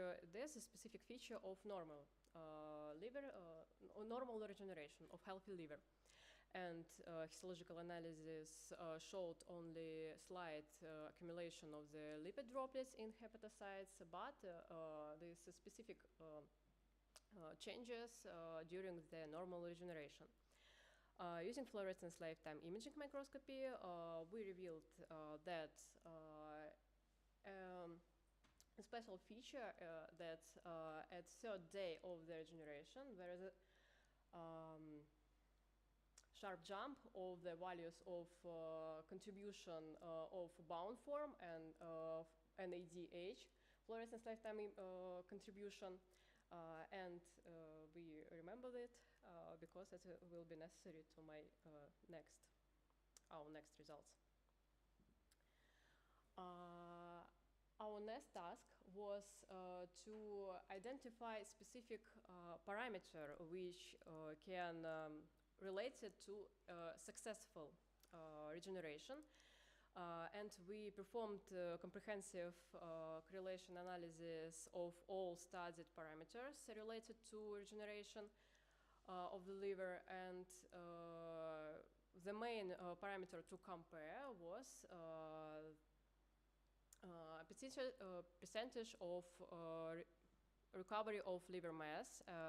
And we revealed that only one parameter can identify that our liver regeneration will be a success and effective. It's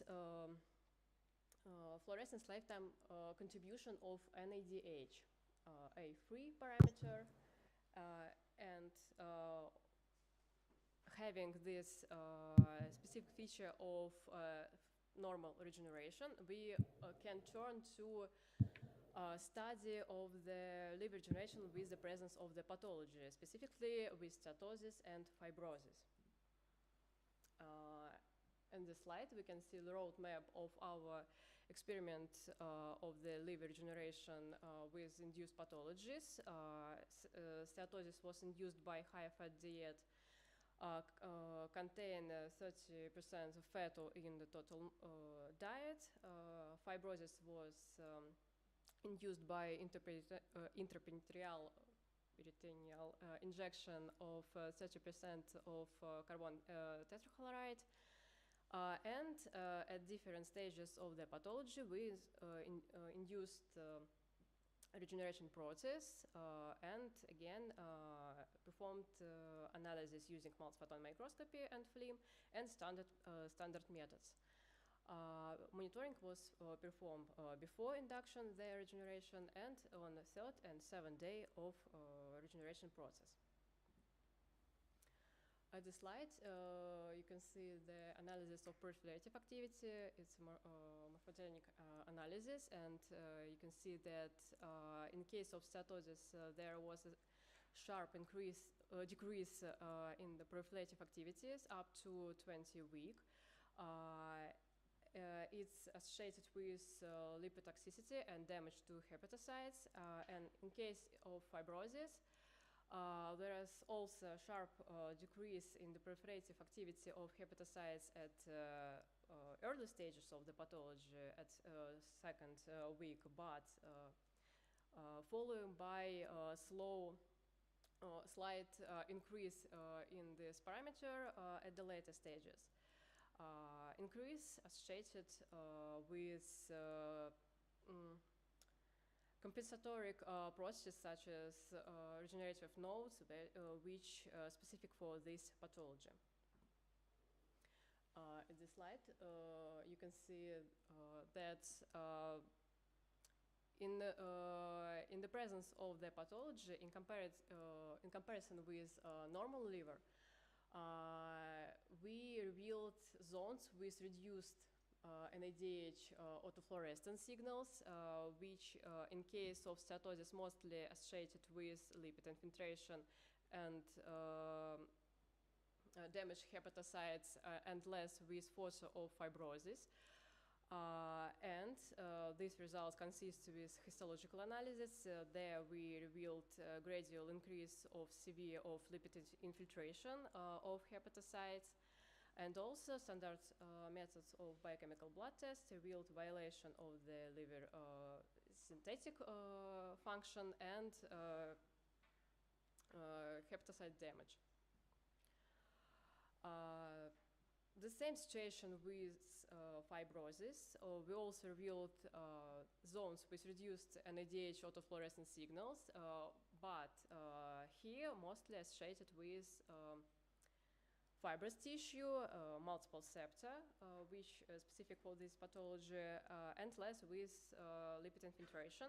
And again, histological analysis was performed to confirm the presence of the pathology, and at the later stages we revealed severe fibrosis with multiple septa, F4 of metavir scale, and chemical blood test also revealed violation of biosynthetic function and hepatocytes damage.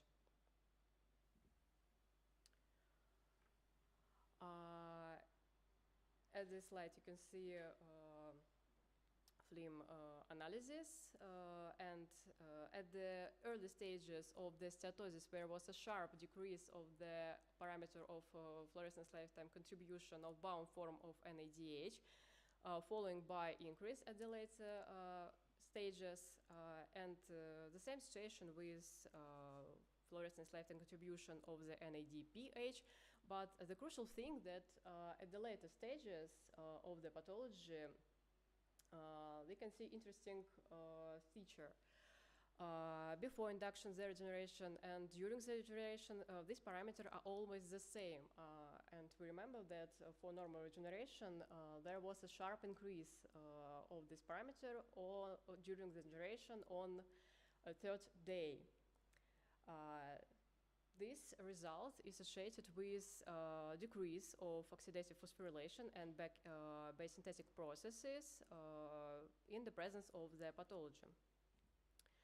And the same situation we can see for fibrosis, for fluorescence lifetime contribution of the bound form of NADH. Again, at the early stages, there is sharp decrease of this parameter following by slight increase. But the most interesting that these parameters don't change during the regeneration. In case of fluorescence lifetime contribution of NADPH, this situation only at early stages of the pathology, but at the later stages there is a jump in this parameter during the regeneration, which is associated with compensatory processes such as activation of antioxidant defense, specifically glutathione cycle, in which NADPH is involved. So we can conclude that we revealed three main optical features of the reduced regeneration potential of the liver with the presence of diseases. The first is zones with reduced NADPH autofluorescence signal. The second is the low values of fluorescence lifetime contributions of the bound form of NADH and NADPH before induction the regeneration, and specifically at the early stages of the pathology. And the third, that there was absence of sharp increase in the fluorescence lifetime contribution of the bound form of NADH and NADPH in prophylactic hepatocytes, which was the specific feature of the helper regeneration. And we believe that new criteria will expand the possibilities for express assessing of regeneration potential, especially for interoperative assessment. Thank you for your attention. Thank you. Any questions? Okay, I have question about your data.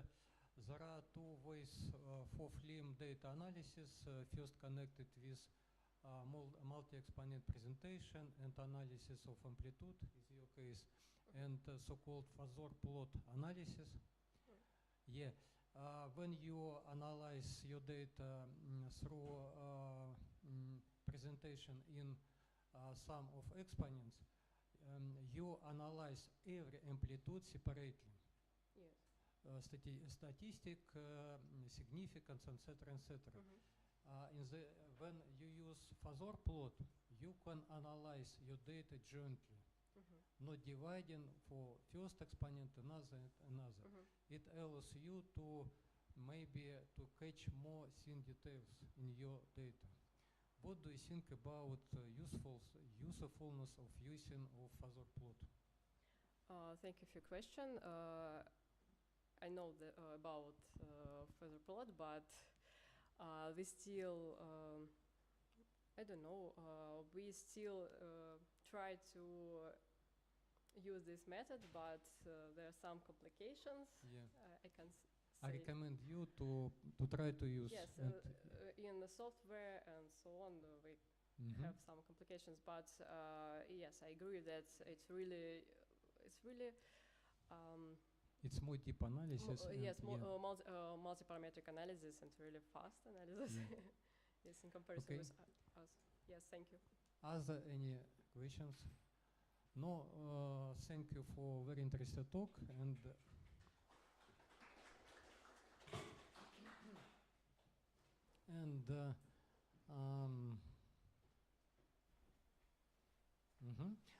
The last talk in our session will be done Alexey Semenov. Very long title, and to save time, we will see your title. Okay? 15 minutes. Thank you very much for the introduction of mine. The topic of my talk is time-resolved fluorescence imaging of lipofuscin incorporated in vitro into retinal pigment epithelial cells.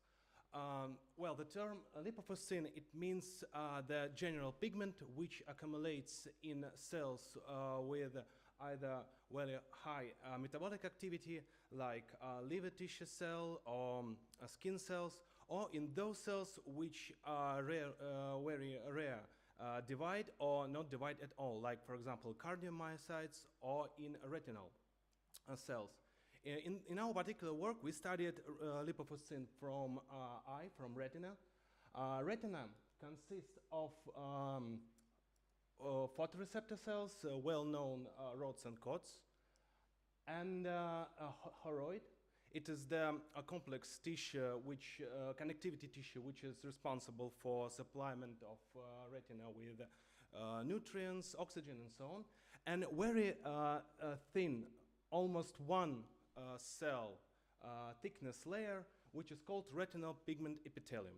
These cells are extremely important for the function of eye, for the vision, because during the light harvesting by photoreceptor cells, the pigment which is responsible for that is called rhodopsin. It always needs to regenerate to provide the vision. And the material for this regeneration is contained in retinal pigment epithelium cells. This is the pretty complex cycle to regenerate it, and sometimes due to some events like some errors or extreme intensity of light irradiation, there can be some mistakes, and part of the photoreceptors they stay in the membrane of retinal pigment epithelium cell. And the thing is that these cells cannot utilize this. The only thing they can accumulate it inside. And during the lifespan of these cells, these segments of pigment from photoreceptors accumulate as huge black, very dense granules, which are called lipofuscin. From this point of view, lipofuscin can be suggested like an age-related biomarker, because as the person grows older, more lipofuscin is accumulated in his eyes. For a long time, lipofuscin was suggested like an inert and harmless structure in eye, but it has specific property, and in particular very intense autofluorescence in comparison with other structures of cells. But recently it was demonstrated that lipofuscin is not harmless at all. It really has a lot of cytotoxicity. The mechanisms of cytotoxicity are not very well studied, but the thing is that without proper control and without proper treatment, it can lead to the very severe diseases. Like one of them is age-related macular dystrophy, and without the treatment, without the control, it can lead to something like this, like the central part of what you see is not clear at all, and the thing is that this process is irreversible. So the thing is now that lipofuscin properties can and should be diagnosed in order to control this pathology. And there are some approaches functioning today basing on the measurements of lipofuscin autofluorescence. It's called fundus autofluorescence. There are a lot of devices from Japan, from Carl Zeiss, but all of them are based on measuring the intensity of its fluorescence. But the thing is that intensity of the fluorescence is proportional to the concentration of lipofuscin in your specimen. So the thing is that sometimes the sensitivity of these approaches does not allow to diagnose it on early stage when the concentration is not high. So in this way, we need to find some additional fluorescence parameter which doesn't depend on the concentration at the same degree, but also can provide the diagnostic information about lipofuscin in eye. From this point of view, fluorescence lifetime imaging can do a very good and useful job for us.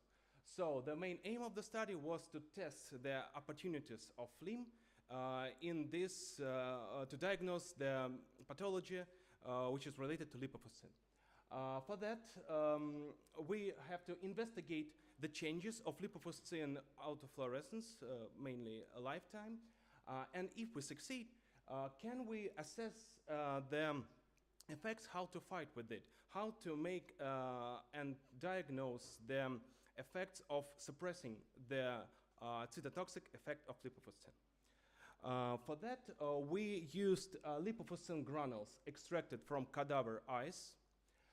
As a model, in vitro model of retinal pigment cells, we used their culture, IRP19, which were supplied with these lipofuscin granules. Lipofuscin granules are phagocytized by these cells, and here you can see, I hope you can see that the granules accumulate inside the cells, and it is interesting, they mostly accumulate in the area around nuclei. Which cannot be explained in particular ways, but it is very common. And to induce the conditions of irradiation, we used a custom-made plastic box in walls of which were mounted diodes of white light with pretty wide spectrum, and in this box cells can be maintained under standard cultivation conditions.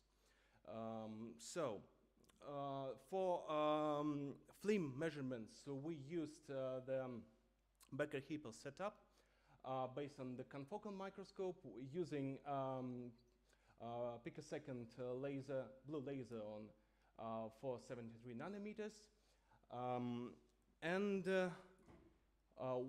Here are the results. On the left picture, you can see what we call control sample. It is the lipofuscin granules fluorescence without the irradiation.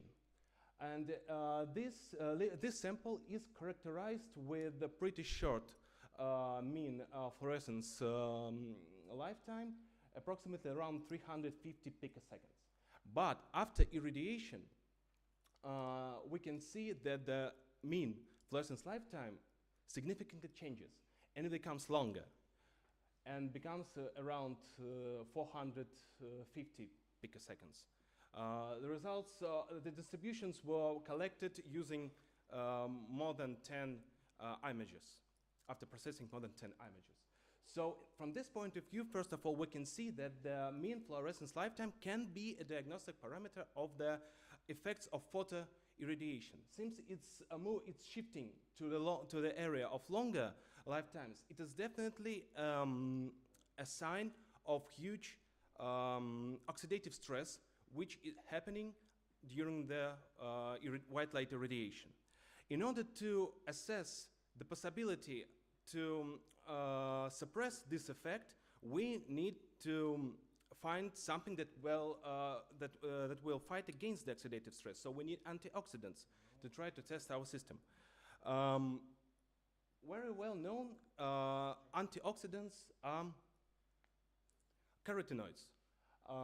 But the thing is that carotenoids almost can be solved in water. And all the cells, all the living cells, of course, they're contained in water solutions. But there are some approaches to shift carotenoids to the water-soluble form. We use for that the special carotenoproteins. This is an example of, this is the structure of this keratin-binding protein BMCBP. It is the get retrimer. It looks like a pyramid, yeah?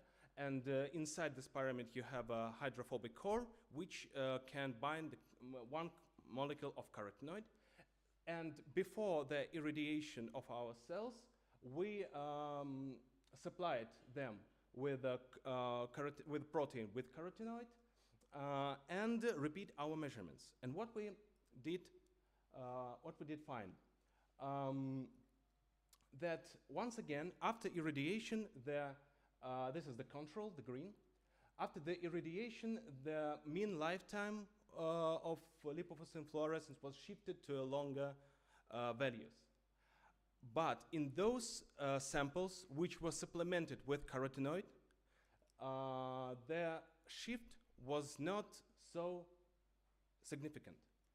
And if we and this is the diagram, the distribution of the sample with carotenoid, with antioxidant. So it means that the presence of carotenoid within the delivered by the protein suppresses the effect that takes place during the irradiation. So we could observe the antioxidant effect, and the FLIM technique was sensitive to it, and can measure it under in vitro conditions, which we used in experiments. What can be the interpretation of the effects that we observed? The carotenoid, which was delivered by the protein to the membrane, with the assumption that the protein cannot enter the cell inside because it's pretty huge, and the cell doesn't have pores or tunnels for that. So the carotenoid is accumulated in the membrane, and then using vesiculation transport is transferred inside the cell. And also, due to the lipophilic nature of the carotenoid molecule, it can be transferred to the lipofuscin granules, which are already accumulated in the cell. And being in the closer proximity with each other, chromophores inside the lipofuscin and carotenoids molecule, they can participate in the excitation energy transfer under the white light radiation. And but the energy which is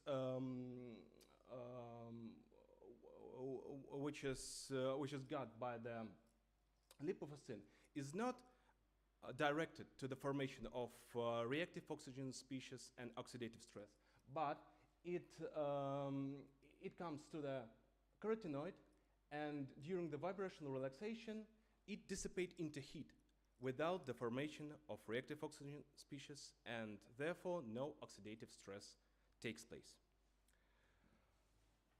So what we can conclude that fluorescence lifetime imaging can be sensitive and is sensitive, at least in vitro, to the effects of photoxidation of lipofuscin in retinal pigment, and as well it is sensitive to the effects of suppression of lipofuscin cytotoxicity induced by photoxidation.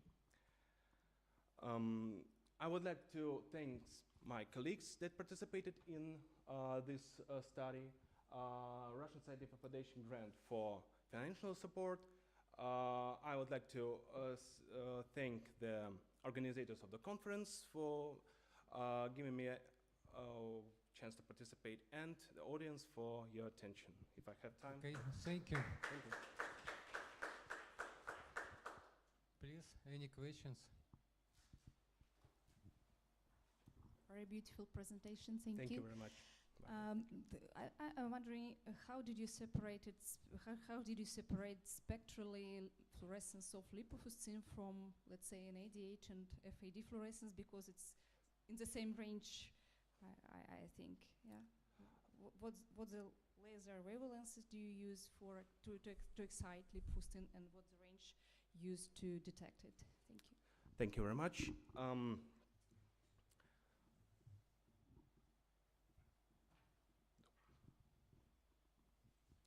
We use the band detection, but the thing is like this one, yeah, which is common for fluorescence measurements in ophthalmoscopy clinic. Most of them are used with this range of detection. But the thing is, you're absolutely correct that under this excitation, there can be expected a huge autofluorescence background from the tissue, from the cell sample. But the thing is that the intensity of autofluorescence of lipofuscin is more than 3 magnitudes of order higher than the autofluorescence of cells. For example, and it has different patterns, you know. For example, this is the general patterns of the granules of lipofuscin. You can see like the real dolls, real granules here, they're pretty huge. But if we take a look at the autofluorescence, this is the very enhanced brightness of the initial image. This is not, you know, it's just like an example. The image is blurry because it's really, really enhanced. You see that the pattern of the autofluorescence is completely different. So we even visually, we can distinguish between autofluorescent background and the lipofuscin. So using the band detection and the fact that the lipofuscin autofluorescence is very high, we can distinguish exactly lipofuscin. Okay, thank you. Are there any other questions? Short question. I have a question about shifting of your fluorescence time. If you just heat up lipofuscin, will you experience any shift? Short answer. Yeah. Actually, I don't understand how I can't imagine how we can warm the lipofuscin in cells without damaging the cells. But the thing is that if we take in vitro only lipofuscin without the cells, we can observe the same effects of shifting under photooxidation at least. But the shifts will not be so significant. But in cells, it's really significant. We need to study to answer why. But the thing is that lipofuscin inside cells acts more naturally, and this is how we can use it for diagnostics. Okay. Okay, thank you, speaker, once again, and we have time for coffee. Thank you for your participation.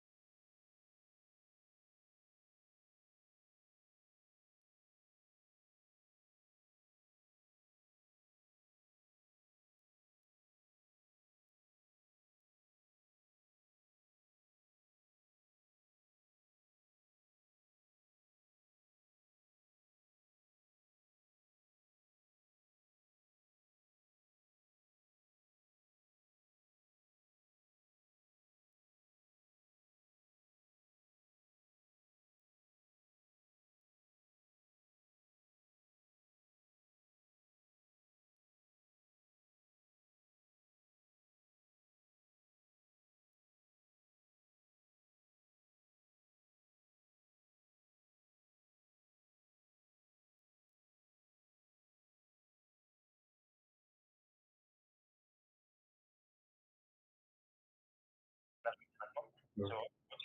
Есть микрофон. Мгм.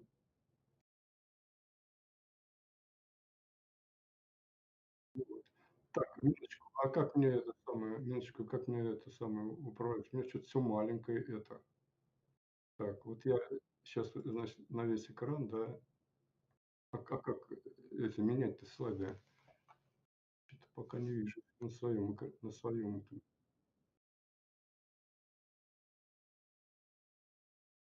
Ну нет, не управляется.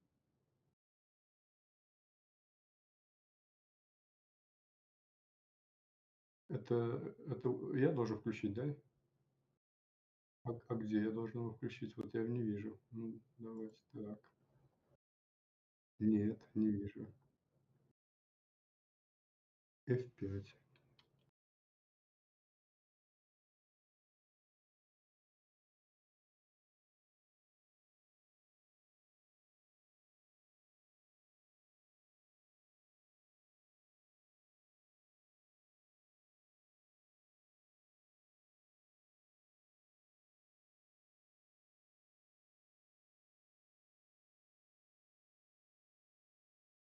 Мгм. Это, у меня это PDF файл этот самый, как его?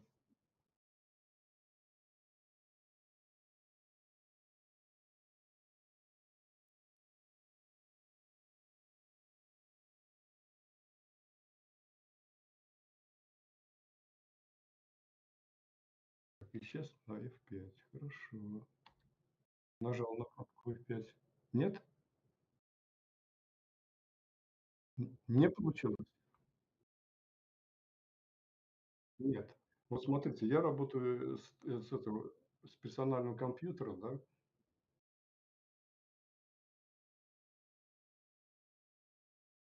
Так, что внизу смотреть?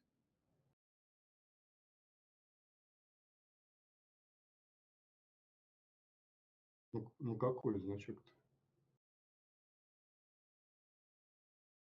А, вот здесь написано, вот у меня написано BB, ваш вот BB3, да, 3, потом прекратить общий доступ, скрыть. Это внизу.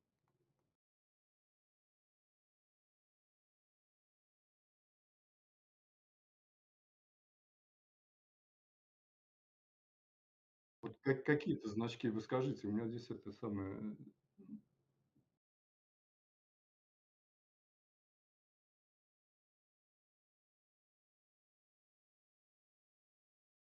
книжный разворот непрерывный. Здесь написано непрерывный книжный разворот. Это не то, наверное, да, нет. Нет, это кнопки этого просмотрщика вот этого PDF файла. Так, так, ваше приложение где-то я сейчас должен найти у себя здесь. Я в этом нахожусь у вас. Вот на вашей страничке. Вот, ага, и здесь вы говорите, крайне это что такое? Поднять руку. Здесь еще свернуть презентацию написано. Вот я справа смотрю. Остановить демонстрацию экрана. Так,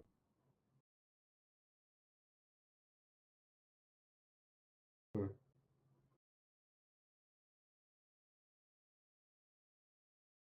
Так, демонстрация экрана. Нет. Так, это у меня демонстрирует ваш экран. Нажимаю на нее. Ага. А чё мне выбирать? А выбирать мне надо. Выберите вкладку для просмотра. Google переводчик. Конференция. Ой.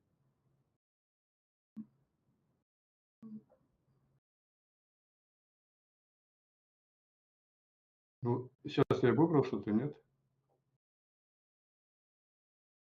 Так. Предоставить доступ к аудио на вкладке. Окно приложения. Все, окно приложения. Мгм. Вот, окно приложения поделиться. Так.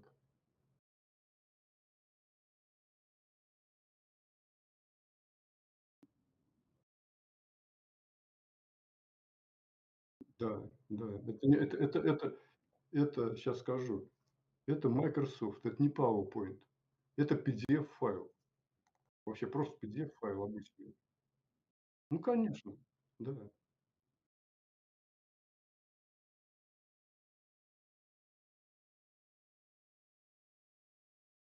Ctrl. Или буква латинская, да? Нажал. Не удалось так.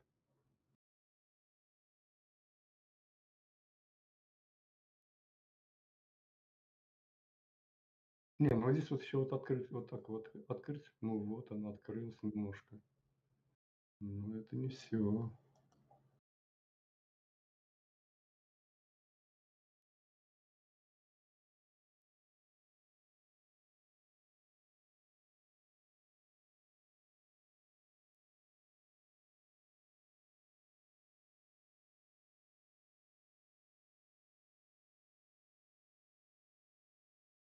Да, так, минуточку. Я его в крайнем углу с исходящимся, я уже нажимал его. Вот я его нажал, вот у нас это сжалось, но только у меня не в верхнем углу, в крайнем. Увеличить демонстрацию экрана. Снизу здесь у меня поднять руку, крайний угол, угол. Да. Вот я вам говорю, квадратик с восходящими стрелками у меня находится вот вверху вот этого окошечка с моим вот, ну, с первым слайдом. Так, расходящей стрелки здесь нет у меня.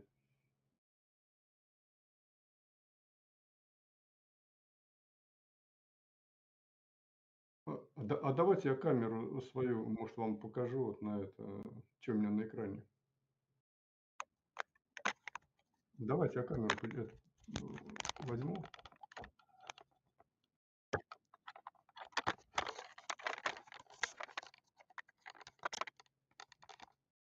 Вот.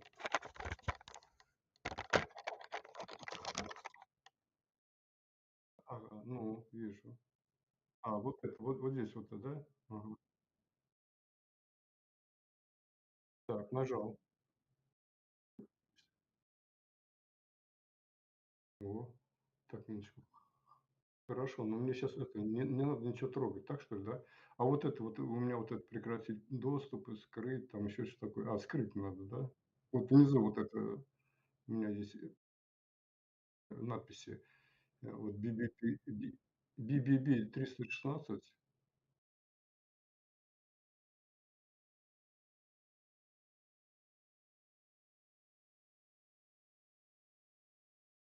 Скрыть.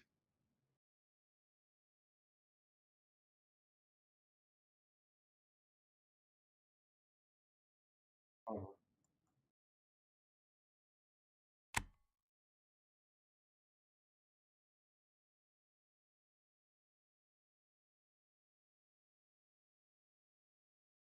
Так, давайте, так, минуточку, минуточку, что-то я куда-то ушел не туда. Так, где это я нахожусь?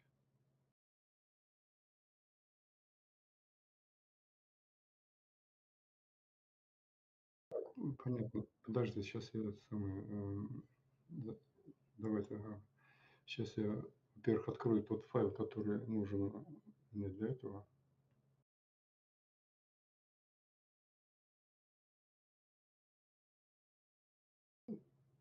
Так.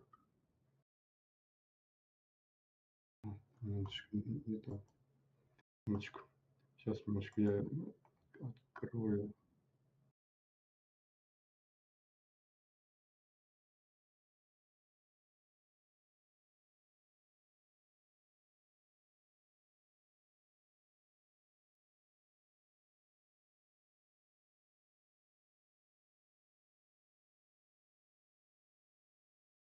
Так, вот так я открою, да? Да, ну это мне этот самый.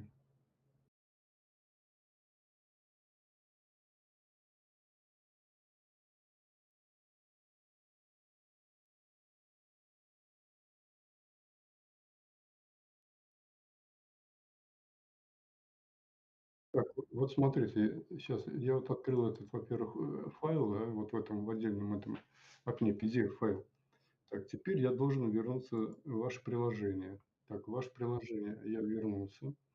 Так, и мне тут нажать на что надо?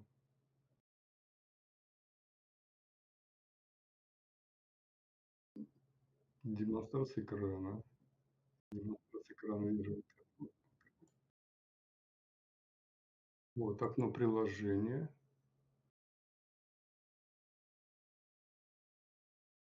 Поделиться. Так, и здесь я сделал. Ага, ага, вот это внизу, вот это, да? Все. Нет, ну я надеюсь, да. Ну я вот так, как говорится, вот.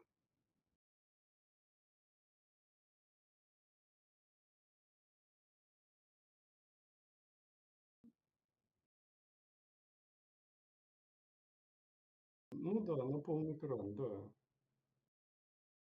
Да. Вот я сейчас пойду по этим страничкам, я посмотрю, как они.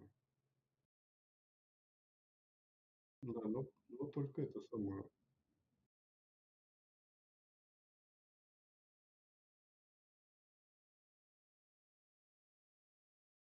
Да, да, он после перерыва первый будет.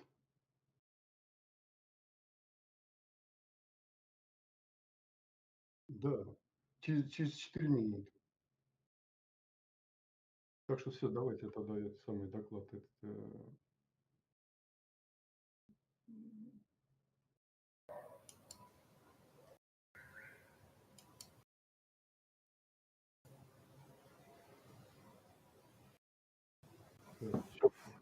Саш, привет. Здравствуйте. Ты сделай размытие экрана, чтобы деталей там на заднем фоне не было видно. Сейчас, минуточку, сейчас я сделаю.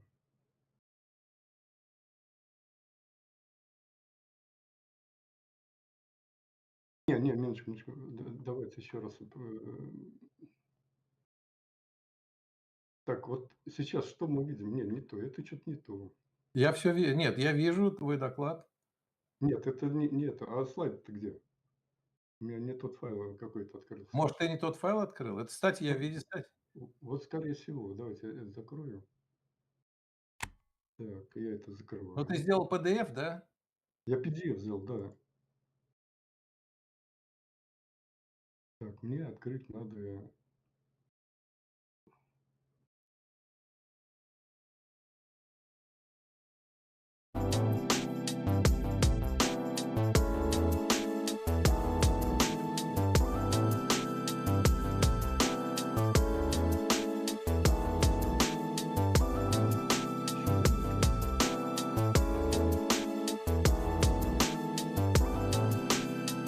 Share screen sharing.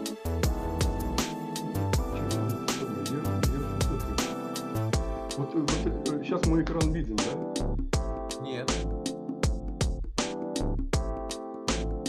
Ничего не выводит так, ладно, давайте сейчас сначала.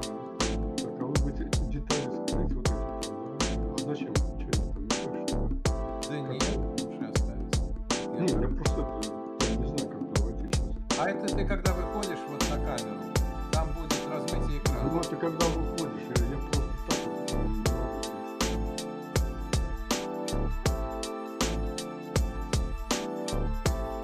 А, Ну это да, он тебе такой. А, все, извини, все понятно. Да. У тебя как в лаборатории там, да, понятно. Давайте я сейчас сделаю.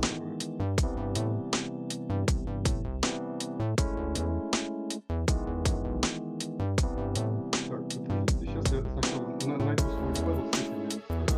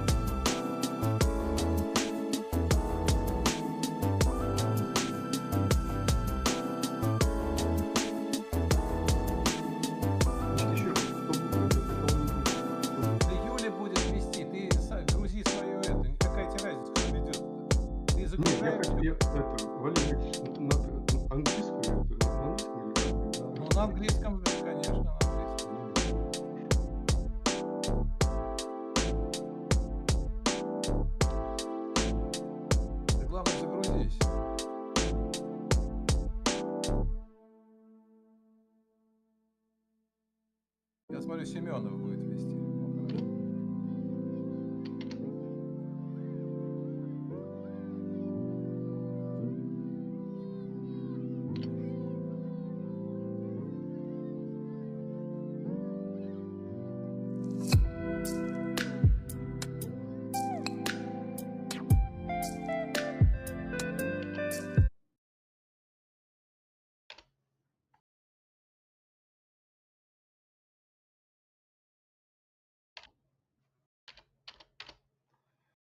Одну минуточку, сейчас я файл подключусь, загружу файл.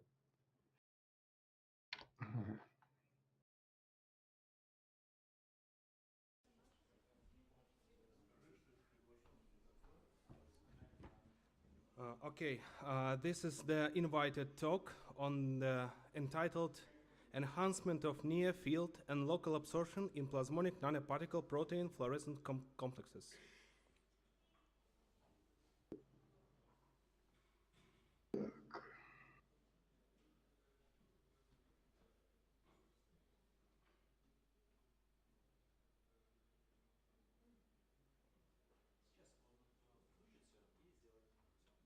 Мы сейчас видим, да, мой файл, да? Yes, we can see you. Я могу начинать, да? Can you make the full screen? Okay, yeah, thank you very much. Yes, the floor is yours. Full screen? Yes, no, everything is good. Thank you. Okay. I will begin. Yes? Я по-русски скажу, можно. Извините, вот с правой стороны нужно нажать на квадратик со стрелочками. На весь экран, чтобы было, да? Чтобы был на весь экран, да, все правильно. Так, минуточку, сейчас я попробую.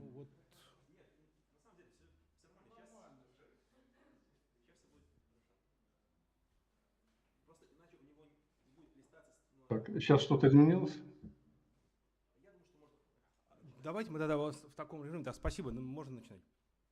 Нет, ну экран-то виден или нет? Да, все видно. Нет, минуточку.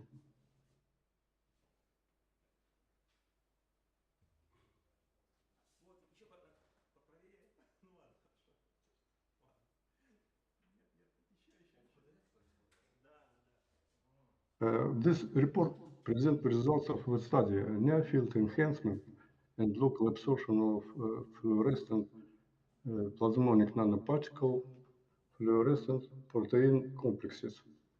The work was carried out in collaboration by a team of employees from the Institute of Problem of Precision Mechanics and Control of the Federal Research Center, Russian Academy of Sciences, Saratov Scientific Center, and the Institute of Biochemistry, named after Bach Federal Research Center for Biotechnology, Russian Academy of Sciences. The list of members of the team and co-authors of others and their affiliations indicated on the slide.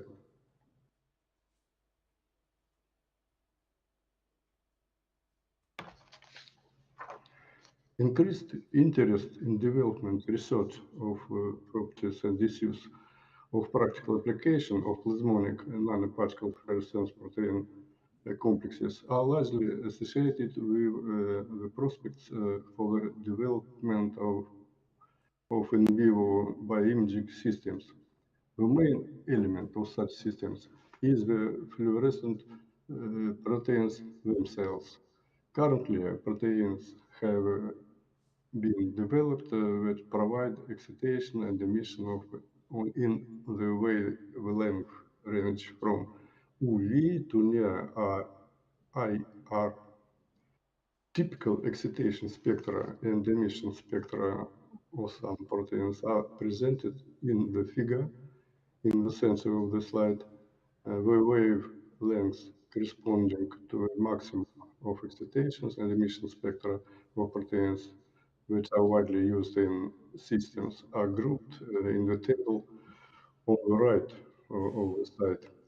These include parameters of target RPPM, protein with an excitation maximum at a wavelength of lambda 555 nanometers and an emission maximum at a wavelength of lambda 584 nanometers.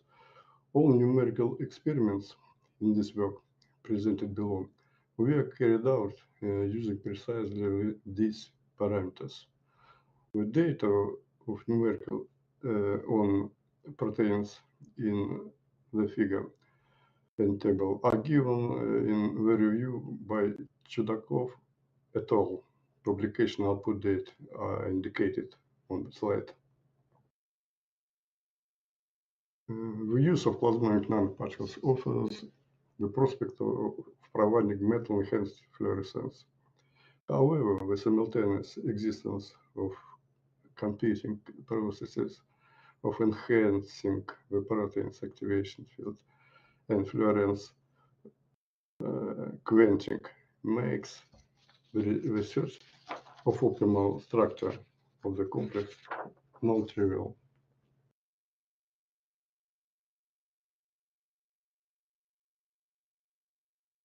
The slide highlights 4 potential applications of plasmonic metal nanoparticles in biomedicine. These are localized suffix resonance, plasmonic hyperthermia, metal-enhanced fluorescence, and bioimaging.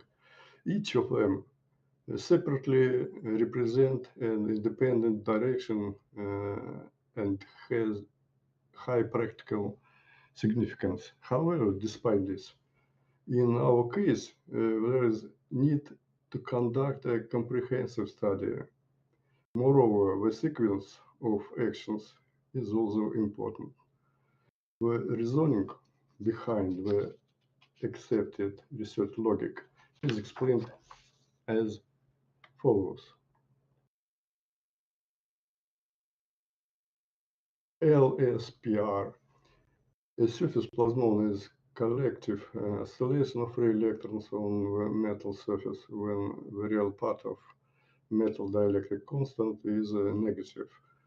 If the electromagnetic wave is coupled to collective electron oscillations, a surface plasmon wave is induced and propagates along the metal surface, and the electric field in the normal direction of the metal surface is non-radiative and strongly localized at the metal surface. An important phenomenon in plasmonics is the strong spatial localization of electron oscillations at a plasmon resonance frequency. This strong localization leads to a huge increase in the local electric and magnetic fields. The result is to determination of local distribution of electric field strength both inside the nanoparticle and in the near zone where irradiated at the protein excitation wavelength. Plasmonic hyperthermia.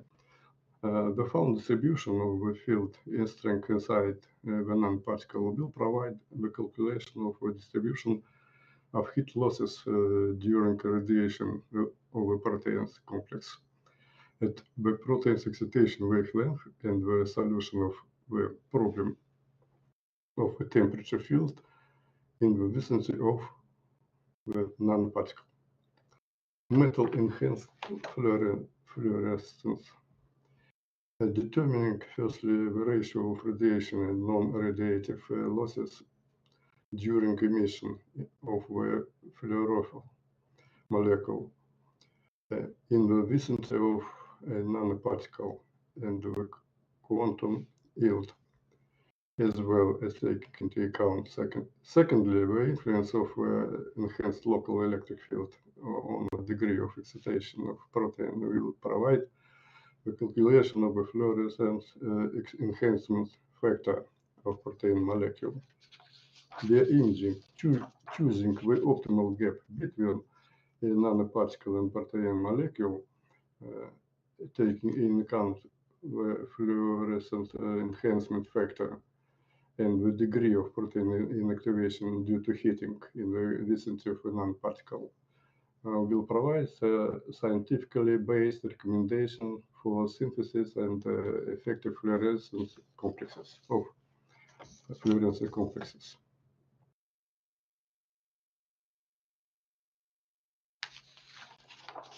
Previous studies by our team have shown that the structure of plasmonic protein fluorescence complex can be represented as shown in the left fragment on the top panel.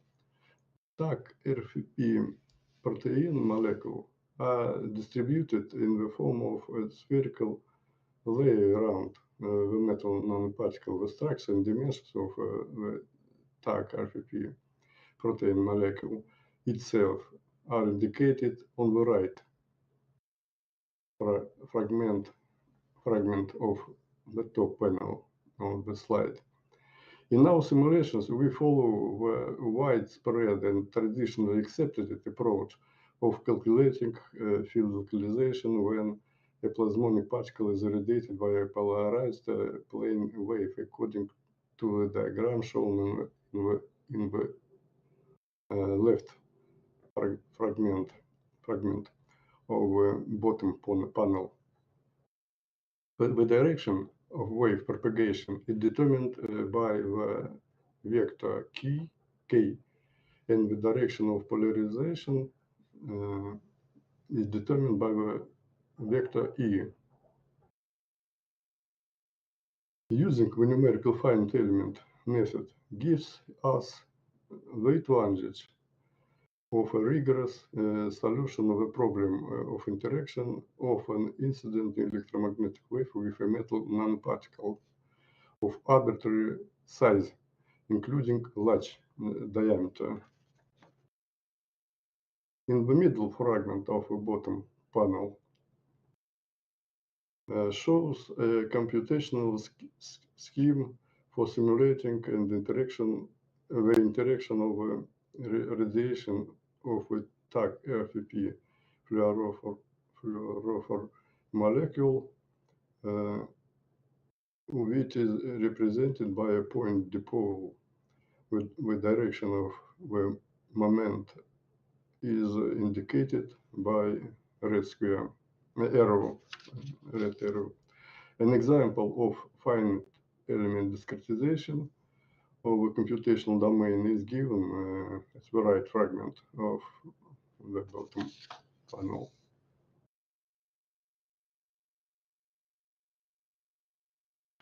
From the excitation and emission spectra of TAC RFP presented on the slide, taken from the source of information indicated in this link. It is clear that the first of this spectra has a maximum at wavelength of lambda 555 nanometers, and the second spectra has a maximum at a wavelength of lambda 584 nanometers. It is also known that intrinsic quantum yield of protein molecule is Qy0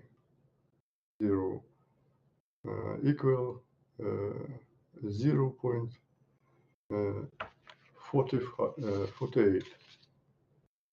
Simulation were carried out for 3 noble materials, nanoparticles from which have found use in biomedical applications. Gold, copper, and silver were chosen as such materials. The calculation was carried out for different diameters of nanoparticles. The diameters ranged from small 20 nanometers to large nanoparticles with a diameter of 120 nanometers. Modeling complexes with small particles is convenient in this where numerical solution can be tested with the result of analytical solution, quasi-electrostatic approximation. The results of this comparison showed good agreement. The spectral dependencies of the real left fragment of and imaginary parts of the electric function of nanoparticle materials. They are given in the figures in this fragment.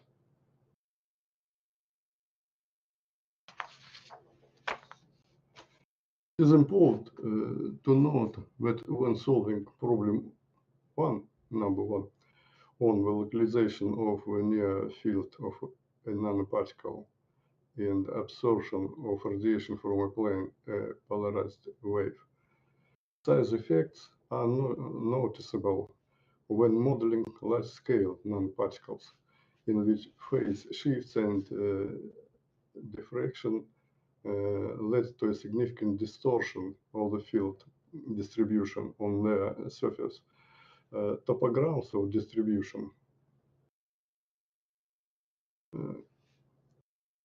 of square of the field models are shown in three consecutive fragments on the top panel of the slide. Despite the fact that the polarization vector is directed vertically upward along the z-axis, the topograms show a shift of the maximum field zone to the right as the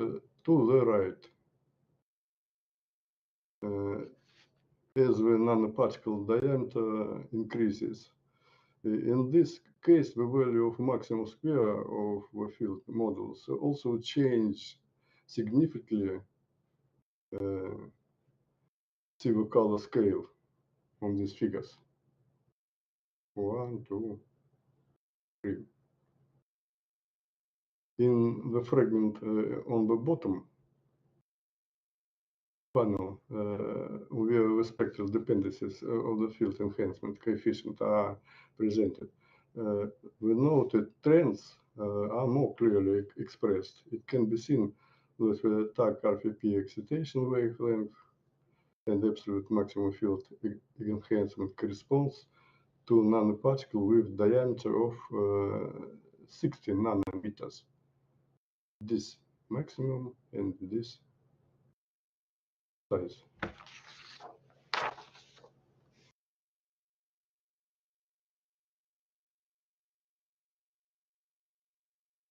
Results, the spectral curves of the dependence of the squared modulus of amplified field on the surface on nanoparticles made of various materials presented on the slide refer to the environment surrounding the nanoparticle. As we move away from the surface of nanoparticles, the value of the squared field models, as will be shown below, tends to decrease.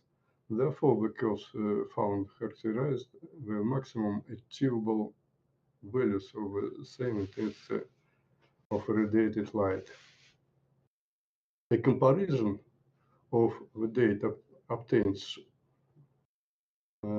shows that at fluorophore excitation wavelength 555 nanometers, the maximum gain value is observed on 120 nanometers silver nanoparticle.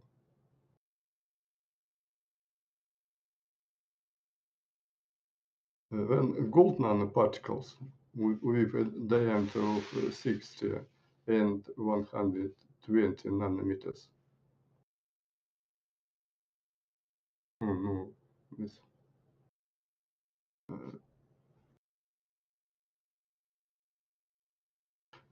As well as copper nanoparticles with diameter 120 nanometers have a very similar values, but their coefficient is 2 or more times less when this leader.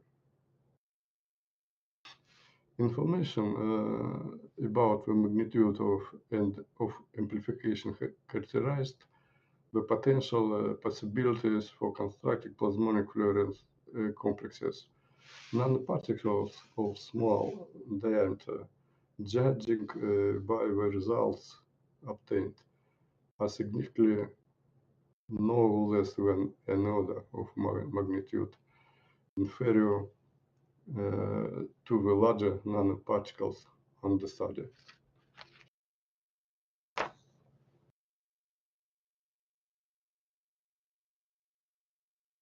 The situation changed somewhat when considering the field enhancement at a certain distance from the nanoparticle.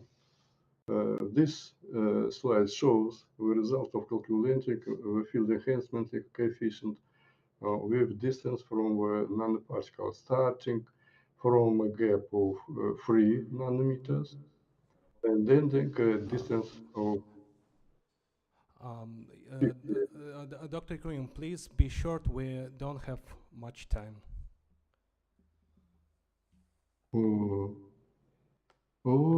Excuse me.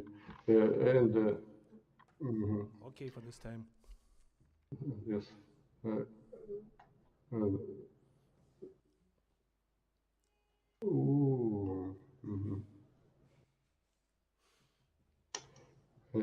I will show the main result.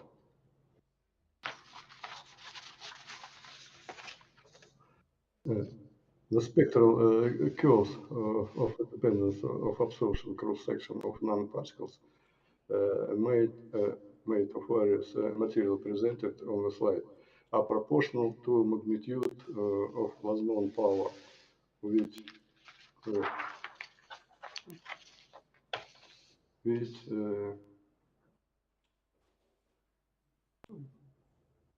during the thermalization process is converted into heat and is used to heat the nanoparticles in the environment.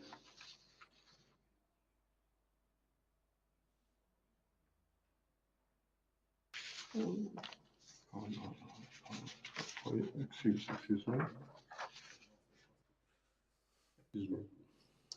In this slide, we see dependence of fluorescence and enhancement factor versus distance of nanoparticles when emits at emission wavelength of TAC RFP. This maximum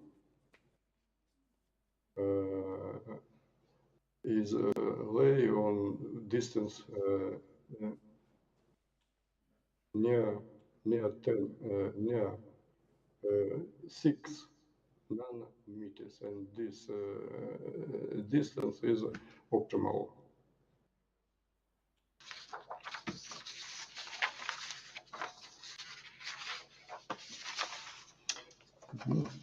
Thank you for attention. Thank you very much. Let's thank the speaker. Yeah, thank you. Well, unfortunately, we didn't have time for questions, but maybe some other time. So the next talk will be done by Uliana Kurilova. And the talk is entitled Studies on the Structure and Biocompatibility of Multi-Layer Laser-Formed Material Based on Nanotubes and Biopolymers for Microcardial Regeneration.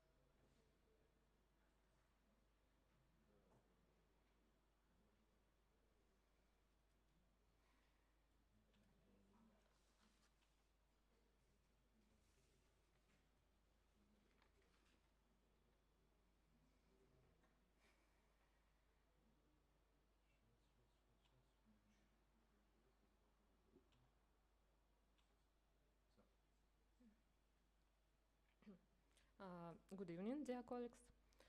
My purpose today is to tell you about multi-layer composite material for myocardial regeneration. Nowadays, cardiovascular diseases are the leading cause of death in developed countries. Due to the acute shortage of donor organs, researchers' efforts are focused on finding some material which can promote the regeneration of tissue of a patient. Now there are two main approaches for developing these materials, the using of hydrogels and cardiac patches with bioactive molecules and cells. Hydrogels do not often provide proper mechanical characteristics to the damaged tissue, so the use of patches is more preferable. Among the methods of creating these materials, the laser method play an important role because of the possibility of choosing the internal structure of material and high resolution of printing. So, for the purposes of myocardial regeneration, we developed multi-layer material. It consists of 3 layers with biopolymers, such as bovine serum albumin, collagen, and chitosan. These polymers are matrix material, and carbon nanotubes is a filler in this material. The combination of matrix materials ensures the biocompatibility and the structure of our samples, and carbon nanotubes enhance the mechanical characteristics and provide electrical conductivity to samples. So for producing our samples, we made liquid dispersion of components with distilled water, and then we irradiated this dispersion with laser radiation. On the slide you can see the scheme of device for laser irradiation of liquid dispersion. When we use laser, the liquid component evaporate, and we get a strong porous scaffold from carbon nanotubes. They bind to each other in the places of defects in their structure. The base of this device is pulsed terbium laser with a wavelength 1064 nanometers. This laser beam is focused by a system with galvanometric scanner and along a predetermined trajectory.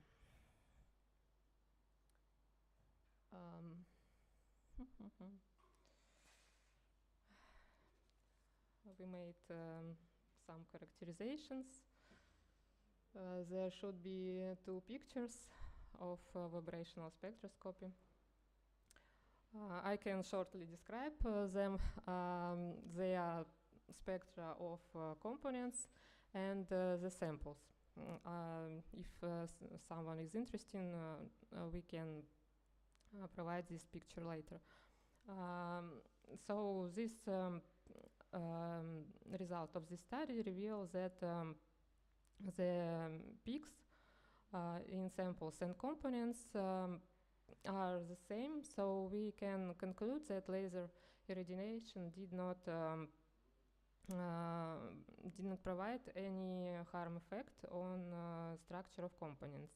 And we found an additional peak on Raman spectra in RBM mode of carbon nanotubes. We think that this additional peak is associated with binding of components around the nanotubes due to breaking of weak hydrogen bonds in biopolymers, and that's all. We made characterization of micro and nanostructure by scanning electron microscopy. So the layer with albumin and carbon nanotubes has a porous surface with the presence of elevation, which favors for adhesion of cell component. The layer of collagen with carbon nanotubes had a high degree of porosity, and we can see the bunches of nanotubes inside these pores. And a layer based on chitosan and single-walled carbon nanotubes also has a porous grid, and nanotubes are evenly distributed along the surface. To describe the inner structure of our samples, we did X-ray microtomography. So the inner structure of all layers are homogeneous, and the porosity of layers increases with the increasing of power of radiation. And we found that open pores prevail in all the layers, and the highest porosity was observed in a layer of chitosan and single-walled carbon nanotubes. To assess the biocompatibility, we provide in vitro studies of our samples with endothelial cells of human, and we cultivated samples with cells for 72 hours, and as a control we used cover glass. So we can see that the morphology and amount of cells did not differ between control and experimental samples. So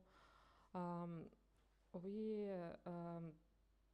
can conclude that our samples had no toxic effect on growth of cells, and they provide their proliferation. In addition, we did a static experiment of hemolysis of our samples, and we found a low layer of hemolysis for all the layers.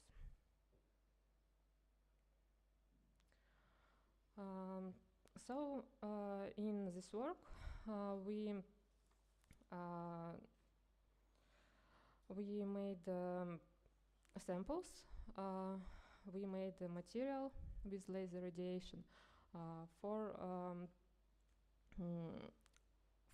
regeneration of myocard, and the characteristics of sample are familiar with characteristics of natural extracellular matrix, so we can think that our material is good for these purposes. And at the end of my report, I want to say that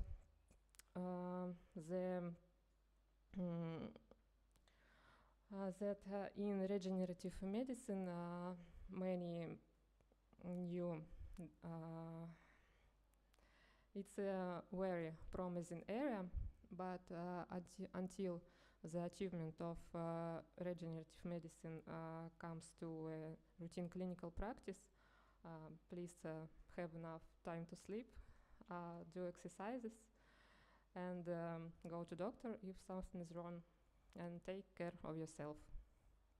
Thank you very much for your attention. Thank you very much, especially for being on time. And we have time for some questions.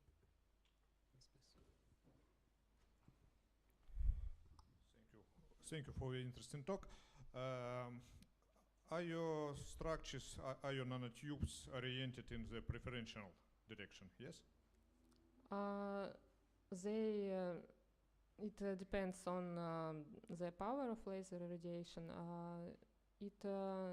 Here they are oriented in a way then they can bind to each other. They are not all from bottom to top. Okay, but maybe around one direction. No, I mean not randomly. In direction.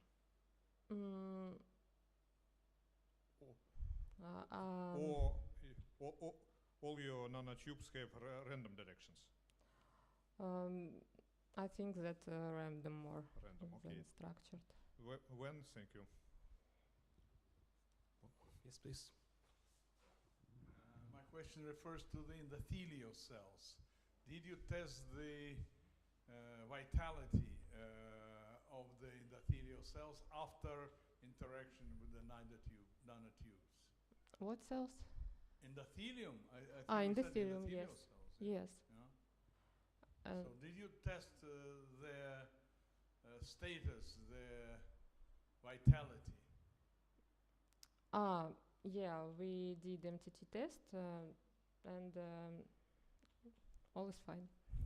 All is fine. So what was the interaction with the nanotubes? Sometimes nanotubes are not very good for live cells membranes. They may be toxic, yeah. Yeah, we read that sometimes they are toxic, but we used a low concentration of nanotubes, and we in our samples they are wrapped with biopolymers, which decrease their toxicity. So with cells we did not find any toxicity. Okay, thank you.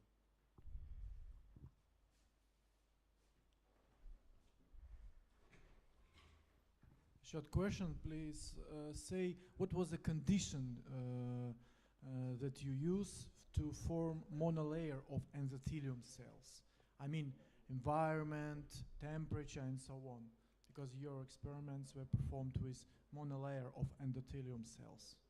Could you please comment? We did experiments with culture plates, so we put samples to the bottom of the wells of culture plate. Then we added suspension of endothelium cells and placed it for thermostat with 37 degrees for 72 hours. What was the atmosphere? CO, carbon dioxide. Okay, thank you very much. Let's thank the speaker again. And let's thank ourselves because the session for today is finished. I wish you a good evening, and we should proceed to the... Welcome to the poster session. Exactly. It is very active now. Lots of posters, lots of visitors.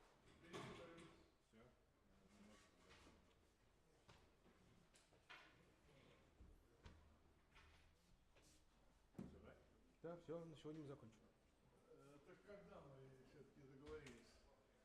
Ну, давайте завтра на утро. А? Ну когда? Во сколько? Во сколько завтра сообщим отчет? А? Завтра во сколько отчет? Ну, пленарная в 9. Давай сейчас минутку посмотрю. Ну, наверное... Если здесь в 9 начнем уже пленарку, давайте на 8 стартанем тест. Нет, ну это вряд ли.